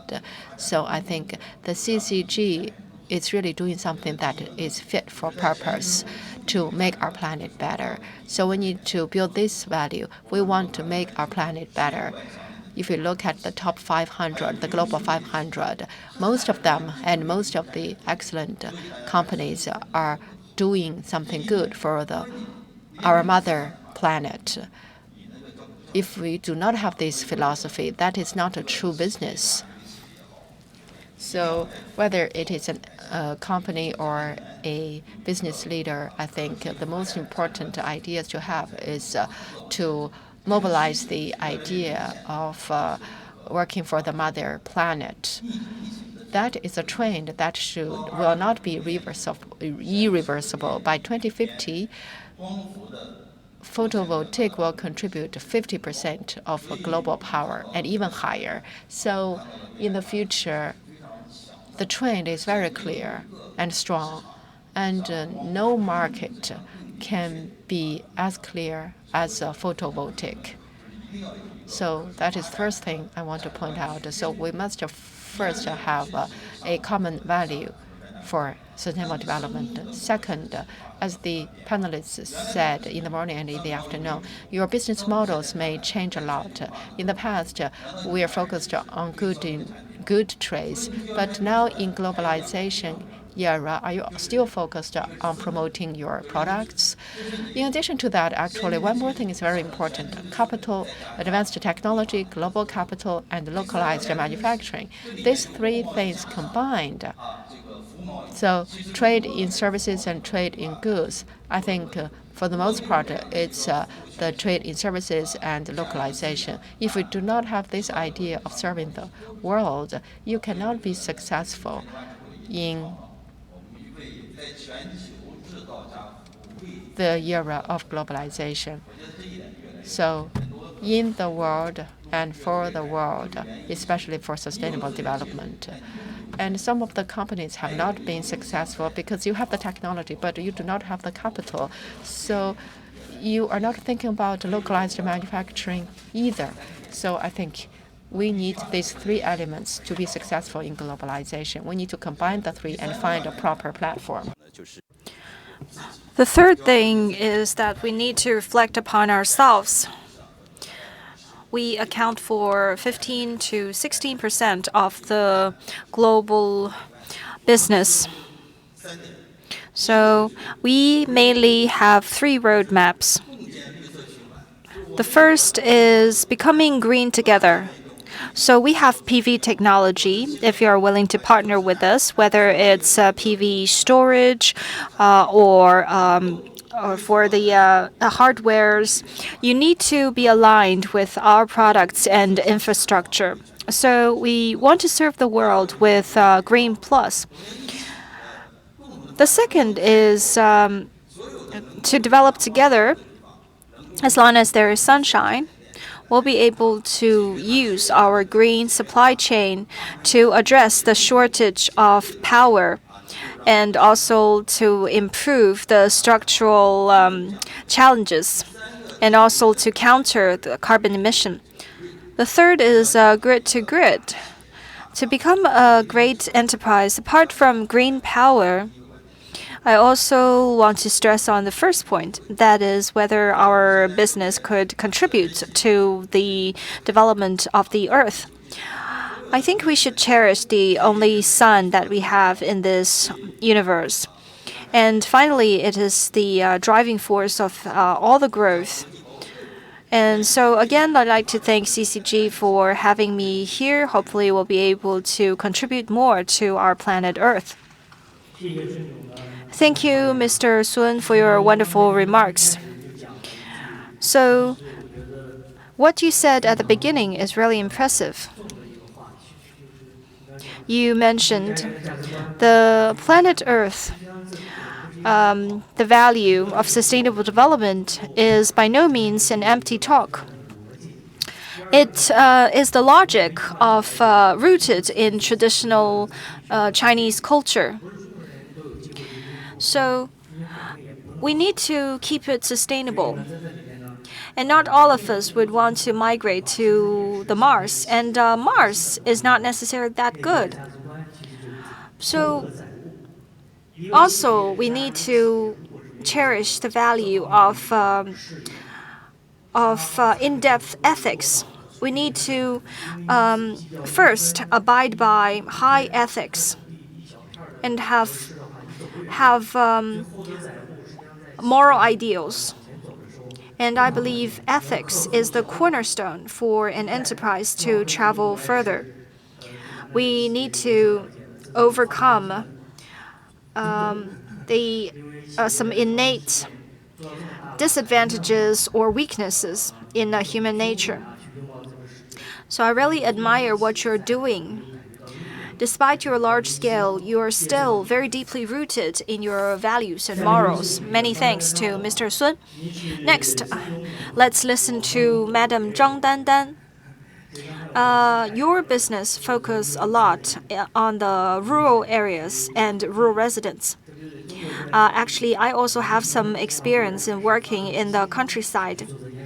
And a lot of times, we want to do something for the rural areas from the bottom of our hearts. I believe you also have a lot of stories to share with us. Please take the floor. I'd like to thank the Beijing Two Zones office and CCG for having me here. I'm very honored to share with you my stories.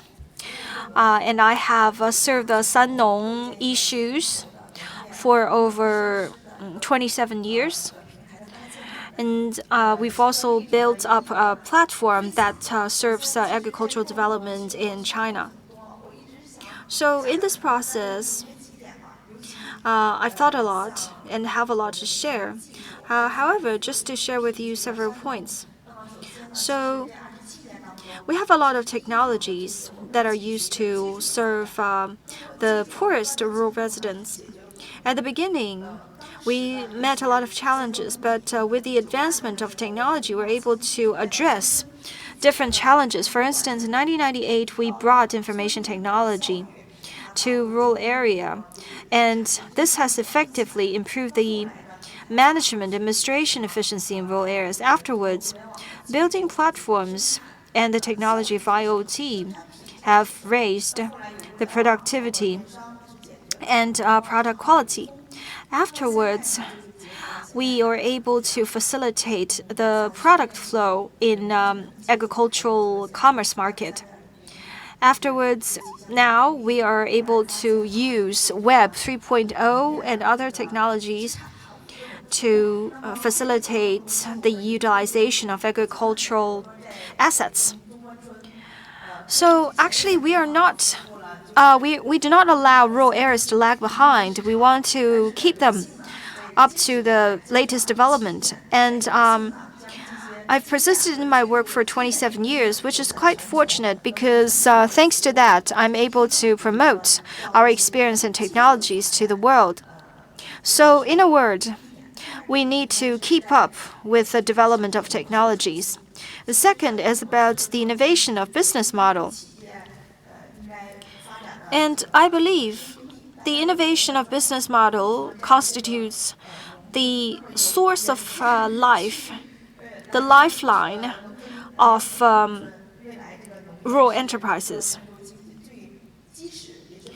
So agriculture actually is the cornerstone of world economy. And for years, we've worked in depth in this field. Sometimes it's because we constantly try and attempt to integrate our efforts with the latest technologies. This is very important. I won't go into details because that would be too long.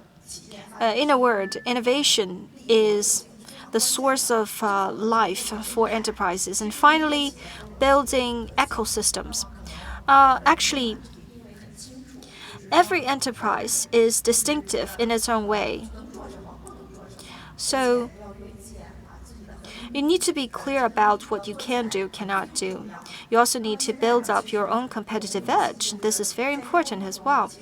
And fortunately, in this process, we're able to know ourselves better, and we're able to grasp the technology opportunity of Web 3.0 because it is able to resolve some of the most prominent issues in rural development, like the issue of trust. Currently, we have built up a digital pathway that could be used all over the world. It is a digital passport recording the entire process of a certain agricultural product from field to table. In this way, we're able to address the issue of information asymmetry and promote the product worldwide in this way.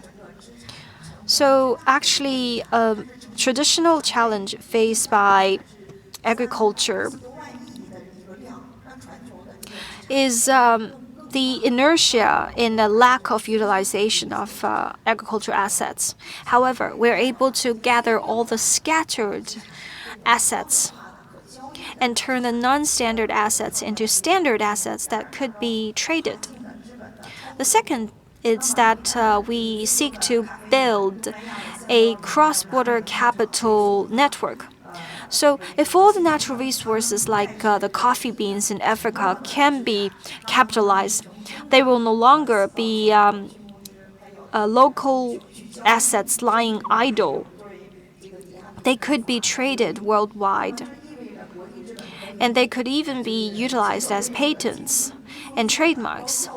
This means that globally we'll be able to use a way that is low risk, low cost, and high efficiency to map out, promote the use of agricultural assets. Actually, agriculture is the primary productivity. It is closely related to all industries and also closely related to our livelihood. The third thing is to build a more resilient global supply chain. So, a global supply chain based on agriculture is able to share data of agricultural production and logistics real time. So, if there is a reduction in production, the system could alert in advance. And it could also detect potential risks and problems and identify alternatives in sourcing so that international organizations and other entities can tackle such globalized agricultural issues in advance. And hopefully, by exporting our relevant services, we'll be able to build an extension of the Silk Road. Thank you. Thank you for your sharing. I know that you started from a technical professional. Now you're doing digital scenarios and also focusing on cross-border international development. So there is a lot of technology involved. There is data, algorithm, AI. You're also bridging the building connections between the government, enterprises, and rural residents and breaking a lot of traditional barriers. Actually, we also exploring AI like digital credit. We've organized a lot of meetings on that, a lot of discussions, for instance, gather data, carry out data management. So it's digitalization. It also represents our future trends. I believe this is a major trend. And also, Chinese enterprises can indeed become a leader in this regard because exporting services from China is by no means traditional services. Instead, it should be services that can be utilized in more advanced or new scenarios. So, for a lot of enterprises, they could utilize these integrations, such integration. For instance, Huawei mobile cars. So the boundaries are becoming more blurred. So such boundaries are what produce values. So, as you mentioned, you've been in the industry for 27 years, which is indeed a long time. Next, let's welcome Zhu Weiqing, the CEO of Shanghai Baotan, which is a very famous name in globalization. So, can you share with us your innovation and practices? Thank you, Mr. Zhang. Well, the theme I want to talk about is how the adjustment mechanism across border can have major impact on globalization. Well, now we've seen a major revision in certain rules and treaties. I believe this is an issue that is of extensive concern. So we need to be aware of the status quo. Only with that awareness can we realize the impact in the world. So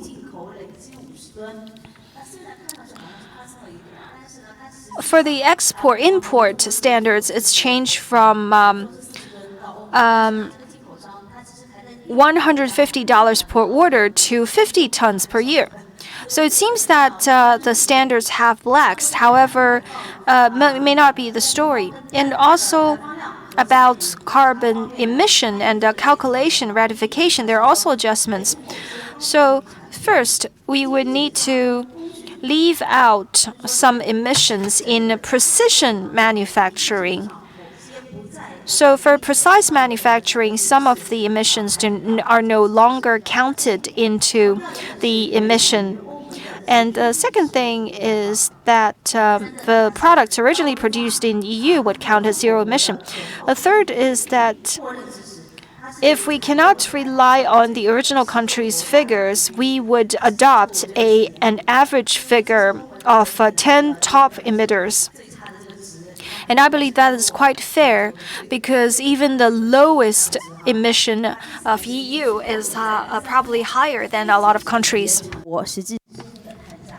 The third one is that when you export your goods to the EU, you don't have to produce it in your own country. You can produce it in a third country, but that should also be taken into account. And the next one is the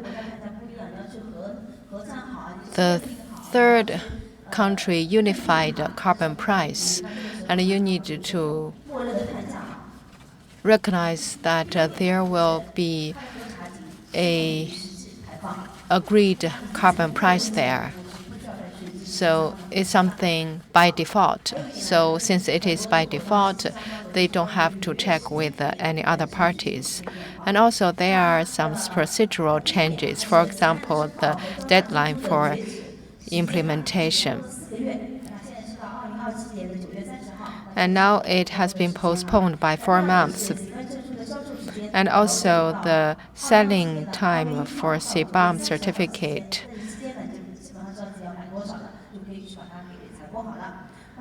was also clear, so you need to make preparations. And third, so the lowest amount by the end of the quarter was lowered to 50% instead of 80%.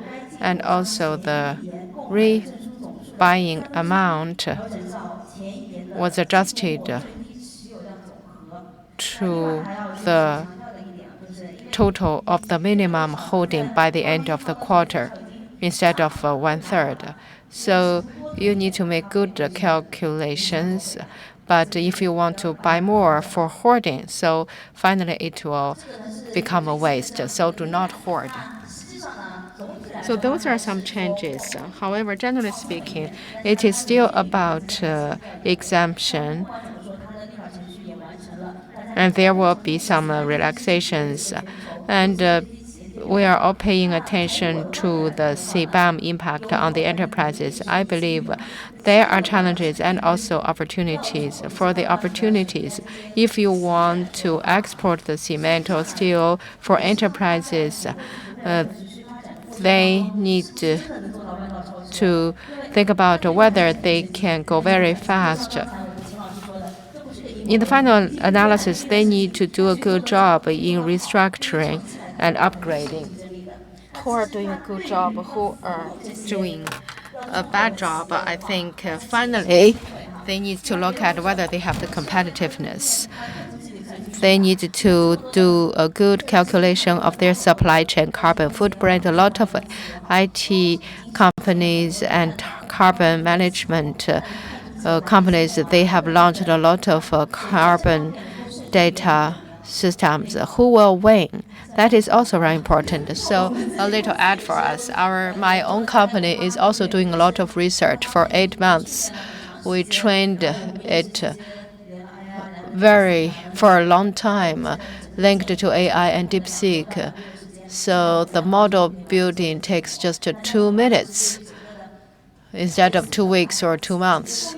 So it means that we can be very fast in making the accounts for the supply chain. You know, the grain supply chain is related to the grain finance.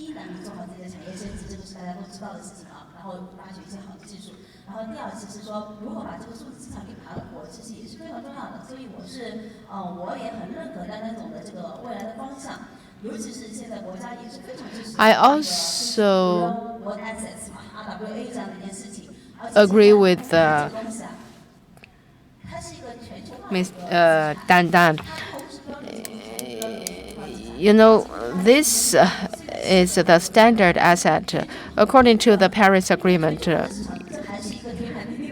this is something fixed.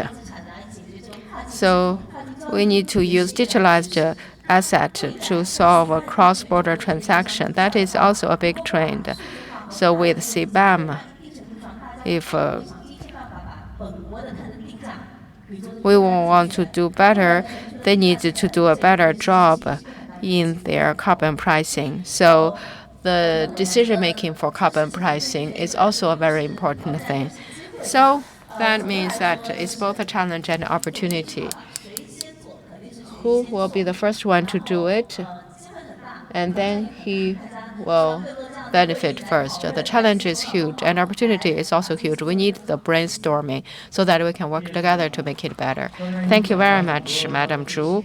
Just now, you talked a lot about the latest legislation of the EU. Probably you will see it as a grain barrier, but we need to take a positive perspective. I think their approach has some advantages. We can borrow the good things. For example, Beijing has the grain trading exchange. They also have a lot of data, ESG disclosure, etc. So in the future, grain finance requires the information about the assets and the footprint.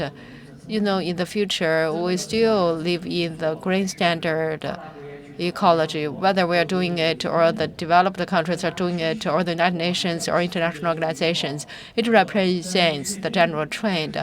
We need to embrace it. Although it is not certain, we need to look forward to it, although it's not certain.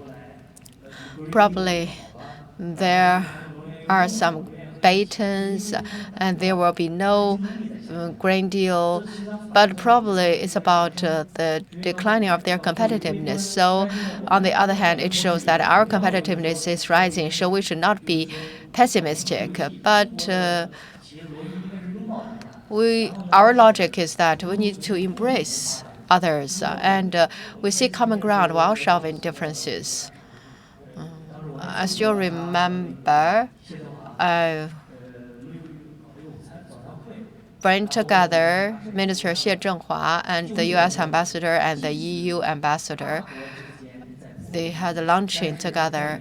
Although the big powers are fighting with each other, there should also be cooperation in green development, finance, and medicine. There should be great cooperation. There is a lot of pressure, but we also need the professional services. Just now you talked about a lot of technical details.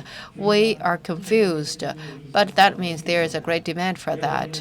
It means that you have good tools to offer, and for example, the AI intelligent body, there are a lot of good application scenarios. Mr. Qing, Mr. Zhang, and Mr. Sun, they all have their good things to offer. And Mr. Ni can provide the macro policies, and Mr. Huang provide a lot of auto services, also including the ESG. We don't have much time now, so I think this panel connects the previous one and the next one. We should not be behind the schedule too much. So I just give you 30 seconds to conclude your remarks. Okay, everyone, 30 seconds.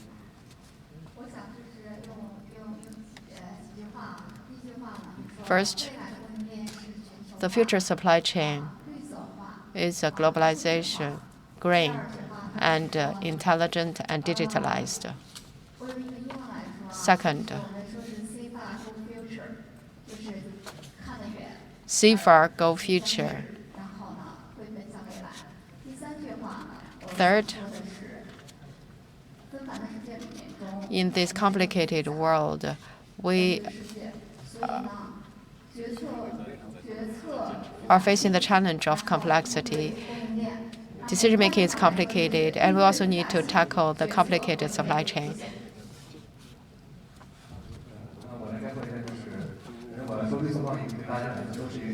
The grain trade is an opportunity to all, so it's a process of new quality productivity replacing the old productivity. So we need to achieve harmony between man and nature.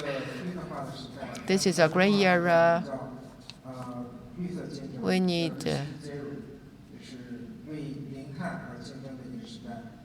the race to zero, the competition for zero emission. If we do not work hard, we will be removed out of competition in trade or in supply chain, or locally or overseas. Green power will lead future's life. Let's work hard together.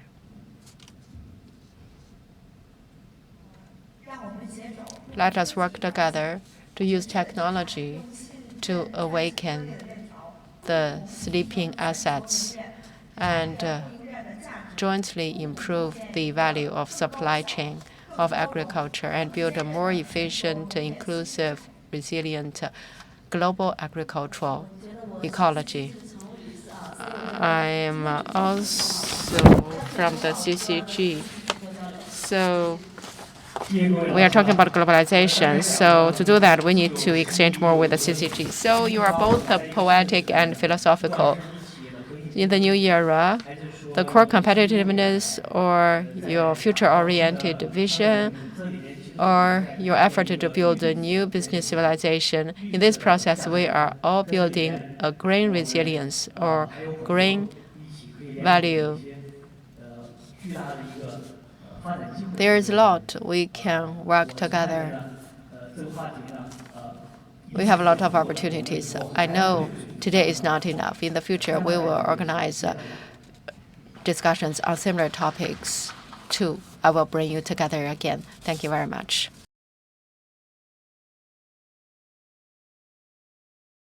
So if you are ready, we will start. This is the last roundtable. This is the last one. So we have a lot of pressure. If we can do a good job, this meeting will be concluded successfully. Otherwise, we will be held accountable. Our topic is New World Order for Factor, Mobility, and Future Competitiveness.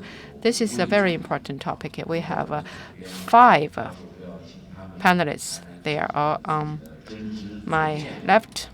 And later, I'm going to invite them to share their thoughts. This is very important. For example, the technology flow, data flow, how to achieve a new balance. And just now, we also talked about green capital, ESG standard, how to reshape the global factor reallocation, and future competitiveness. We all know that talent is actually the most important thing for all. So how to build the new talent ecology so that it can flow freely. So first, I'd like to solicit the insights of all panelists. Everyone can speak for about 5 minutes, and then we will have some discussions. The audience are also welcome to raise questions so that our interactions will be more productive. So, Stephen Ling, could you please say something first? I'd like to thank the Beijing Two Zones office and CCG for inviting us here. So, I want to share with you on the topic of data flow. So, talking about data flow, I don't know if your business focuses on service trade or data flow. Actually, data flow is important support for growth in service trade. We notice that cross-border trade in service businesses grow very rapidly, and a lot of that comes from data flow. So in data flow globally, we notice three major challenges. The first is related to security.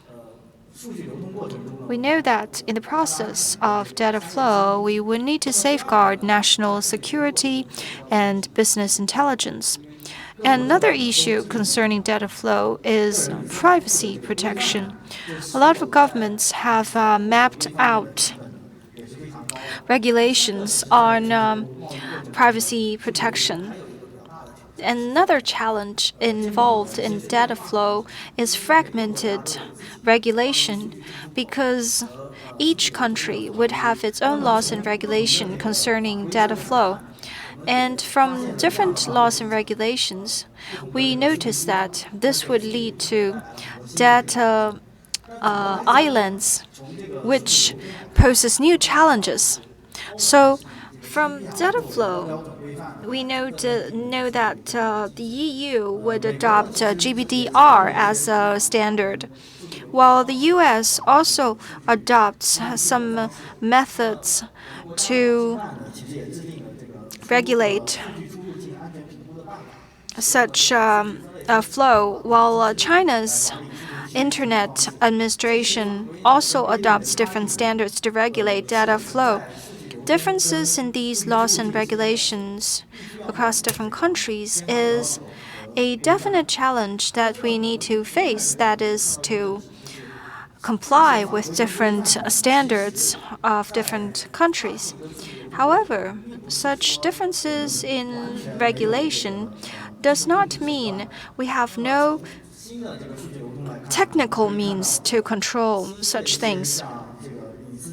We know that privacy calculation and blockchain, all these technologies have adopted ways to calculate privacy-related issues, and enterprise governance have also established a relatively sound control and regulation mechanism for enterprises.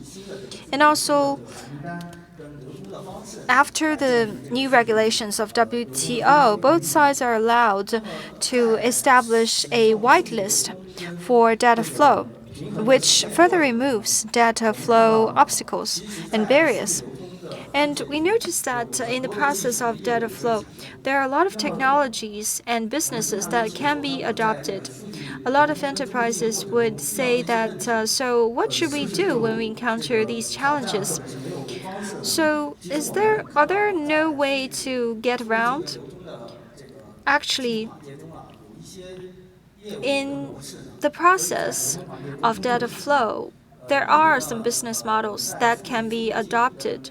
For instance, when we formulate the language of inbound and outbound data flow, we can think about integrating the potential challenges or build up relevant models in the early stage of data flow. For instance, we can categorize the data into different types or grades. And also, in some business development, we can also develop some business models or product models. For instance, some enterprises in developing globally, they would need to transfer a lot of their data across border or internationally.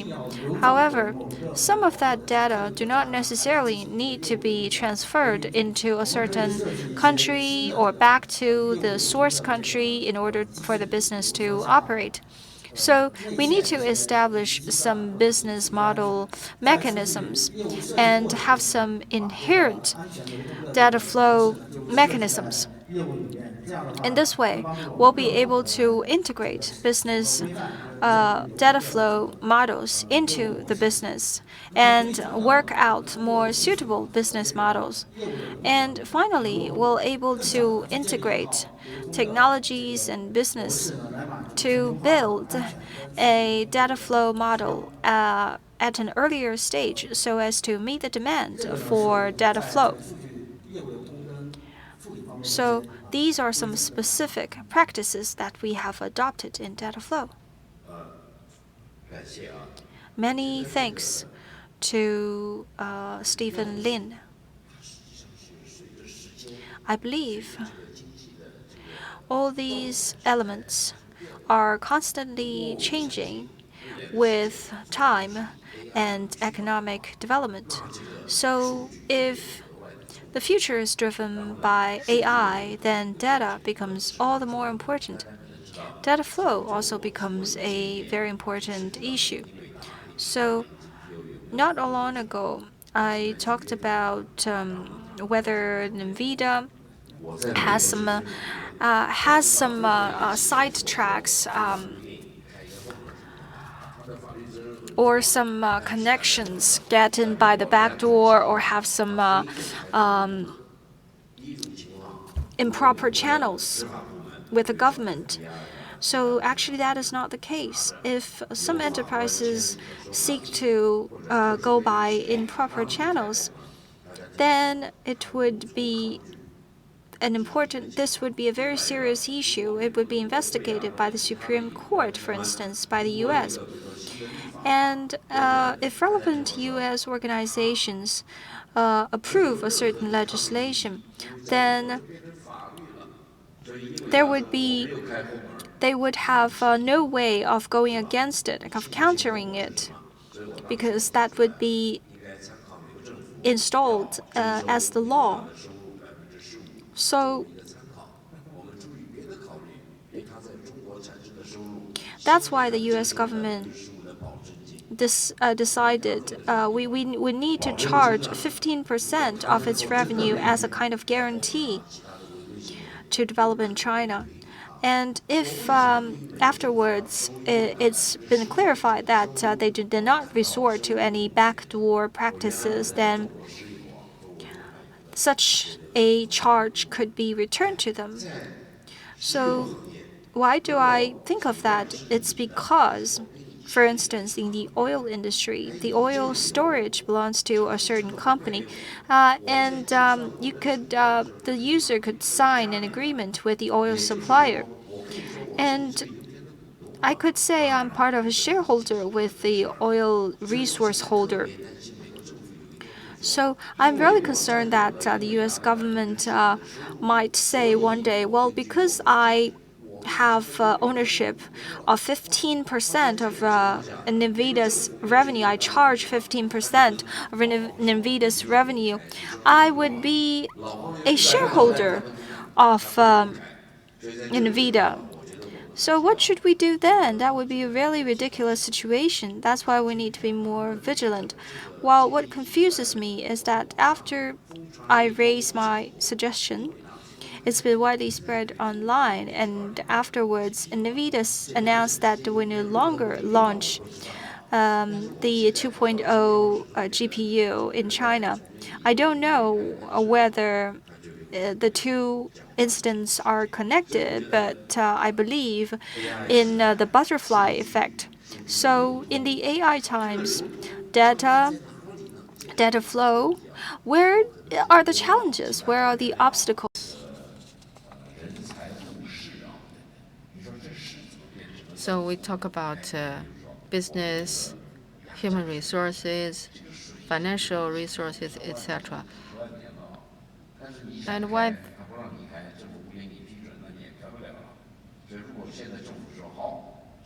we would say that water is a thing, and it is also an element. But now, water can be used as an element because when the license is given, water can be turned into water power. And now, in the new era, data has become the most important product. And all the time, everybody is producing data. And it used to be fragmented, and now it is collected and it is put together. And through AI generation and transmission, it will generate productive forces. Mr. Huang also talked about Japan. I also want to tell you that I used to work in a securities company in Japan. I was a co-chair of its China office. So I think Mr. Huang really made a good point about Japan. And also talking about TCM, you know, Japan knows the traditional Chinese medicine very well. And now along the street, they have a lot of Chinese or traditional medicine drugstore. Some Chinese people do not speak highly of the TCM. I think they need to go to Japan to know better about the TCM. Mr. Huang also said that there are a lot of investment opportunities from overseas. You know, now China's values have been compressed. We need to create opportunities so that our values will come back to normal, so that we will be valued by the world. And next one, Mr. Sun Pengfei, Director of the Macroeconomic Research Center at CIFTIS Research Institute. We know that the Chinese people cannot live without a CIFTIS now. So could you please tell us something about your ideas about the new world order for factor mobility and future competitiveness? So do you think CIFTIS has been playing a key role in driving the process? Thank you. I'm also a fan of yours. I have always been learning from your video, and you're a charming person. So I want to report what we have been doing at CIFTIS. I'm Sun Pengfei from CIFTIS. CIFTIS is an online travel service agency. Travel is closely related to factor mobility because travel involves people, whether it's cross-border or domestic travel, business travel, or leisure trips. This activity has a lot of personnel mobility, exchange and knowledge, sharing, etc., and exchange of ideas. And with that, there will be capital, technology, and labor mobility. In recent years, the party and the government pays more attention to the sector of tourism. So tourism is not just about promoting consumption. For example, we said that tourism can generate consumption so that it becomes a strategic pillar. It can also have other roles, but they remain under-tapped. And from the perspective of culture, technology, and capital flow, we need to have a better understanding of travel because travel promotes innovation of enterprises and startup of families.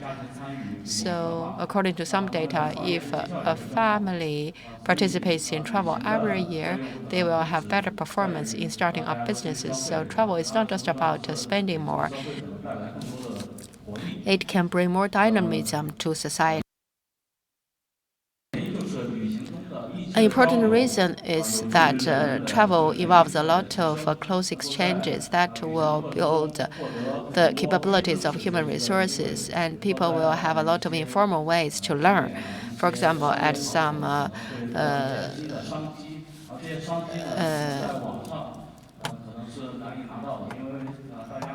sightseeing places, they can get a lot of information. We know that online we get a lot of visible information, but a lot of hidden knowledge needs to be gained through on-the-field trip. And this knowledge is actually also very important for commercial activities.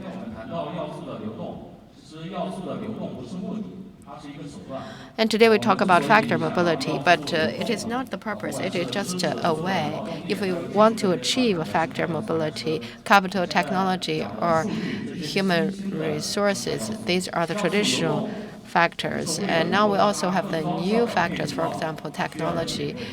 But we need to ensure that the factors can be allocated to the right place as soon as possible. The purpose is to improve resource allocation efficiency and all-factor productivity in order to achieve high-quality productive forces. So in that sense, CITRIP is engaging in a great endeavor. We all love our endeavor. We believe that travel is a way to improve social competitiveness. Last but not least, we hope that in terms of cross-border personnel exchanges and in ensuring national security, we want to create more convenient facilities, for example, visa-free or some convenient measures for entry. And in recent years, the country has launched some measures to promote international exchanges and mutual learning between civilizations. Of course, we need to improve facilitation of entry. For example, you all know the e-entry card. Probably if you visit Singapore or Malaysia, you can feel that it is so convenient. You don't have to write anything on the entry card. Now, China, we are also learning from it, and we have some pilot places to trial this practice. But most of the places, they need the handwriting card to fill in the customs declaration. So we need to improve the details and ensure that our inbound tourism will become more competitive. And now I'd like to talk about the role of corporate governance for attracting factors. CITRIP has been promoting ESG, and we want to build a family-friendly and community-friendly enterprises. And we developed a kind of fertility subsidy. So for each employee, everyone will receive a 10,000 yuan subsidy until their child grows to 5 years old. And also we have a new regime for 2 days homework, work at home every week. And also now we have a new policy when they want to work at home, they do not have make any applications anymore. Our chairman published a research on Nature. He said that co-working has improved employee satisfaction, and without affecting performance, that has also served to reduce the job quitting rate. And our practices have improved our business resilience and corporate competitiveness. Thank you very much. Because of time, I think I will move swiftly to Wu Jing, founder of today's returnees. So I want to ask you, why today's returnees? So you are only focused on today's returnees? You do not think about the past returnees? So what is the time frame you are focusing on? Am I still a returnee in your sense? Because I only returned a long time ago, not today. Thank you very much. You're always very humorous. Thank you for your wonderful sharing. So today you gain another fan. That is me. We call ourselves today's returnees because today is about now. But that does not mean that we only serve the returnees who are returning today. We are serving the past returnees and also future returnees. We hope that the future returnees will also come back to China to contribute to China through our platform. And a brief report to you about what I have been doing. I'm also a returnee. In the past 10 years, I have been serving the returnees in the past 10 years. So I want to focus on how I see the returnees. When we talk about the talent trend, I think you can all feel that the globalization trend is receding. It is going backward, actually. It is not stable. So that can also affect talent mobility. In the past 10 years, I have been providing services to returnees. However, in the past few years, I have these impressions. First, there is more localization. And second, digitalization and flexibility are rising. I really find that today's talents do not want permanent mobility. They are goal-oriented, or they are pursuing a kind of way of life, or some opportunities in a region, or some expectations in their career. That is the purpose of mobility for them. Take China, for example. The CCG has also been publishing some reports on talent. We can feel that since the COVID-19, more and more people are returning back to China. In 2021, when COVID-19 just started, the number of Chinese students who are going back first hit 1 million. So in 2024, we see that the returnees working in China also increased by 20% year on year. There is a prominent trend of the redirection or returning of Chinese talents back to China. Well, this also poses new requirements on China's competitiveness. So overseas returnees have become an important part of China's talent pool. Governments, local governments also place a lot of emphasis on these talents. A lot of them would want to draw these talents to their own localities. So how can our favorable policies really be accessible by the returnees and promote the rapid development of regional economy? I believe that is a major challenge faced by local governments. So the model of fighting for talents no longer work. We now need to play the role of empowerment and linkage so as to provide a wider platform for global talents. So we want to have a more coordinated mechanism, and a more high-quality competitive environment can help the talents gain greater edge in the global stage. And I believe our project is also a very practical project. It is now developing in Tongzhou, which is really a serendipity, because we initiated a project to help the overseas returnees to know about the favorable policies and make full use of the policies so as to gain more opportunities to work and live locally. So the initiative was officially launched in Tongzhou as a key project. So we see that this is actually a very good match for us to be developing in Tongzhou, because our demands match with each other. So the ecosystem of talents should be aimed at helping talents to realize their values. That is probably a healthier ecosystem. Of course, returnees today is still a young project, but I have 3 thoughts that I want to share with you. The first is to be able to introduce good talents. That calls for accurate positioning. So now, when we approach talents, we will be more targeted and match the returnees with the help of big data. In this way, the returnees, when they return to China or still preparing for returning to China, they would already have a clear idea of where they will be going and know about the local policies. The second is about retention of talents. So when talents stay, it's not just for a job, but for a trustworthy future.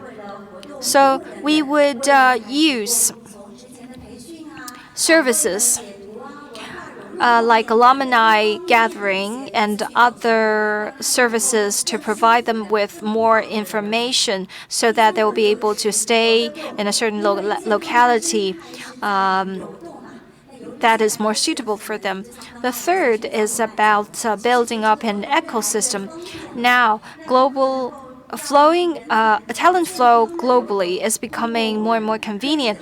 So how can we facilitate more healthier flow of talents and break the barriers within a certain sector or across sectors and regions? In this way, talents will be able to flow freely from region to region and from sector to sector and release greater potential. So talent for me is no longer just objective statistics. I believe what we should do is to provide greater warmth and empowerment for our talents. And I think our roundtable today is a very good example. We have technology, capital, professionals, and talent platforms. This is a very good starting point for building greater platforms for talent. So very glad to be here. A warm round of applause for Madam Wu. So I believe you've taken care of everything in the past, the present, and the future. So the reason I ask this question is that now there has been a social phenomenon of some people criticizing returnees as spies. Actually, in our internal meetings, I would avoid speaking up the concept of today's returnees. However, actually, a lot of the senior generation founders of the PRC are all returnees, including Premier Zhou Enlai, Deng Xiaoping, etc. So, if you want to criticize returnees, do you mean you want to criticize all those who have overseas study experience?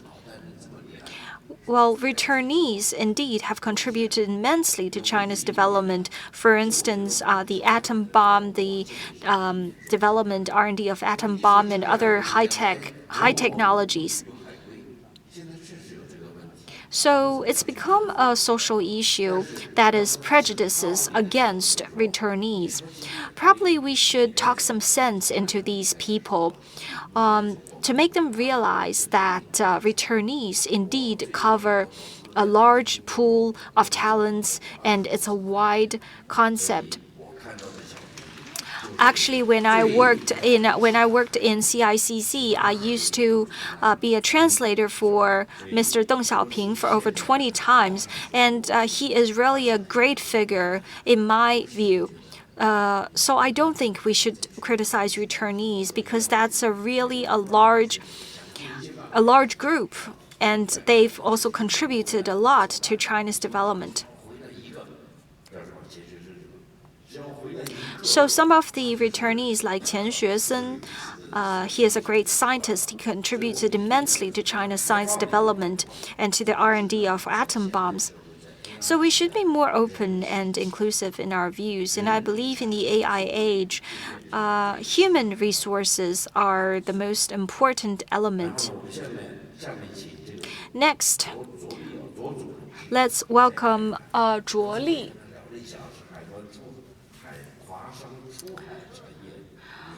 So he is the chairman of the Chinese Business Overseas Industry Alliance. Because a lot of times Chinese enterprises would go overseas, would go global in an isolated manner. However, if we have an alliance, it would be a different story. And sometimes these Chinese enterprises would even compete with each other in an unhealthy manner overseas. But actually, we have a lot of industry alliances overseas. And these industry alliances, industry associations would establish relationships with each individual enterprises. So when these enterprises go overseas, there would be gatherings of people from the same hometown, and that would form a very healthy ecosystem. So I believe there is great potential and future for these industry alliances. And when enterprises go global, they would need to survive in different environments. And they would need to face different mechanisms, different governance, different regulations. So let's hear from Madam Zhuo. Thank you for your introduction. Indeed, there is this saying that Chinese people would only cheat Chinese people, which is really a negative picture. But what we want to promote is that Chinese people help Chinese people. However, now, of course, we need to change some set mindset and prejudice. Sometimes when I hear from entrepreneurs, it's actually quite frustrating. Well, they would tell me, I believe the best thing I could do overseas is to beat other Chinese enterprises. But I would say that I would tell them that, well, it's a shame for you to say that. You should. Well, they would tell me, well, they're best at beating Chinese enterprises. Well, then I would tell him, go back to China, return to China then. Go back to China to beat other Chinese enterprises. So I was talking with a professional this noon. Well, he asked me, well, you say that China has the supply chain with the highest efficiency. So shouldn't China just become a manufacturing power because it is best at doing manufacturing with highest efficiency? Well, in terms of labor division, that probably makes some sense. However, we would need to have some second thoughts. We would need to think again. So now we talk a lot about globalization and deglobalization because globalization, but I think globalization is an irreversible trend. However, we probably would need to think about it, and some people are advocating for globalization without China as the manufacturing center. And they would support the U.S. in developing their strengths. And a lot of people would want China to share some of their supply chains to other countries. Well, I would remind them that, like Singapore and Malaysia established their own science park, it is actually to counter China. Well, for instance, there is a move on China's part that Malaysia would also have a move accordingly. It's actually forms a very good synergy. So why so? Why do we have such synergy with overseas competitors? That is because this is in line with the laws of business development. For instance, we would gradually evolve from low-end to high-end businesses, from capital-driven to technology-driven. And this is quite normal in developed countries. And we know that some low-end productivity would also be diverted because costs are going up, and we are all talking about removing certain capacity, production capacity. And the second thing is that the Chinese people value balance between yin and yang. We know that China's industrial productivity accounts for over 1/3 of the world's total, and our industrial value added has surpassed the three oldest players, including Japan and the UK combined.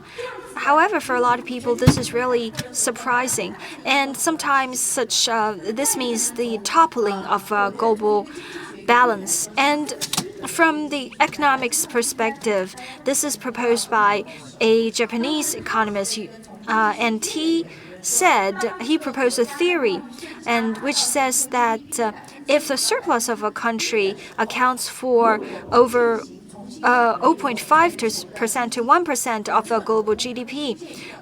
If we do not reshuffle the capital flow of the world, it would be problematic. So if we look at the history, for the surplus to account for 0.5% to 1% of the world, there are only three countries: the U.S., Germany, and Japan.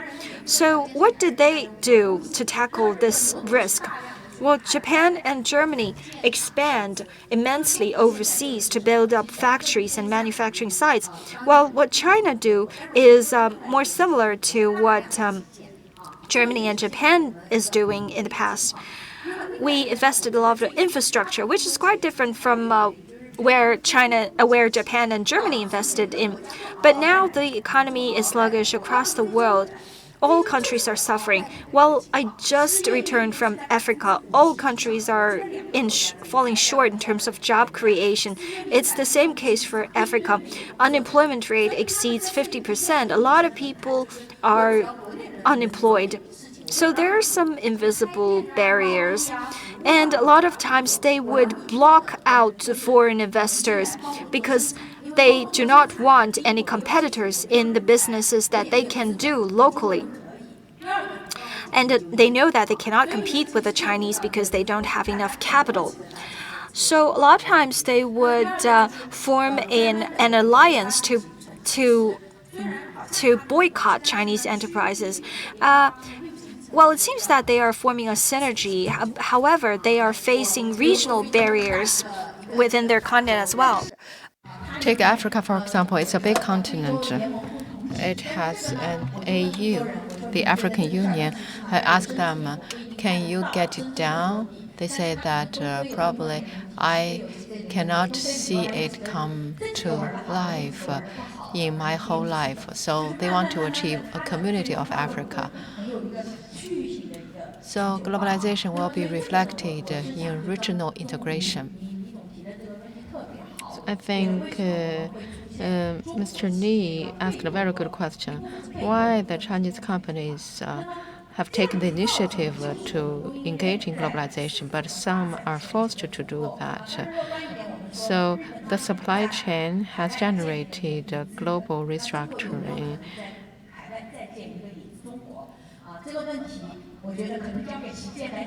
I think, in the past, Japan's economy was different from China's economy.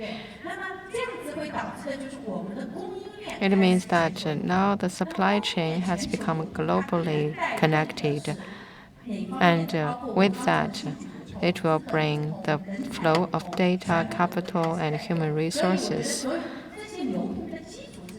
So the basis of such flow is the global flow of supply chain.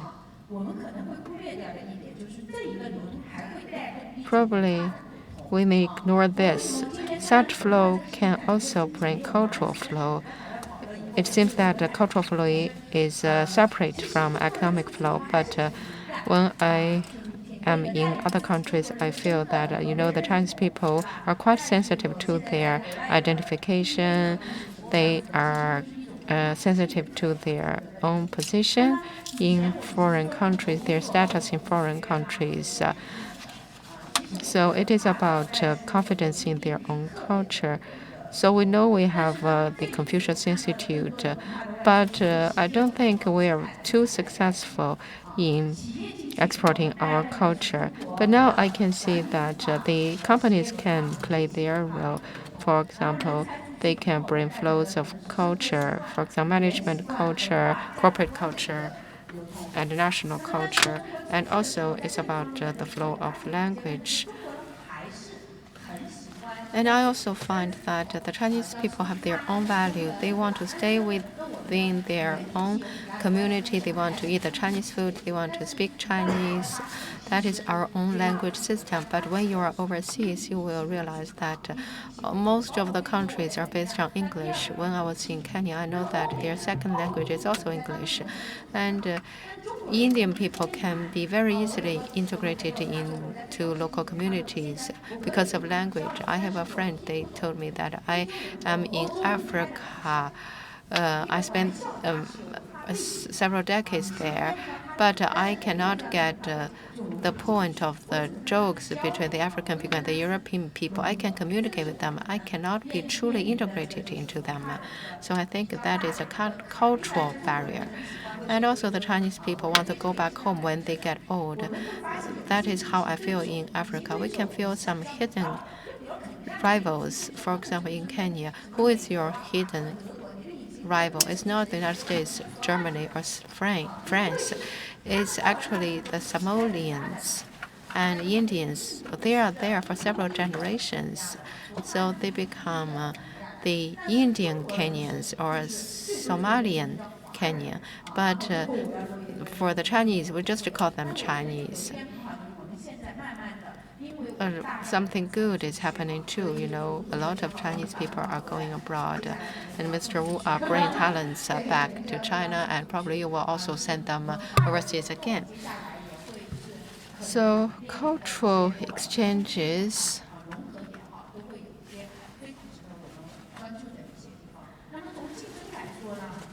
really brings challenges. Probably sometimes there also may be conflicts. I think we need to have strong supply chain capacity. That will be our foundation. It will help us to tide over the window of opportunities. I don't think that the world will have another China that can cover all industrial chains. So I think in that sense, our capability is really unique.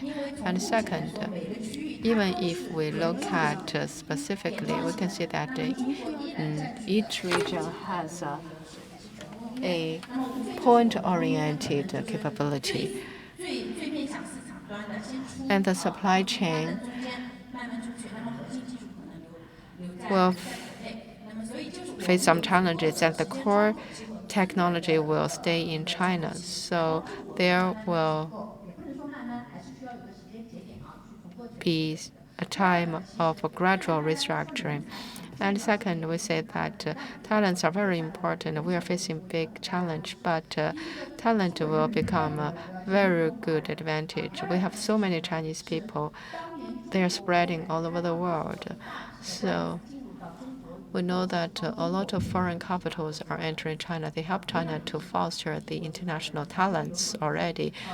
For example, I have a friend who is called Xiaofei Yang, and they were sold to Parkson, but they went abroad and they did a brand. It is called a Happy Goat, Happy Lamb. You know, their supervisor is somebody that was recruited for McDonald's as an executive. You know, the Chinese people are just too anxious. They want to learn. We have so many overseas Chinese students, and they are supported by their families and relatives to go abroad to study abroad. And we have developed a lot of global citizens in that sense. And probably they will become the second generation of the entrepreneurs. So you can see that almost all of the entrepreneurs send their children overseas. They are global citizens. They do not have any barriers in terms of culture and language. That is a strong expertise of these young people. Another thing is talent. So China is also strong in talent. And also, in this round of going global, if you look back at the background of Japan, so it's quite similar. Consumption is not strong and trade war, so the companies are going global. But we have a particular advantage. We have two key strengths. First, we go global by way of technology, AI, the three new things. And second, we go abroad by way of business model. For example, we have a lot of e-commerce companies operating overseas. We have the shared economy. We have the era of the internet. Actually, in principle, they are still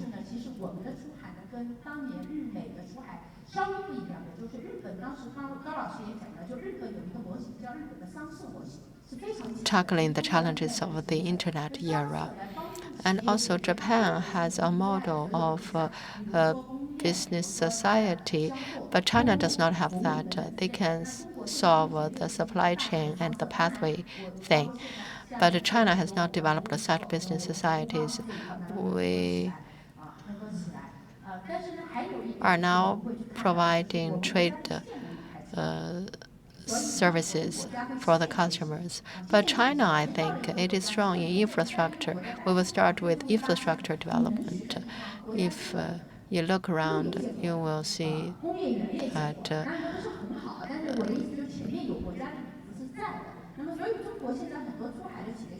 a lot of Chinese companies, when they go global, they not buy a piece of land and build a factory. Usually, they go to an industrial park, which is funded by China. For example, in Cambodia, they have a Xinjiang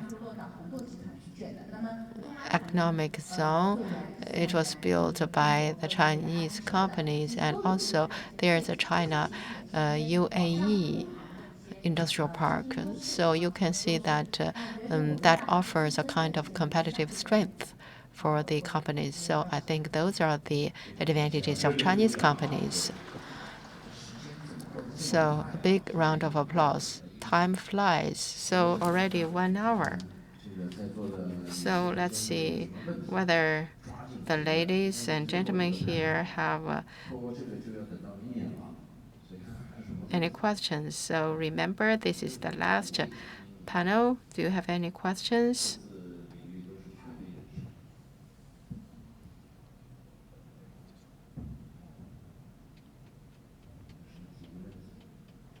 Anybody that can raise a question? Okay, I have a question. Question for Mr. Sun. So AI is now rising. So the search engines are now facing some challenges because AI is faster and more convenient than the search engines. For C-trip, can you feel the impact? Is it good for your business, or does that mean that you will be revolutionized and incorporate AI into your model? Or do you think you can just take it easy and follow the trend? Thank you for your good question. Actually, AI has already become our strategic direction. We did a 问道. This is an AI big model. So the underlying logic is to collect data and information and use algorithm to export it efficiently. C-trip is not worried about this because travel requires a lot of connection with the suppliers. That is our important strategic advantage in the short term and in the long run. We also did a triple J-near in overseas markets. It is easy to use, but we are also iterating. I think now we are investing in AI, embracing AI.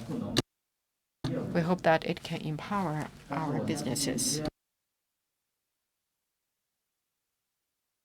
But I believe AI is not too fast a change because it is already penetrated in our business, and also AI is not 100% mature. So we want to embrace it, and we are iterating it. We want to use it to empower our travelers and our businesses. Great. Last question. So this lady, you have a question? Please take the microphone. Thank you. Mr. Zhou?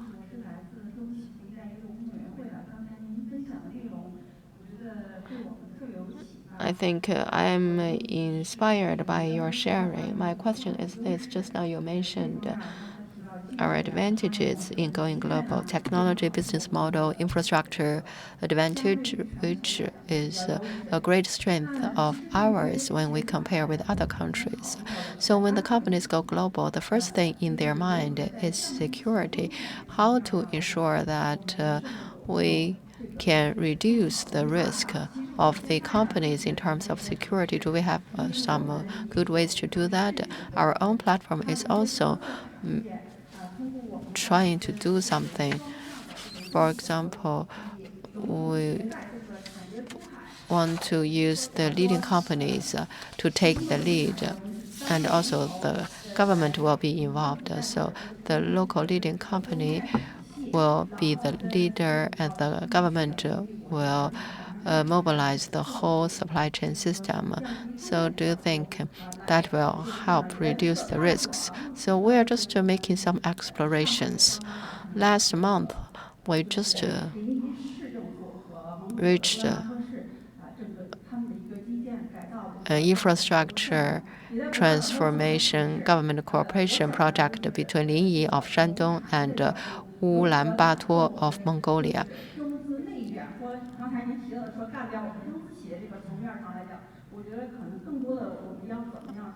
So, do you think what we can do to improve the industrial competitiveness, and how to forge synergies? So that is my consideration and question. Thank you very much. Indeed, when I say go global, I don't think we should be too rebellious. We should follow the mainstream. We need to follow the policies of the country. For instance, if these two countries are not really in very good relationship, then you should really avoid going to that country because it is possible that you would encounter greater risks. And the other thing is that I believe what you're doing is really meaningful, that is to lower the risks and also to stop the unnecessary competition. So reducing the risks, I believe you should follow the government policies and also follow the industry leaders.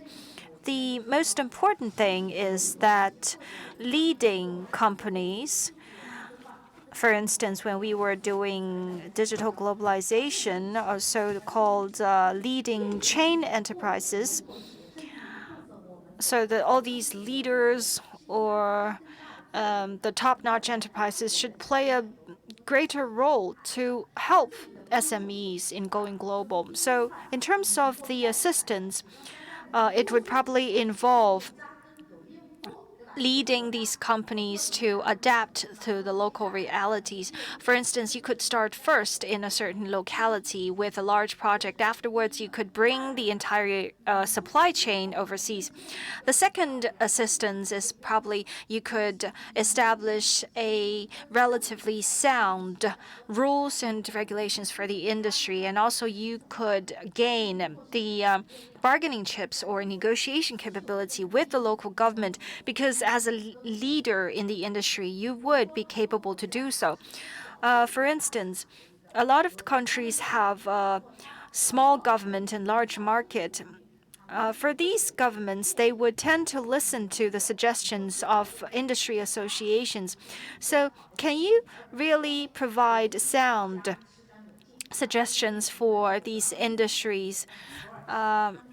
Instead of becoming the sole player in in a certain market, the leader should be able to help other players into the local market,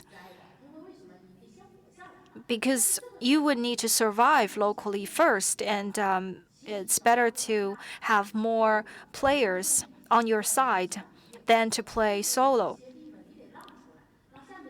And sometimes you would also need to leave some profits to the downstream enterprises and players across the industrial chain.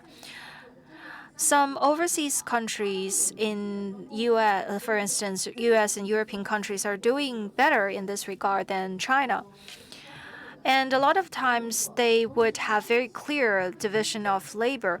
And of course, these US and European enterprises are better at building relationships with the government, communicating with the government. And a lot of times, I believe Chinese players are using some low-end means, for instance, by bribing the officials. But in the U.S. and Europe, they would use their brand reputation to pull the government to their side. And a lot of times, the change of administration will result in a loss of a project, but a lot of U.S. and European companies would still hold their ground in the market, even given the changes in different administrations, because they never play by a nepotism, which would result in potential problems in the future and the loss of a certain project or profits after a change of administration. For U.S. and European enterprises, they would introduce local enterprises into the ecosystem, and they would partner in their projects. And a lot of times they would build industrial parks, build an entire ecosystem covering the entire industrial chain. It involves industry, business, recreation, entertainment, food and accommodation, etc. So by building such a large ecosystem, the government would feel reluctant to topple the entire science park or the entire ecosystem. So probably we should offer a greater helping hand to SMEs. I don't know if I've answered your question. So in the interest of time, I would just give a brief summary. The U.S. has a law on countering overseas bribe. However, recently the Trump administration withheld the implementation of this law. So I want you to think about this. So have you ever thought about when the U.S. enacted overseas anti-overseas bribery law? So what is the potential impact for China? Is there any impact? So it's actually a very interesting question. I believe it's a question worth our investigation, because I believe there will be a major impact. I noticed a U.S.-funded company in China. So recently, I noticed that they are more flexible in a lot of things that they do. Because in the past, they have some very clear ground rules, some bottom lines that cannot be touched, because that's against the law. However, when the law is removed, when the law is suspended,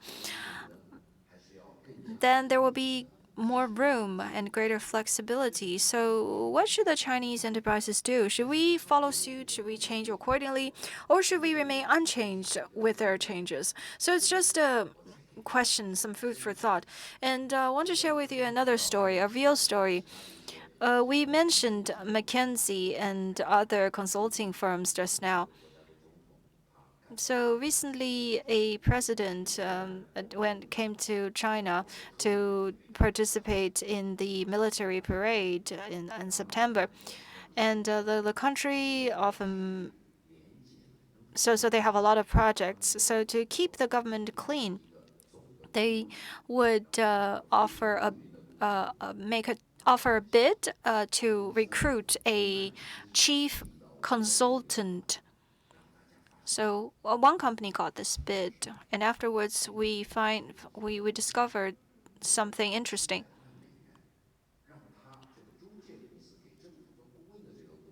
Well, there is a certain company who paid the government several million dollars and paid this agent several million to work out to do something, that is to exclude Huawei and ZTE in the bid.